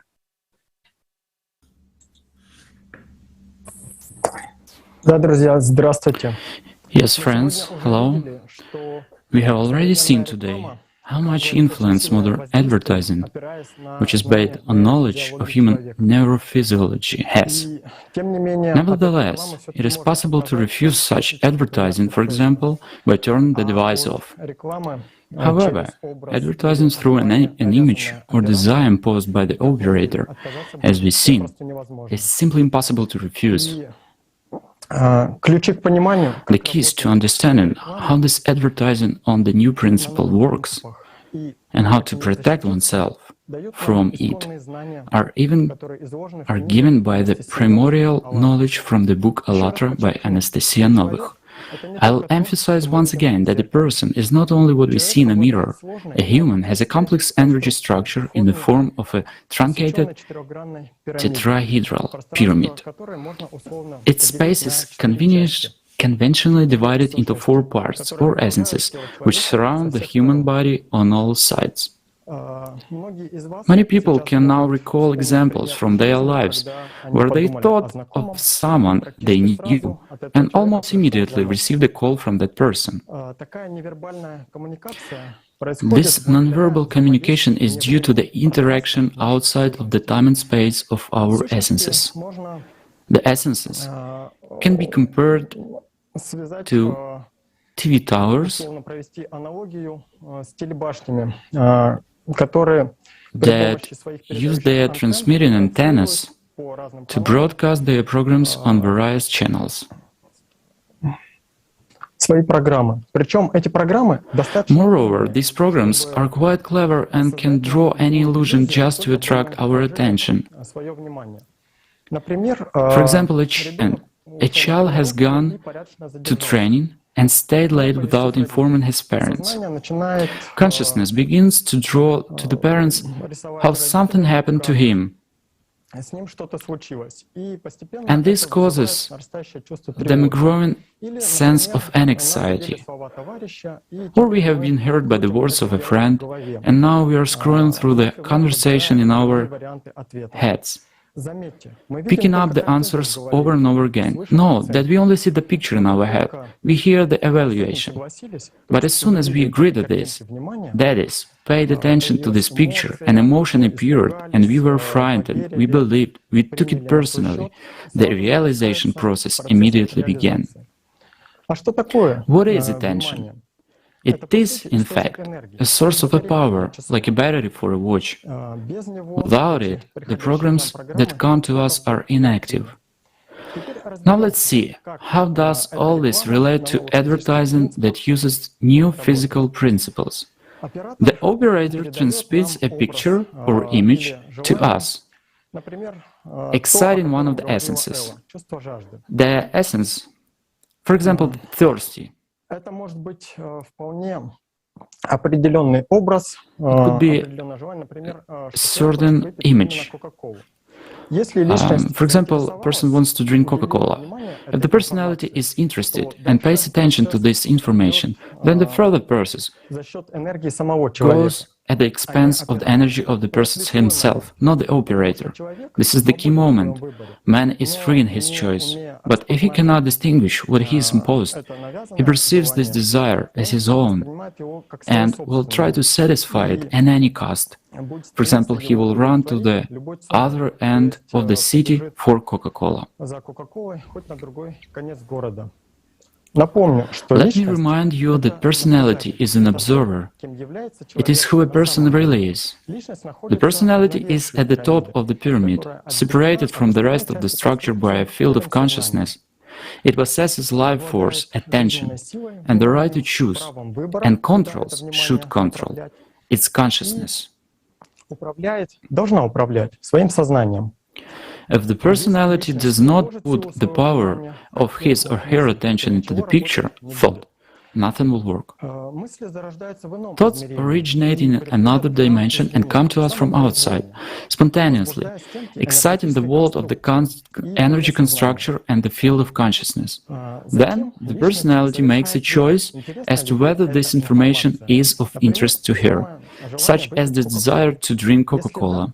If yes, she pays attention to it, and the incoming program receives energy and begins to work. Consciousness sends a signal to the personality and to the brain. The personality sees a picture of the body taking pleasure in drinking the drink. Meanwhile, the intermediate brain is decoding the signal. The brain triggers the chemistry. Saliva is secreted, muscles move the body to a store to buy a drink, and sense and response pulse with a status report on the process to the personality. The operator may purposefully send a picture, image, or sensation. If we do not understand that is not ours, we have not learned to keep track of it, we are easily deceived because we will perceive that image, that feeling as our own. So this knowledge is hidden from us, because we live in a consumer society where people easily overstep their consciousness in another race of supremacy. And of course, everyone has a duty to know their nature and the power of attention. After all, only the individual possesses the valuable source, the power of attention, and is responsible for his or her choices. Our energy structure is a complex machine, and personality is a driver. For the car to go in the right direction toward the goal, the personality must develop and drive it skillfully. Thank you, friends. Thank you, Vladimir. It's scary to some extent what you just told us about advertising new technology, or maybe not that new by now. Absolutely agree on that. Everyone must know their energy structure. Otherwise it's difficult to realize the real value of our attention. Thanks, Vladimir, for this information. And knowing that our attention is transformed energy, or sort of, we can easily see the link. As David Icke says, energy flows where attention goes. Right, let's get back to the hunting for our precious resource, which is precisely our attention. Here's a short video with Igor Mikhailovich Danilov and subject experts for you. Please watch, guys.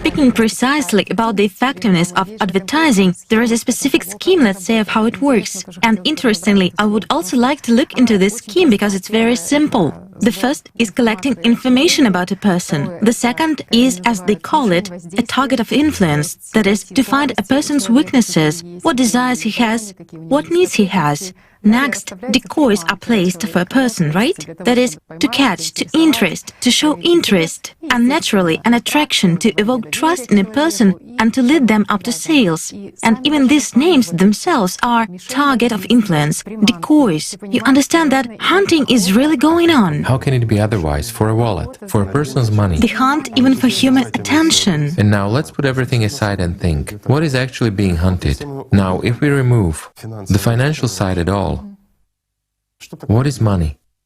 Resource. Energy. Equivalent to time and life. Quite right. Lifetime. The equivalent of attention. Attention, yes. And human lifetime. After all, a person gives his money. Well, what is money for him? Again, it's time and attention. It's a hunt for attention in the literal sense of the word. Marketers also understand that strong emotions, crowd emotions, are the best way in, let's say, for manipulation, for imprints. For marketers. And all the advertising works in the sphere of, let's say, hopes, fears, that, well, the idea is simple. I will simplify the idea that they basically start replacing the religion, what religion was doing. That is, they seemingly begin to answer some of the deepest needs of a human, but it's the religion of a materialist. Of a consumer. Precisely the need of this three-dimensional world. That is, advertising now, at least for me, is such a new religion of a consumer, a tool.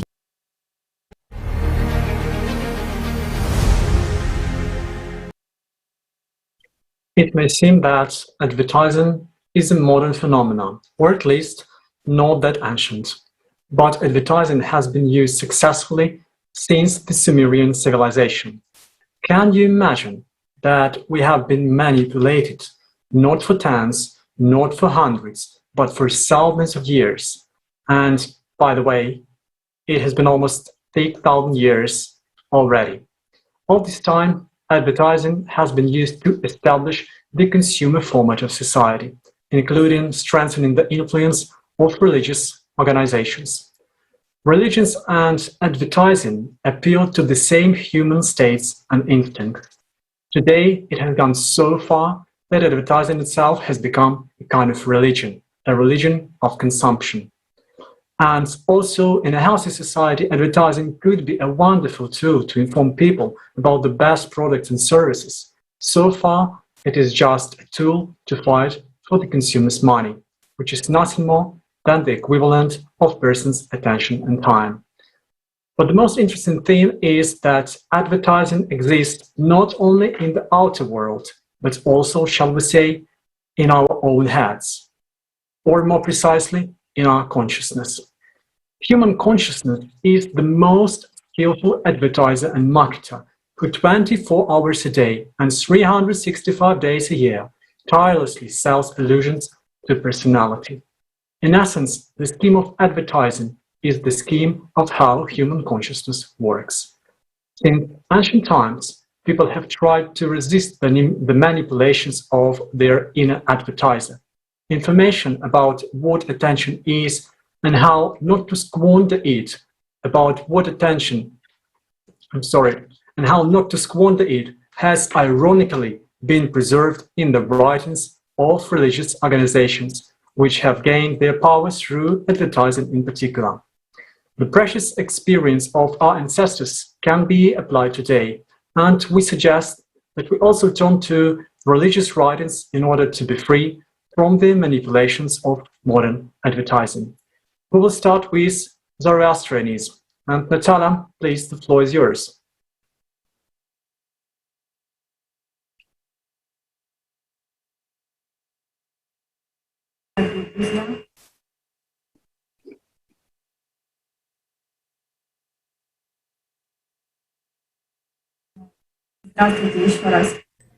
Greetings, dear friends. Let me remind you once again that a person is not just a creature who lives his or her life from birth to death. A person has freedom of choice, and everyone's choice depends only on himself. But the choice itself is only a step after which a person directs his or her attention to what he or she chooses. What a person pays and gives attention to in his life, what thoughts, preferences, desires, that is what he receives. In what information one puts the power of one's attention most and maintains it, then one becomes the conductor of that wheel. The value of a person's attention and the value of choice are revealed in the modern and ancient religions of the world. In the sacred book of Zoroastrianism, the Avesta, a whole chapter is devoted to the duality of a person, his dual nature, and the possibility of choice. The chapter is called The Doctrine of Duality. What does this knowledge tell us? The problem with modern humanity is that many people do not understand themselves, so they carelessly give their attention to the outer world, but not to the inner world. When there is an understanding that one is dual, one has a chance to escape from material captivity. Due to inner work on oneself, a person notices his duality and begins to understand between whom and what to choose. What the consequences of his choice will be, that is, experience of states is gained when a person chooses between the outer, which is empty, and the inner, which fills one with life. And this is a lot, in fact. It's sort of you sober up after a long hangover, so to say.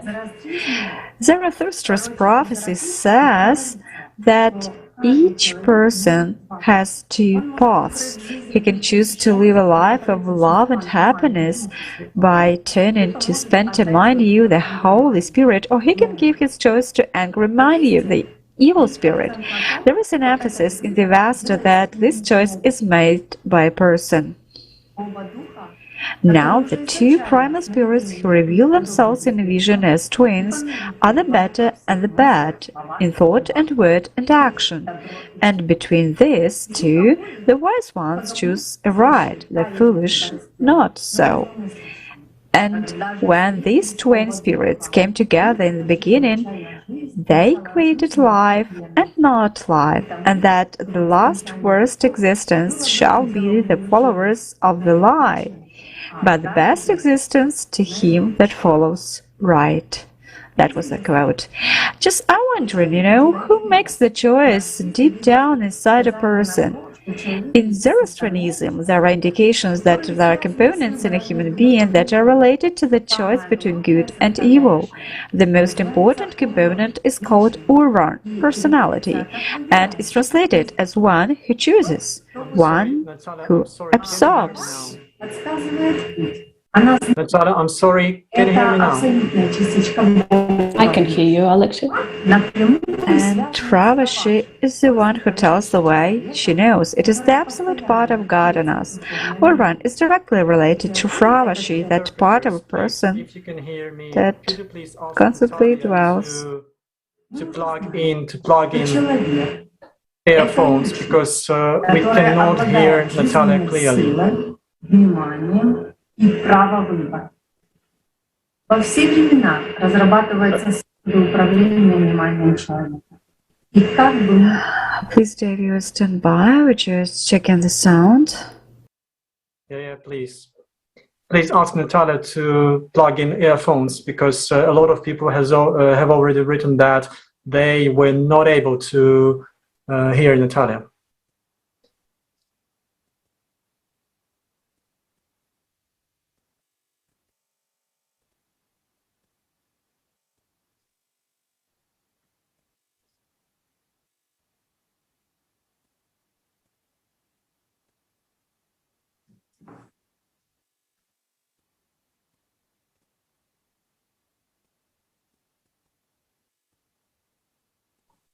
Sorry, guys, for some technical issues. Maybe we will release a special program about what religions say about power of attention, and we will interview Natalia again. Many thanks, Natalia. Sorry about that, guys. Thanks, Natalia. Seriously, thanks for your findings. And I'm personally pleasantly surprised what the value of attention has been so widely revealed in such an ancient religion as Zoroastrianism.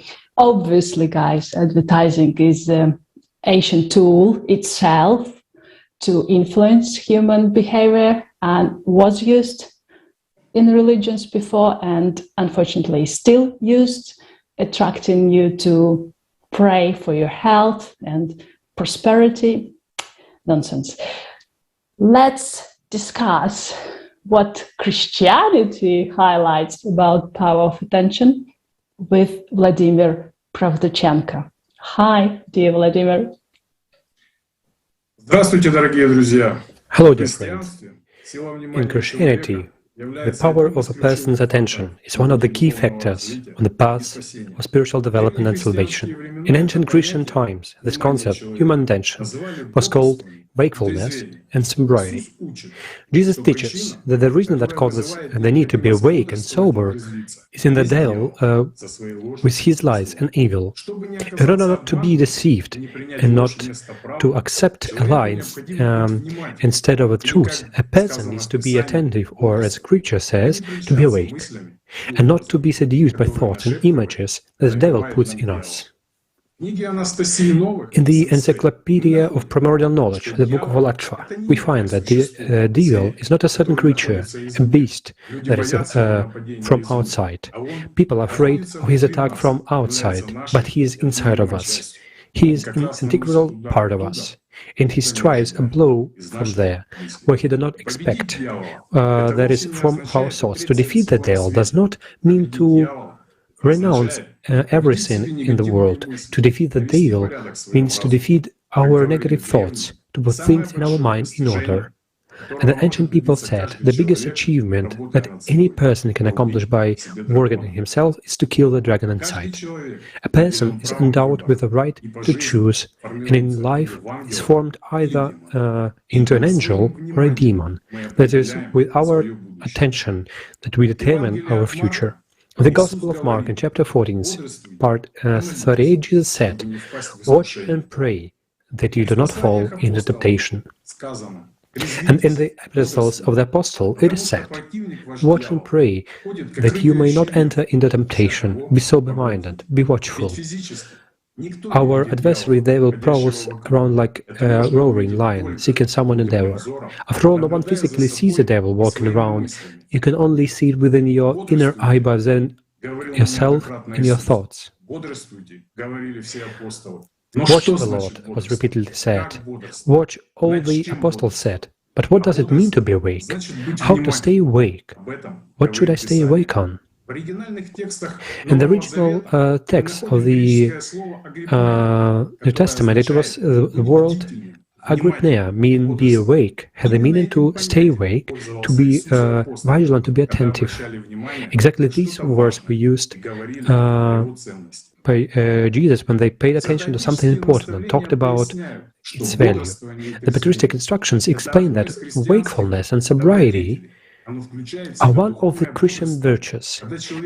It includes spiritual wakefulness. When a person is sober, meaning by the power of attention, he stands guard over his mind, realizing that these sort of thoughts and images that come to consciousness, that the devil enslaves a person, tempts and seduces him.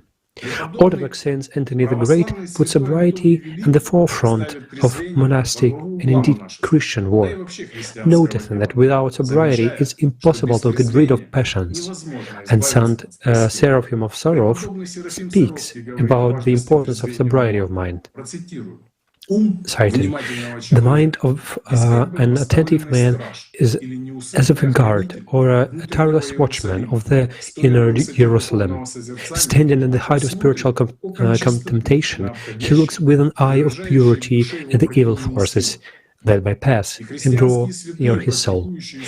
Christian saints who practice the Jesus prayer said that the most important and valuable thing in prayer is concentrate your attention on prayer, removing all external thought, not to be distracted by them. Also, thanks to this tool, they achieved holiness in the sincere love for God. By the way, the Holy Fathers of Orthodoxy call wakefulness and sobriety the science of sciences and the art of arts, and watching themselves learn from personal experience how the devil seduces a person's thoughts. Any passion begins with a thought, which is called prologue. Combination is interview with the thought, and the stage of composites. A complete acceptance of the criminal thought is made. During captivity, the very desire to leave the sinful thought appear. The final step of the ladder to the abyss is passion. When a person has already accepted the thought and agreed with it, that is man is enslaved by the devil. A simple and understandable example for everyone. The same mechanism and the same steps are used to advertise. When a person pays attention to advertise product, that is a prologue. Think about whether he needs this product, or this is a combination, decide that he needs it, there's a captivity, and then does everything possible to get this product. That is a passion. And very often he gets something that he does not need for 100 years, just because he fell in a temptation. And so that not happen, the Jesus told, watch and pray that you may not enter into temptation. In simple words, be careful, and attention is the power of life. If we draw an analogy, it's like a ray of light in a projector, that is, it gets on a slide, shows the information contained on it. As a result, we see that what we paid attention to, that is the picture that appeared. And these are not just words, but currently a scientifically proven fact, quantum physics. We're at the position of observer, experiment with two splits. The importance of attention in a person's life is undeniable. At the same time, we even think the value of our attention and where we spend it during the day. You already have from the previous speakers how and for what advertisement is created. The creation of advertisement not only monitor how to satisfy consumer desire, but also how to form his needs, not to manage them, play on them. Know that in Christian tradition there are 8 main passions that enslave a person, namely gluttony, fornication, love of money, anger, sadness, despondency, vanity and pride. Let's try to briefly say at the same time clearly demonstrate how advertisers use human passions to promote products to the masses. Let's take an example of the passions at the same time as gluttony and fornication. It's impossible to count the number of advertisements that depict a half-dressed beauty savoring a chocolate bar. Again, the background of the faint, sweet languor waterized that is a heavenly pleasure. Where did the erotic scene come from in the food advertisement? How is one related to the other? And everything is simple. They try to attract the attention of sweet toothers by exploiting the passion of fornication. Now, the ordinary food product claims to be a heavenly delight.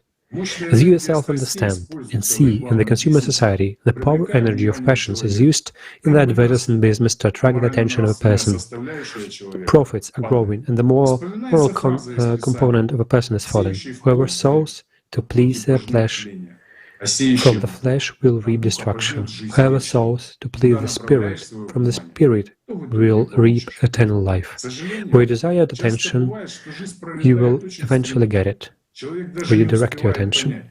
Unfortunately, it often happens that life flies to be very quickly, and a person does not even have time to understand why he was born at all, what the power of his attention was spent on, what trifles, trinkets, like empty desires, he exchanged his valuable reserve of vital forces. Of course, within the framework of speech, we cannot cover the full scope of this topic, since we are limited in time, although in fact, it's clear from everything said above that balanced attention, thought, wakefulness and sobriety is an extremely important tool in the spiritual development of every person. The meaning of human life is acquiring love for God. In conclusion, dear friends, I suggest you to watch a fragment of the program Victory Over Oneself with Igor Mikhailovich Danilov. Thank you, and all the best. And what is our attention? For flower, water is what? Vivifying energy that nourishes it, from which The it's source the of source life. of life. Light and water. What is the source of spiritual life? For a human being, well, for personality, what is the source of life? The power of Allah. After all, those calories which we consume are energy for our body, but not for personality. Whereas the powers of Allah, yes, meaning what comes from the spiritual world, and what we use again as a tool, that attention of ours. This is exactly that which comes from the spiritual world, is light, whereas our attention is water. And so if we, water only, one of our parts all day long, and the human being is dual, he or she consists of a material and such a non-material, so to say, substance.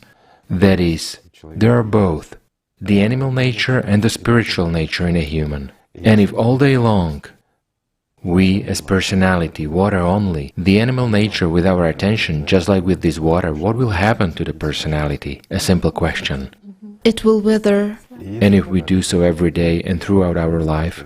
It will weaken. In childhood, we were not taught what attention is and how valuable it is, and how significant time is. And so we come to this state when we ponder over our spiritual component, and it turns out that we feel nothing and we know nothing. Why? Because it will wither like this flower, just like Anya and Tanya have said.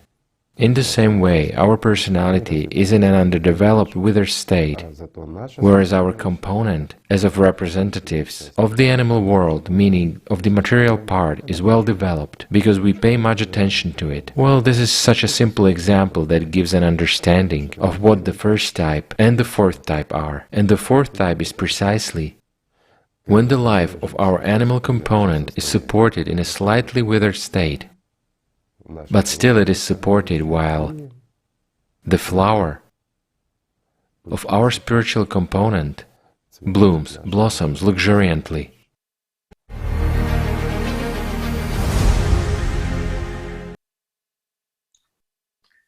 Dear viewers, we managed to fix the issue with the volume of Natalia. Natalia, we would like to now hear your findings and about the value of attention, which is revealed in such ancient religion as Zoroastrianism?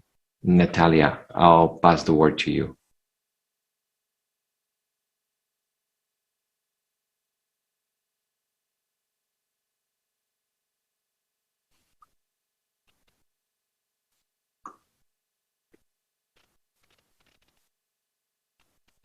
Хорошо слышно. Спасибо большое, друзья. Здравствуйте еще раз.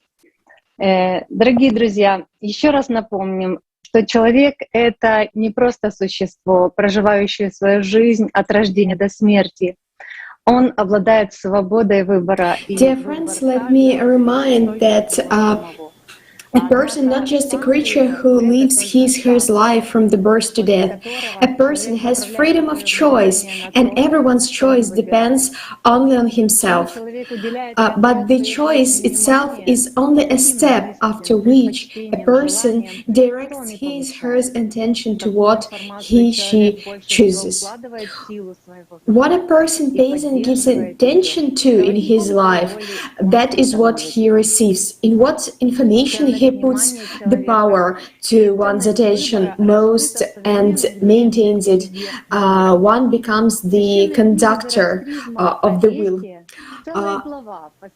In the sacred book of the Zoroastrians, the Avesta, a whole chapter is devoted to the duality of a person, his dual nature and the possibility of choice. The chapter is called the Doctrine of Duality. The problem with the modern humanity is that many people do not understand themselves, so they carelessly give the attention to the outer world, but not to the inner world. And when the person has a chance to escape from material captivity, then there is an understanding of who is he really is. And due to inner work on oneself, a person notices his duality and begins to understand between whom and what to choose, what the consequences of his choice will be.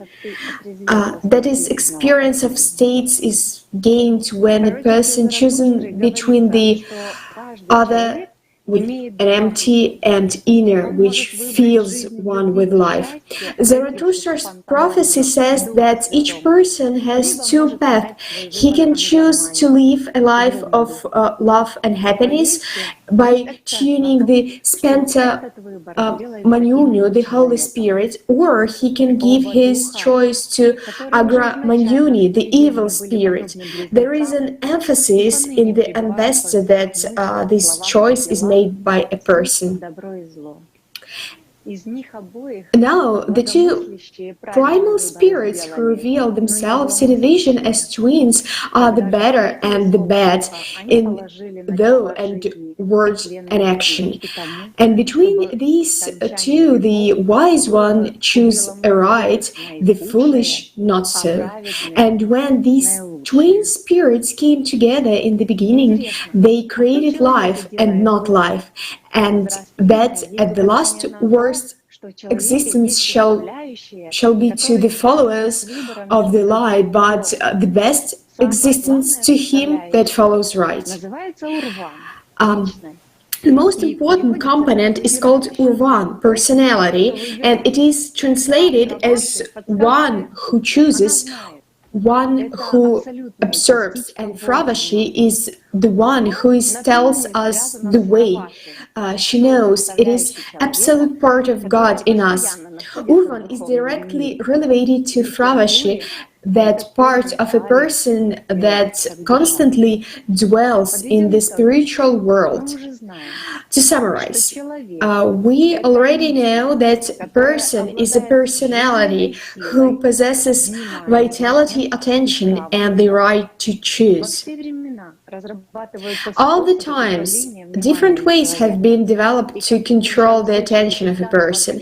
And as we have already heard from this kaleidoscope of facts, advertising is one way of controlling us as a personality through our consciousness.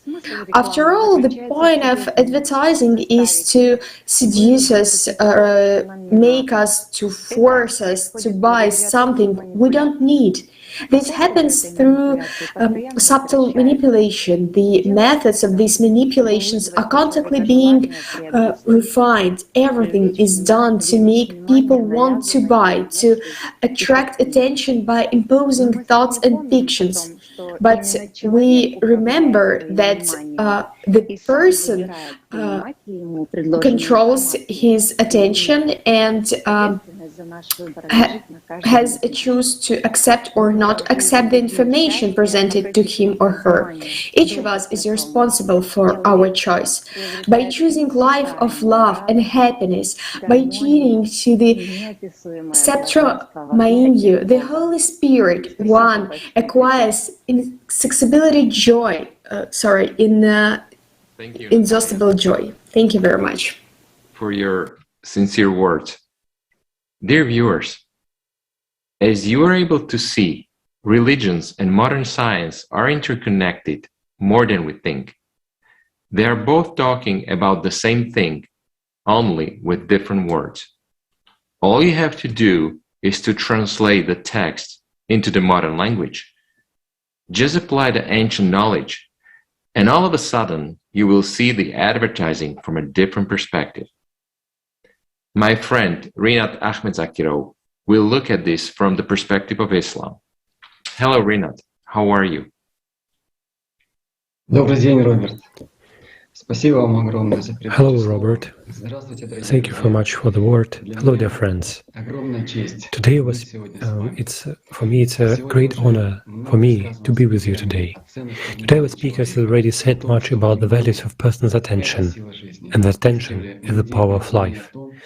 Since ancient times, people have had knowledge that man's power, the real power of man, lies in his attention. When man directs his attention, this power, this creative power follows, shaping his reality. An associative example might help you understand this process. If you have a torch in your hand, you cannot turn it off. You can only choose where to shine it on, meaning a person controls the direction of the light, which is their choice. The beam of light is a man's attention, its direction and distribution. There is a concept in Islam called zikr, the unceasing remembrance of Allah, God. In other words, is the direction and directing one's attention to Allah, focusing on Him. The Holy Quran says in Surah 13, verse 28, "Those who believe and those whose hearts find comfort in remembrance of Allah, surely in the remembrance of Allah do hearts find comfort." Zikr, in essential contact with Allah, at the level of deep feeling, is the source of happiness, that is, subdues the shaitan, in the consciousness of man, weakens its power, the power of its influence on man, is the cause of contentment with Allah, removes worry and sadness from the heart, generates contentment and joy in the heart. It's a clue as to where man's attention should be, but we are endowed with the right to choose where to put it and what to support with that investment, the will of Allah or the will of Iblis. Allah in the Holy Quran says, "So remember me, I will remember you, and be grateful to me, and do not deny me." One may get the impression that a person who goes to Allah has to give up everything material, but that's not true. After all, a person that has to wear something, eat something, live in a house, and so on. And its point is precisely that a person has to become independent of material impulsions and excesses, meaning free from consumption. Let me give you an associative example. When you love someone, most of your attention is focused on that person, and then does not interfere with your everyday life, work and business. The interesting thing is that the distribution of attention is often unconscious, but is a huge impact on that person and his or her future destiny. For that reason, in the primordial physics Alatra, if a man spends no more than 10% of his attention in material life and concentrates 90% on it, on the state of domination of the spiritual life in his inner world, then the spiritual transformation of man is accomplished.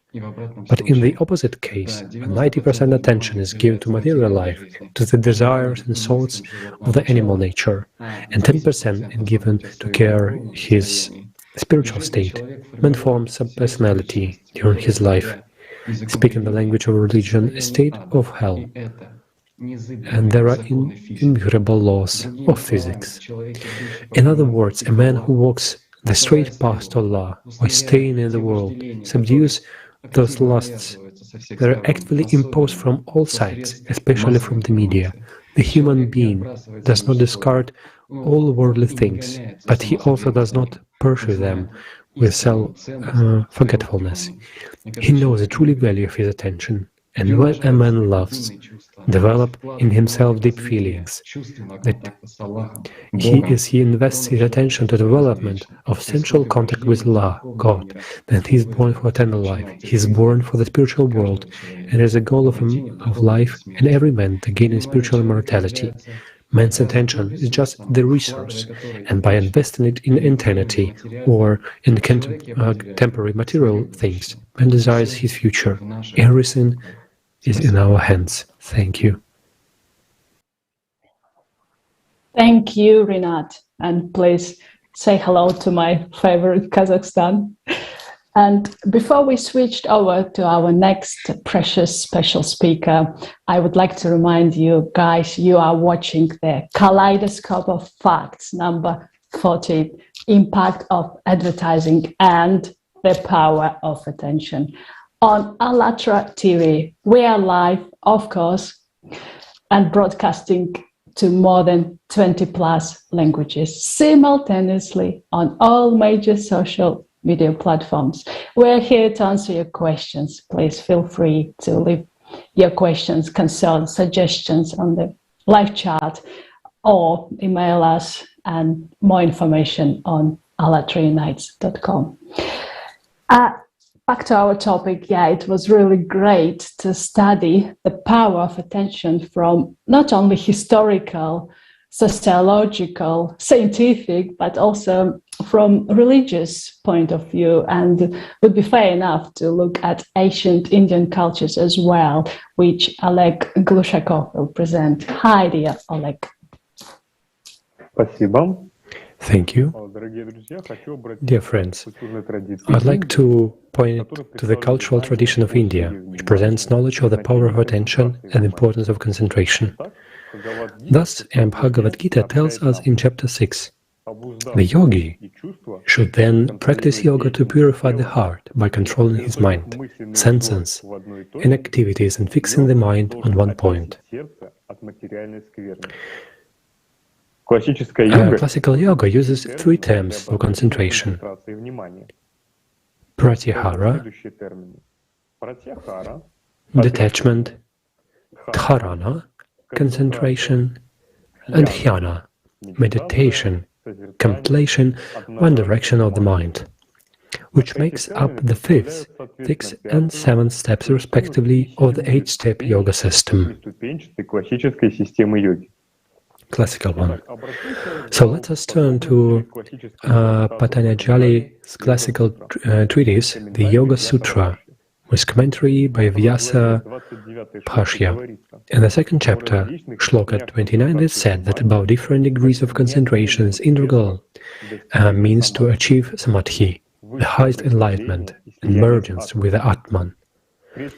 In chapter 3, Shloka 1, we find concentration is fixation on a certain place, In the commentary of Vyasa Bhashya on this shloka, one finds the reference consideration on the lotus heart. Here the verse referring to the image of a lotus in various cultures of the world as the symbol of the soul.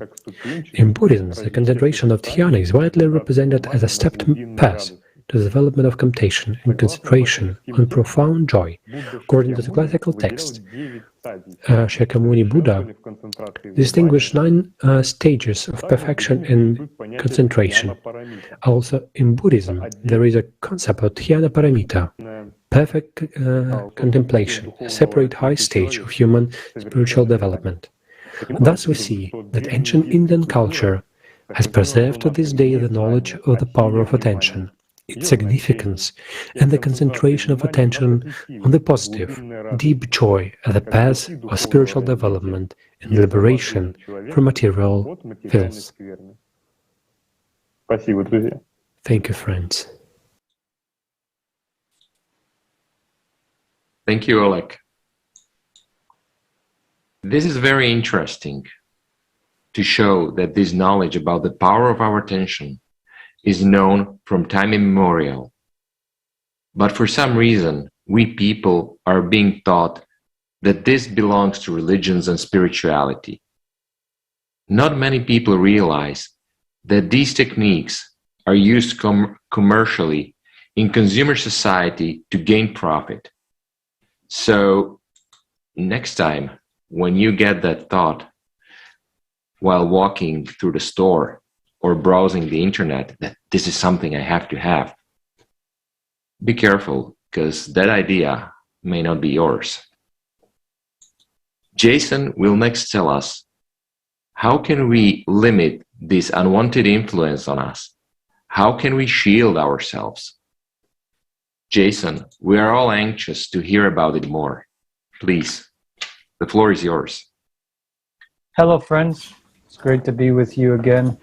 Before I begin with this speech, as always, it's important to thank the people that brought forth the information that are still found today in all modern-day religions. Those very truths that still tell us who a human being is and where a human being should direct its attention. So, what can help a human being direct its attention? Thanks to the program known as The Shield, with participation of Igor Mikhailovich, and the very book Allatra, one can find out what the shield is, who personality is, and how to use this shield appropriately. That very shield allows a person to cultivate the very ability to ignore emotions, thoughts, or otherwise what we've discussed today, external influences. That very book, Allatra, gives us that knowledge and the ability to control this process of distributing our attention. And the first thing we are told about consciousness is that it is not I. For example, many of us have been in these situations throughout our lives. Let's take the influence of a crowd. When we become involved in the process of an event, we turn into, let's say, the whole unit, or a part of that unit, part of that formed group consciousness, which makes up its own integrity. Think protesting, think stadiums. We've experienced these situations. There's many more. When we're on a bus, or in line somewhere, or in queue, doesn't matter where, there's a short space between each other. And there's a mass of people, and we see the following. It takes just one emotion, or as it's said in the program, a fuse to ignite. But one external emotion from anyone or anything, one conductor who either is nervous or makes noise, makes a ruckus. And that very wave spreads amongst every single person. Everyone feels that pressure from this individual. Why? because this mass is turning into a single mechanism. And it happens, what we see, normal civilized, as Igor Mikhailovich has put it, normal civilized people, even sober, when getting into those stadiums or being in queue or being in any position, a grocery store, it doesn't matter, becomes emotionally involved and actually capable of violence. Today we've had many psychologists join us and many more yet to join us who discuss these things. How do they explain this? That very person gets carried away and emotionally invests their attention. That puts them into this state, as we've discussed with cognitive dissonance and learned helplessness. And the person is being manipulated from the outside. So what is a shield? The shield is the freedom from the influence of consciousness or the septon field. May I remind you earlier about the electromagnetic field experiments that were done by prominent scientists. A person is able to move freely without any influence by simply choosing where it invests its attention. The first step, though, of even gaining the shield is ascertaining and gaining the control of perception. So what is control of perception? Awareness, essentially. But that awareness of that perception, of what we put attention into, allows a person to use the shield. That's where control should be, right? As I gave an example earlier with the two models of learned helplessness and learned hopefulness, just to bridge this understanding. What we implement, and what we don't want, we reject. That is the shield in essence. So let's discuss this state and how it applies to our fifth foundation of the creative society.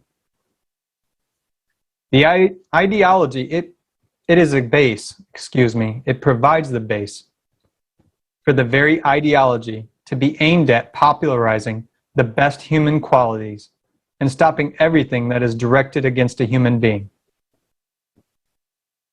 Does that make sense? When a majority of society has the ability to use this shield, then we will be able to popularize the best human qualities: kindness, protection of others, creation, contribution. In essence, actively creating and contributing to society. The main priority is the priority of the humanity, of a human being. High spiritual and moral aspirations. No, I don't and we don't mean just external moral aspirations. Sincere moral qualities where you want the best for all the people around you. Of a humaneness, virtue, in essence, right? Mutual respect and strengthening of friendships. Not fakeness, not transactions, but genuine friendship. In creating the conditions for the development and education of a human with a capital H. Thus, cultivating these moral values in each person in our society. Prohibition of propaganda of violence and condemnation and denunciation of that in any form of division, aggression, or anti-humane manifestations. We've discussed advertisement today. A large majority of these templates are imposed patterns of behavior that we attribute to ourselves because many don't know who the real I is. Who is the real one that directs attention? That so many people have discussed openly, not only at this Kaleidoscope of Facts, but the entirety of this year. Here's the conclusion, my friends. Given the information today by these speakers and these experts, we can take this information about advertisement and know that in order to implement this fifth foundation, we must choose to popularize the very best qualities. Think of that. Where you can move freely all around you and honestly contribute to the creation of value within our society instead of destruction. Thank you all again. It has been my honor to speak before you, and I value and appreciate your time and attention today, speakers and experts, and our guest, as we contribute to a better society together. Thank you again.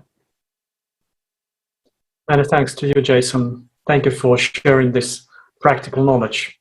It is of great importance indeed, as unfortunately it is no longer possible to watch what's going on in our come home now.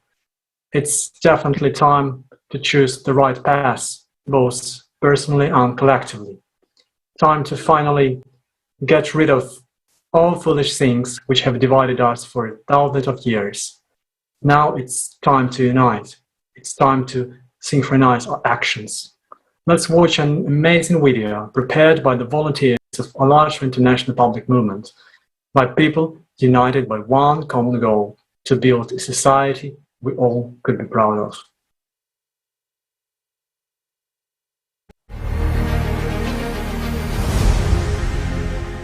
What is synchronization, and how does it work in practice?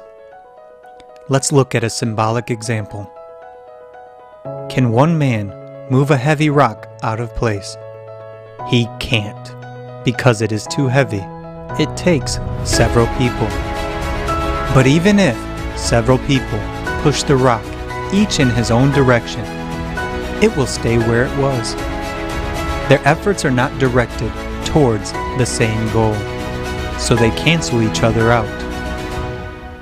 The individualism, egoism, and endless divisions that prevail in the consumerist format of society make society like a rock, going nowhere, and worse, even falling apart.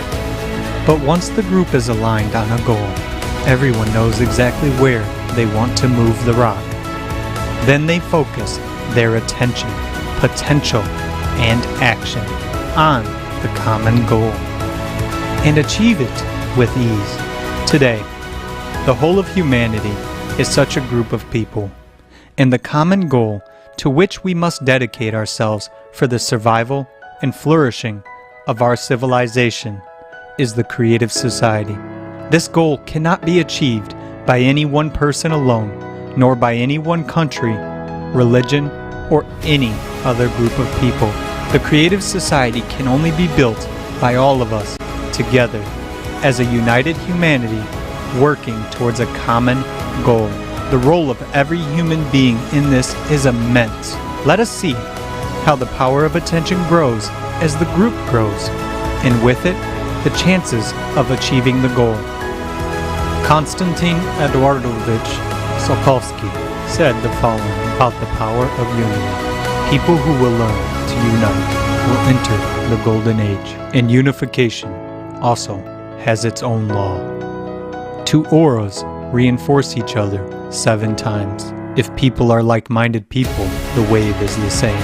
It is directed towards one goal. 3 people, 7 squared. That is 49 times. 4 people, 343 times. If there are 10 people, they reinforce each other by 7 to the 9th degree, by more than 40 million times. Therefore, the more people there are, the more valuable each next one is. It multiplies the strength many times over. The team is a great power. The power of collective attention, directed towards the same goal, is therefore not the sum of the power of the individuals, but grows exponentially with each new member of the group. And therefore, together, we have the power to change the world. So, my friend, you are not alone. Small, powerless and insignificant as no human being is. We are all human beings first, and united, we can do anything, even overcome global cataclysms and build a creative society where every human life is what it really is, the highest value.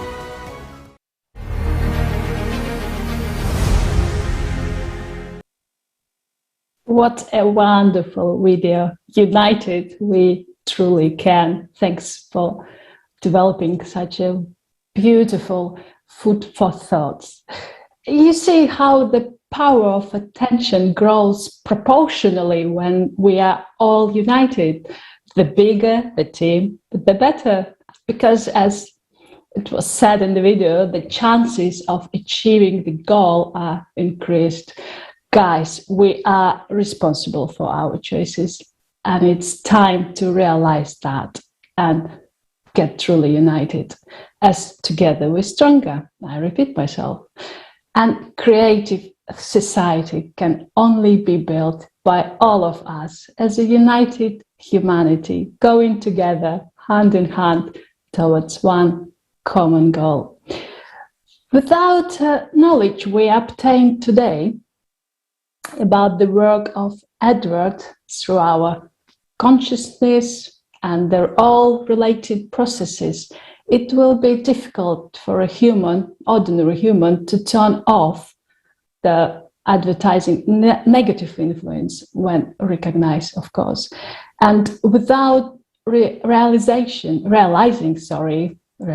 of how priceless the power of human attention were easily, unfortunately, manipulated and used like a toy in someone's hands.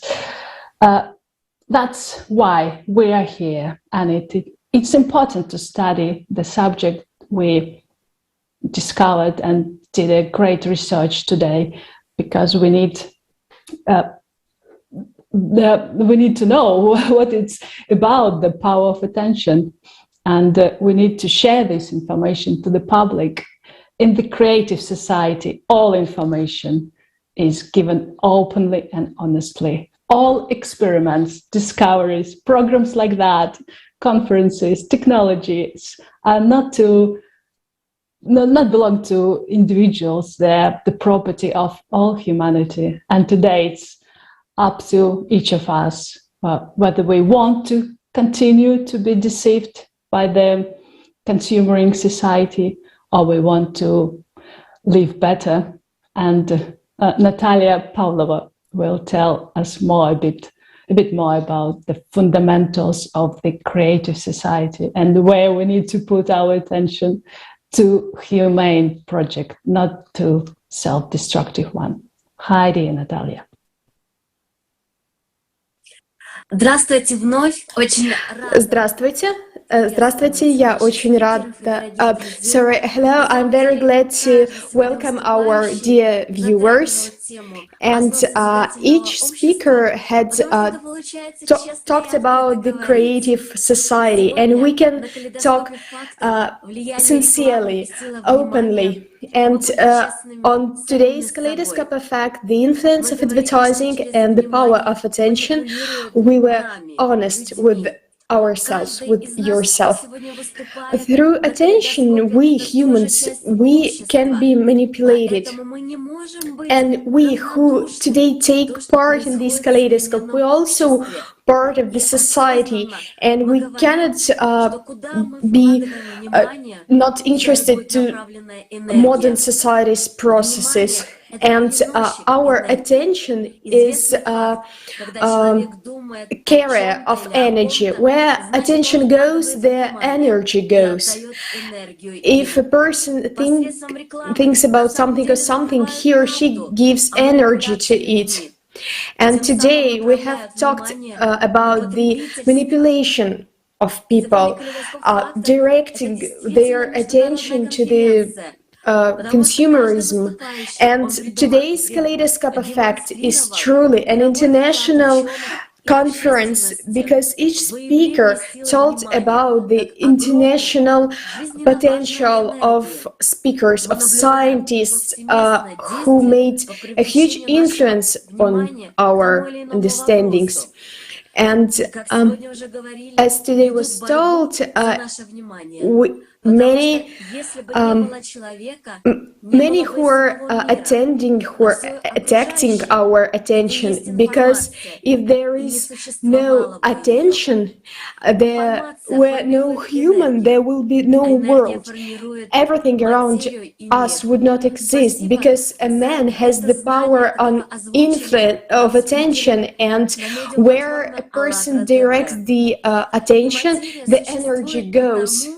And the matter is because people watching it, where we put our attention, there we put our power, our energy. It's all, each person has a huge power. Each of us attend our our attention, and we can choose where to attend this attention. And in James Briggs' works, we can find such an interesting aspect. It depends on where we put our attention. This where we put our attention is divided where each person put his attention. And do we ready to put our attention to the creative? We have this knowledge, and we know that there is such a creative society, and this is a very important the key moment in building the creative society. Why do we need to build the creative society? Because in creative society, the human life is the highest value. I'm a human, your dear viewer is a human, and each person is a human, and each person is the highest value. And today we're talking about this, and the highest value of human life, it's really the first foundation of creative society. It is the basic, the start point of creative society, and each single person on earth is very valuable. And the fifth foundation that our friend Jason told us about is the creative ideology. The main priority is the priority of humanity, high spiritual and moral aspirations of humanity, mutual respect and strengthening of friendships. Jason, thank you so much for voicing it, because all our relationship, connections, and even advertising and communication, everything could be built on this foundation, without no violence, without division, without aggression. In the kaleidoscope of facts, we have analyzed and we have systemized different facts about the power of person's attention, and now it is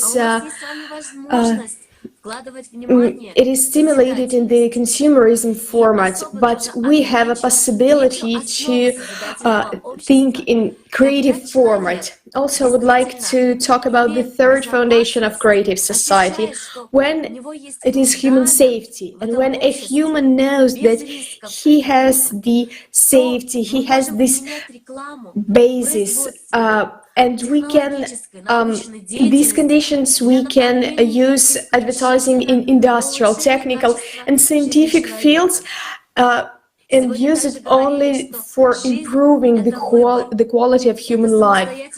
Life is a choice, and life is about making choices without shifting the responsibility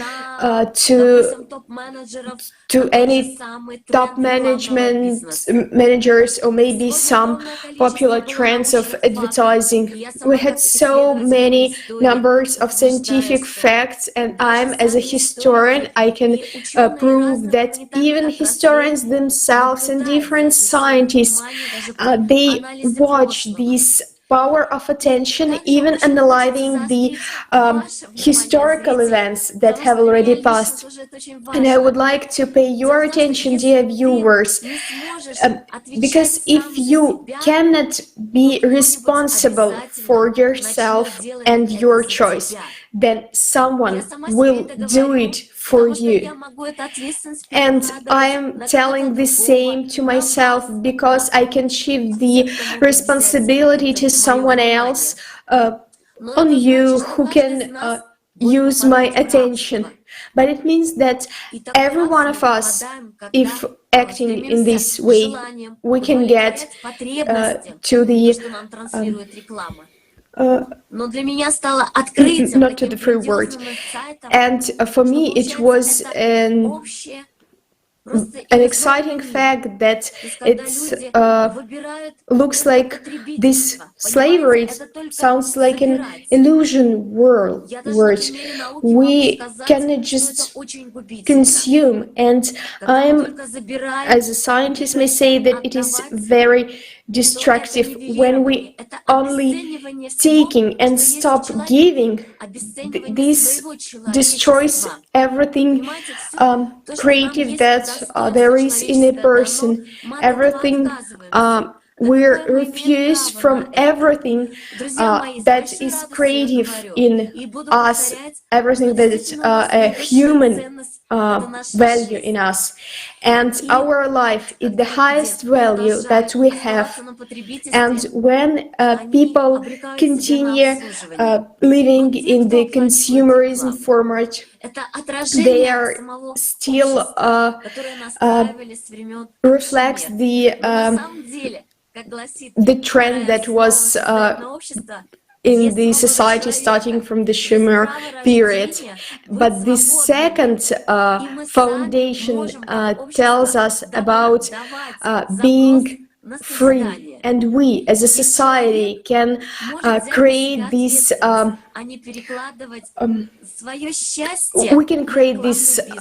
we can build this creative society. We can talk about it. We can realize our dreams, because it's all possible. We can do it, but we allow us to be manipulated. But it depends on us, and the only way out is to build a creative society. And our dream, our willing, is to live in creative society where human life is on the first place. And we want to live in a better world, in welfare and prosperity. And there is only one way to act, to take part, each of us. If every person take part in it, we can do it. Yes, we all are very, very different. We are specialists from different spheres, from different countries. But each of you, dear viewers and participants of this kaleidoscope, you are my friend. And I sincerely say thank you to each of my friends, because we shared our understandings, our results of our researches, because we inform everyone. And each of us has taken this responsibility for our own happiness and for society itself, for its developing, because we can create a better life. And the responsibility for it lies in each person. And as a historian, I may say that today we have only one way out as a civilization, and this is the creative society, and we can really build it, but only together. And taking part in the process of transformation of our society to create a great future for everyone. And huge thank you for our translators and technical team, because to each country of the world, this positive information about better future is sounded to everyone. So thank you so much. Many thanks, Natada, for your sincere words. And indeed, the prospect of building a creative society is truly inspiring. It is precisely that good, lofty goal which is really worth our attention and which is worth uniting. We all would be incredibly happy to live in a society where everything is geared towards improving the quality of life of every single person, in which, even a subway would be a space which supports people in their aspiration to be real humans, in which even advertising is creative in the highest sense of this word. Let's watch a video about the subway of our potential near future, which we can create together.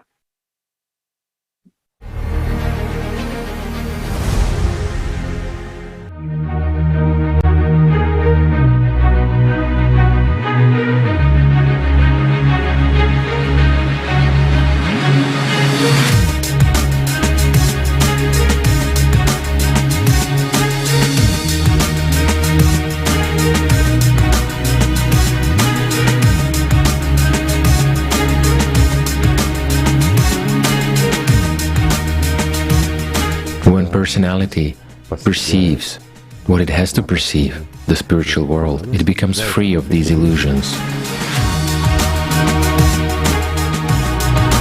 Good is here and now. Whereas, when cognizing the truth, one should master an elevated stage of self-perfection.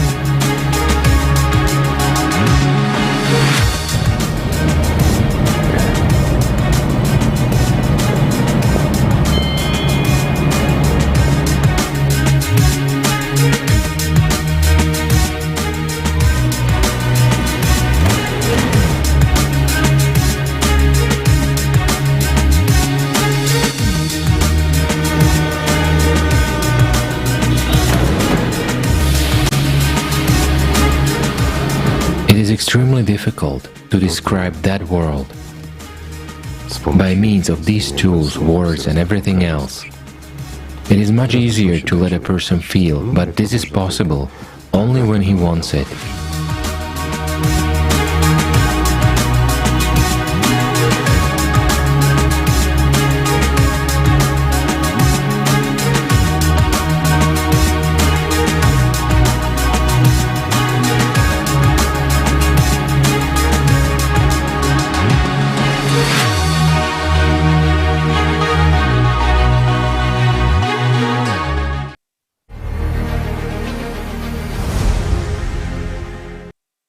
Wow, what a great idea. I love it. Self-education information placed in the tube instead of some useless adverts. Yes, because now we know that attention plays a key role in our life and we don't want to waste it anymore. It's a powerful resource. And our last, but not the least, speaker is Dilara Fatihova. Dilara held a senior position at a big TV and radio company for more than 20 years, and she knows all about commercial tricks, sales targets, and marketing training. That's why Dilara can't keep silent anymore. Dilara, looking forward to hearing from you. Спасибо. Друзья, мы сейчас увидели замечательный пример в ролике. Думаю, у всех сейчас чувство приятное.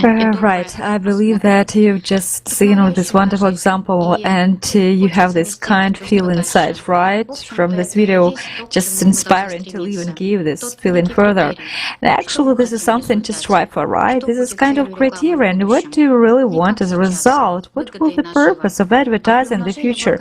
Not just as now, profit and gain, but increasing well-being in the true meaning of the word, the state of being well. And as stated in the fifth foundation of creative society, society must strive to nurture the best human qualities, human with a capital letter, and in doing so, would be advertising. It would be just according to the fourth foundation of the creative society, just fully support the development of personality, and according to the sixth foundation, helping people realize and implement, take responsibility for their lives and choices, and also, of course, without any manipulation, including hidden manipulation. After all, there is the second foundation of the creative society, freedom, and the seventh foundation, justice and equality, motivating people to act in the care of life and safety in accordance with the first and third foundations of the creative society. And due to the 8 foundations of the creative society, a clear vector is given. And when we apply it, we simply look at all areas of society, including at advertising through this prism. Today, advertising is all about attracting attention with a commercial goal, while in the creative society, the focus is on a person, and it doesn't matter who will make and distribute these commercials, humans or artificial intelligence. This basic principle must be respected, that human is at the first place. In today's broadcast, we heard about, it just the other way around.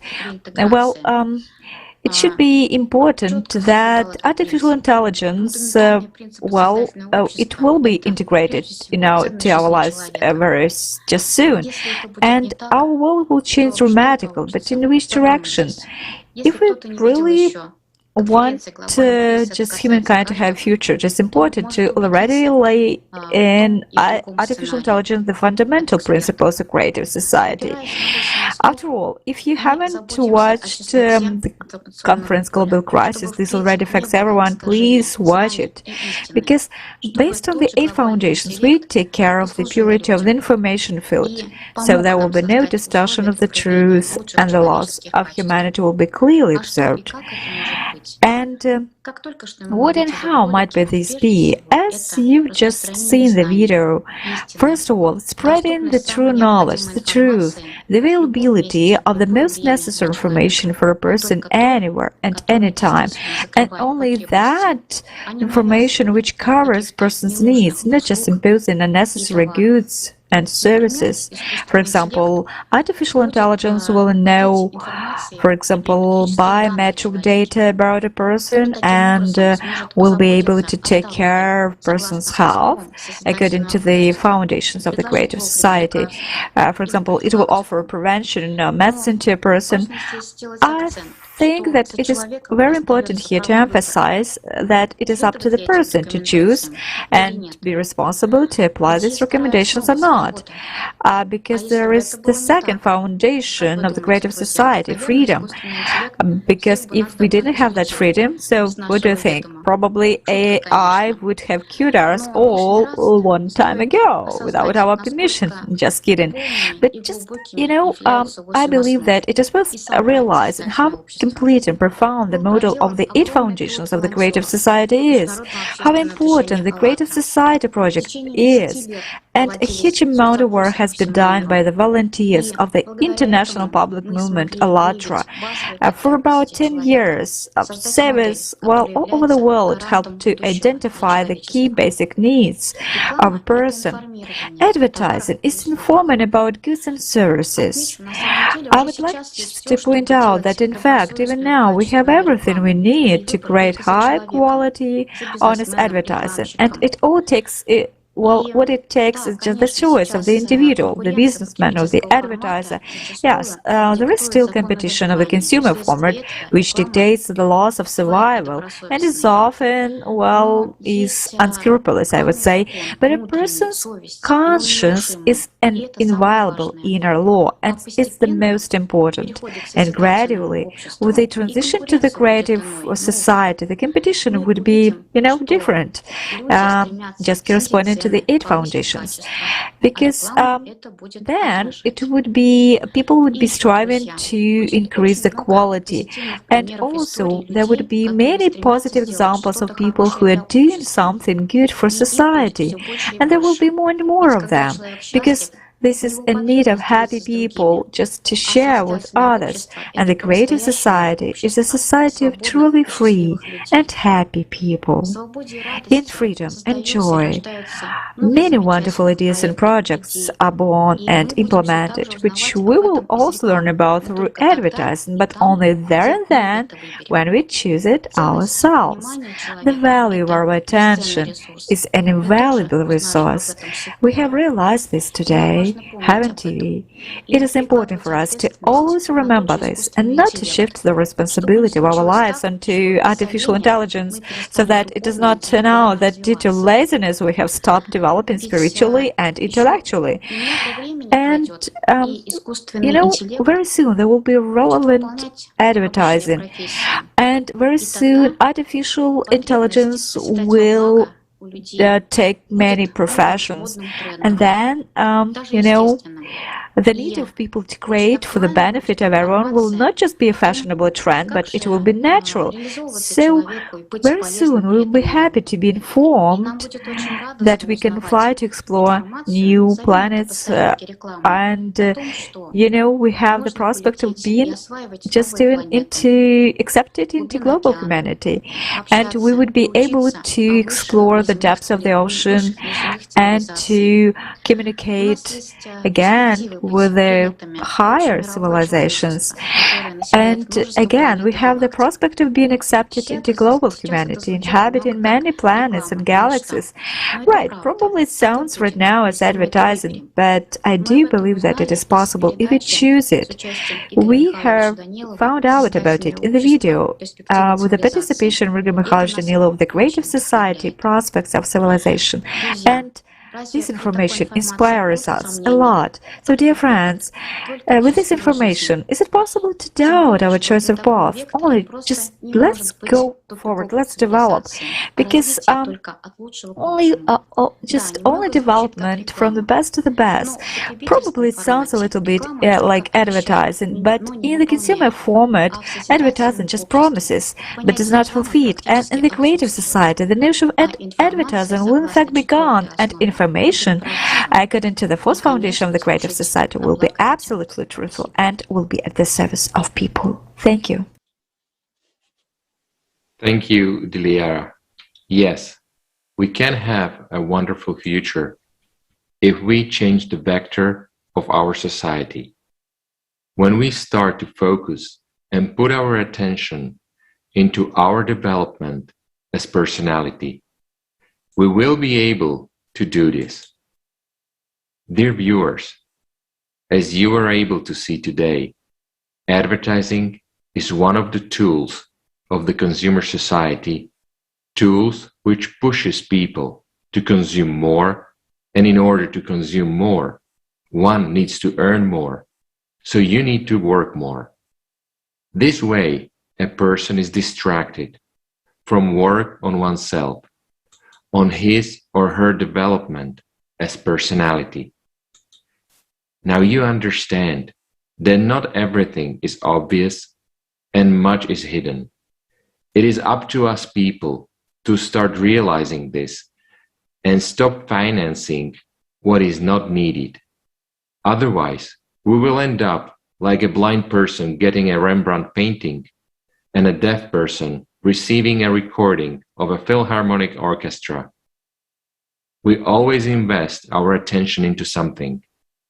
And since we have no option not to invest our attention, we have to choose where we will direct it, what will we finance with it, creative society will give people the opportunity to invest our attention and energy into the most precious values, humanness, kindness, development of our spiritual component, our personality, and merge it with the soul. For this, we are actually here. People will not be pushed only to exist, but they will actually live. And as a developed personalities, the advertising and manipulation will have absolutely no effect on them and will only pass them by as a water in a river. I believe that information which we have shared with you today will be beneficial to you and will help you in your life here. We would like to thank every single person today, research and working groups, speakers, those behind the camera, and technical support teams, designers, and thousands of others who have made this possible today. ALLATRA is one big human family, and everyone can join us. Please email us at info@ALLATRA.tv. We need you. We would like to invite all of you who are watching us now to the next Kaleidoscope of Facts, The Matrix, From Illusion to Reality, which will take place on October 13th, 2021. Thank you very much for your attention.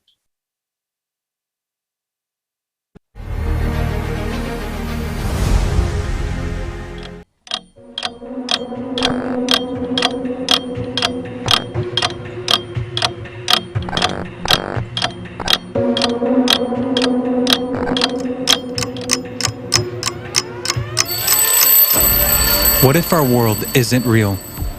What if we all live in a hologram, an artificially created system? In other words, the Matrix. Looking at the evidence and scientific proof of this fact, many questions arise. What is the Matrix? Is our world an illusion?